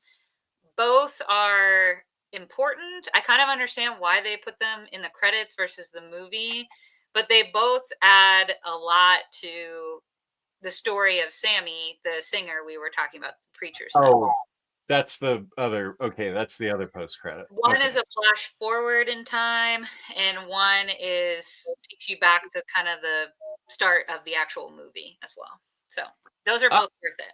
Yeah. Oh, yeah. You have to stay for those to parallel that, this has been such a fun afternoon. Well, thank you. Yeah, we've been on all afternoon, and we've only stopped so that the little canine companion could go out for a break. The sun has come out, so I am going to take him on a little trot here in a second. Okay. For sure. But yeah, I want everyone to go see Sinners. It's so good. James said it's his #1 movie of the year, and we have to trust James. So yeah, I saw Thunderbolts. I love that. Minecraft I haven't seen. Companion or Gorge, I haven't seen either of those. I don't know what The Gorge is. Companion's pretty good. You could Is it a horror movie? It is, yeah, but it's not. You could watch that one at home and not be scared even a little bit. I get scared by things. I know you do. And that's what I'm saying. It's not. It is a horror movie. It's not even a little bit scary. Oh, okay. I don't think you're gonna be scared with that. It's an interesting movie. I think it's in my top 10 right now. The Minecraft movie is such a wild pick, James. I'll have to see it if you say it's great. That's not a movie that I really was on my radar. I knew it existed, but I was like, I don't know anything about Minecraft. Oh, I thought you were talking about Companion. I was like, oh. Oh no, Gorge, I don't know anything about. Harvey seems to hate it, but still kind of enjoyed it. You know, so I rank mine the ones I've seen, which means they came out whenever. 12 Angry Men is number 6. Obviously, oh yeah, you saw that the other day, right? Yeah, at the Kentucky. It was very good. But yeah, I'm looking at movies that came out this year, and if I'm just counting those, Companion is also my second one, James, because it's number 17 on the list total, which is still very good. But Paddington and Peru came out this year. So actually it's third. Sinners, Paddington and Peru. Oh, maybe Wallace and Gromit, Vengeance Most Foul came out this year too, so it might be fourth. That was on Netflix. I love the Wallace and Gromit. Did you like Thunderbolts? I still haven't seen it. And I was going to say, remember when we were talking about what's in theaters and what's not? The other weekend, last weekend, I wanted to go see it, but there were so few showtimes left. But you know what still had more showtimes left than Thunderbolts? The Sinners. Sinners, I bet. So, no, but it is very likely that I am going to see it tomorrow. So I will. I really had fun at that. Yeah, it was super fun. Yeah. I have heard it tackles mental health, and this has not been my favorite year as far as mental health. So I think that delayed me going to see it a little bit in the back of my mind. I was like, But a lot of people said they still had fun, even though it was kind of serious at times. It got surprisingly deep. Yeah. About it, and I was kind of overjoyed that we saw something like that in a Marvel movie, where they went so. I mean, so deep. I'm not saying we were on the couch with Freud or something, but I mean, it just went so deep for a Marvel movie into the mental health of the character and how he feels about everybody else at a certain point, and how it examines not only the character but the other people. And I just was like overwhelmed that could be in a Marvel movie. I mean, the last time I felt that was at the end of Black Panther, where I thought when Michael B. Jordan is dying. I thought, wow, that is sorry, yeah, Michael B. Jordan, 5-year-old movie. I felt that was as powerful a scene as I don't think it will tip you. I don't think it will. I hate to use the word trigger. I don't think it will upset you. I think it's an interesting examination. Yeah. Of the character and the people around him. It's an examination that they went further into than I ever thought they would, for a good reason. Yeah. No, I'm definitely looking forward to it for sure. Because I had fun with the Marvels, even though the world hated it. I had a good time. I was having a great time, but it wasn't I serious. love Marvels. Yeah. Love. The last Marvel movie that did a serious thing that well, Guardians of the Galaxy 3 destroyed me, but I don't ever want to rewatch that movie, so I'm not gonna go I into still that. haven't seen it. It's so I can when I think about it, I get really upset. But another one that surprised me by its depth, like in the way I think you're kind of trying to describe, was the Black Widow movie.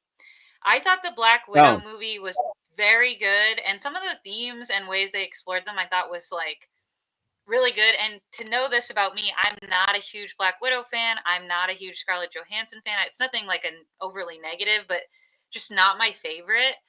So the fact that I loved that movie, it is in my top 5 Marvel movies of all time, really is saying a lot. But I remember just being like, wow, this was really good. And like this exploration of sisterhood and like what it means to be a woman and like without there's like really intense stuff that's happening in that film as far as trafficking and like I was shocked, but it never felt overly heavy in the way the Guardians movie was like, I can never watch that movie again. Oh boy, I So still haven't seen I it. think that's what you're describing, that balance a little bit, but we'll see. I'm not all caught up on my Marvel movies. I still haven't seen World of Wakanda, Oh, that was Guardians 3, no. I mean, it was Ant-Man, good, but it's bad. Quantum Mania, Ant-Man or something. I know people don't like Ant-Man movies. I love Ant-Man movies, so I still need to see it. Yeah, so those are the movies I need to see. And the Disney Plus Marvel shows, I'm just so far behind. Oh yeah. Well, I also just kind of gave up trying to keep up with a lot of those. I also had no clue. I just saw yesterday that Ironheart is still happening. It's like coming out this month, and I Yeah, have I think it's coming out nothing this week. about it. I've seen nothing. I thought it was dead in the water this entire time, and I'm like a nerd on the internet. And then I saw an ad, and I'm like, oh, I guess it's really happening. So I'm clearly checked out when it comes. All I saw, and of course it's enough to hook me, was that she uses science and magic. And so if there's magic involved, I'm going to watch it. No, I'm really excited. I think Ironheart's a really fun character. I'm Yeah. for it.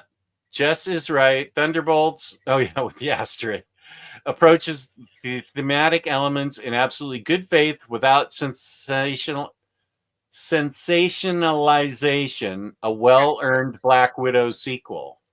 Yeah. I'm excited to be reunited with the Black Widow storyline. The movie Black Widow, I mean. Yeah. It was very funny. Like genuinely laugh out loud funny in parts. So it was this odd mix of humor and super deep psychological examination. What actually, I guess that's what made it so great, was the light with the dark and well balanced. Yeah, I like that stuff. I'm looking forward to it for sure. I'm interested in your thoughts after you see it. Are we exhausted? We've been on for 4.5 hours almost. Yeah, we should wrap up soon. I was going to answer Dana at 5:24, and without spoiling, it was the animal cruelty. Oh. I understand it, why it's there. I understand it's not real. I don't think it's problematic in any way. I'm not trying to make a comment on that. It's just too much for me. It moves my I can't sit through that again. It was really hard. I totally agree though that it's very emotional, super well done. I have some qualms that I won't say because it'll spoil Jess, that have nothing to do with why I can't watch it again. But yeah, that aspect of the film was too much for me just as a viewer. It's one of my like trigger points, but I agree. I might not be able to see this movie. You'll probably be okay. Just like go into it knowing that is a part of the plot.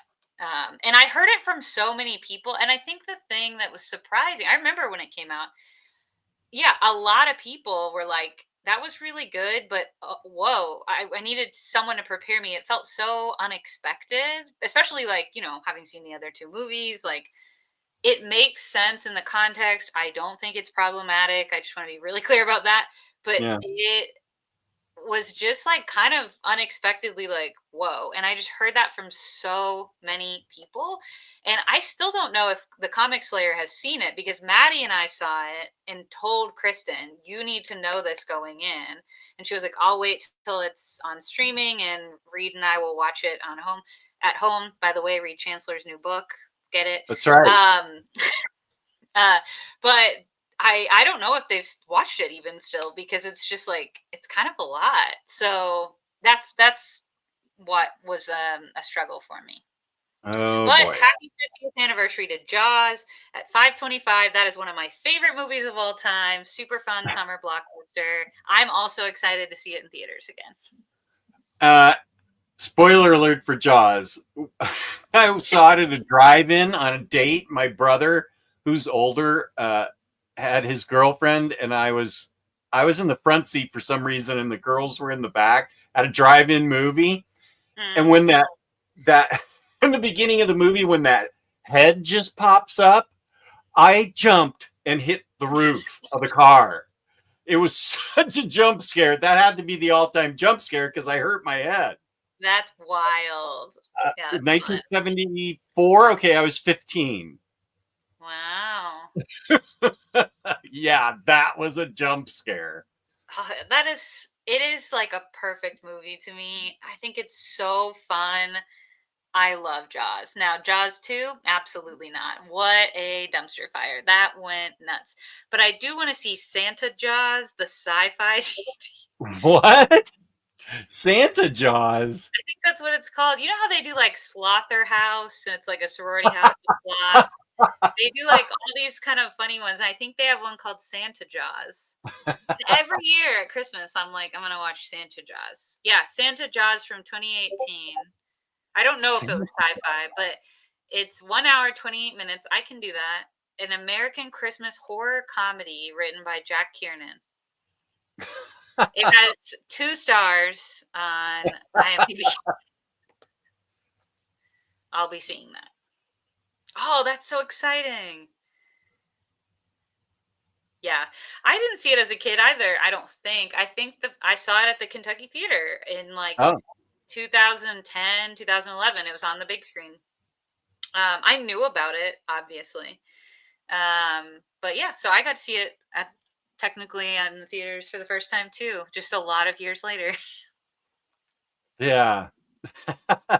Yeah, a drive-in double date. You're right. It was fun for a 15-year-old. I read the book that summer too first. Oh, by Peter Benchley. That there are only 2 books that I've ever read straight through. Like I started in the morning and I did not finish Jaws until the 3 a.m. The book was so good. I never stopped reading it. Now it only took me about 3 or 4 hours, but I read Fear and Loathing in Las Vegas straight through too. I just could not put it down. That's still one of my all-time favorite books. I love that. Yeah. Well, Sinners, 2 thumbs up.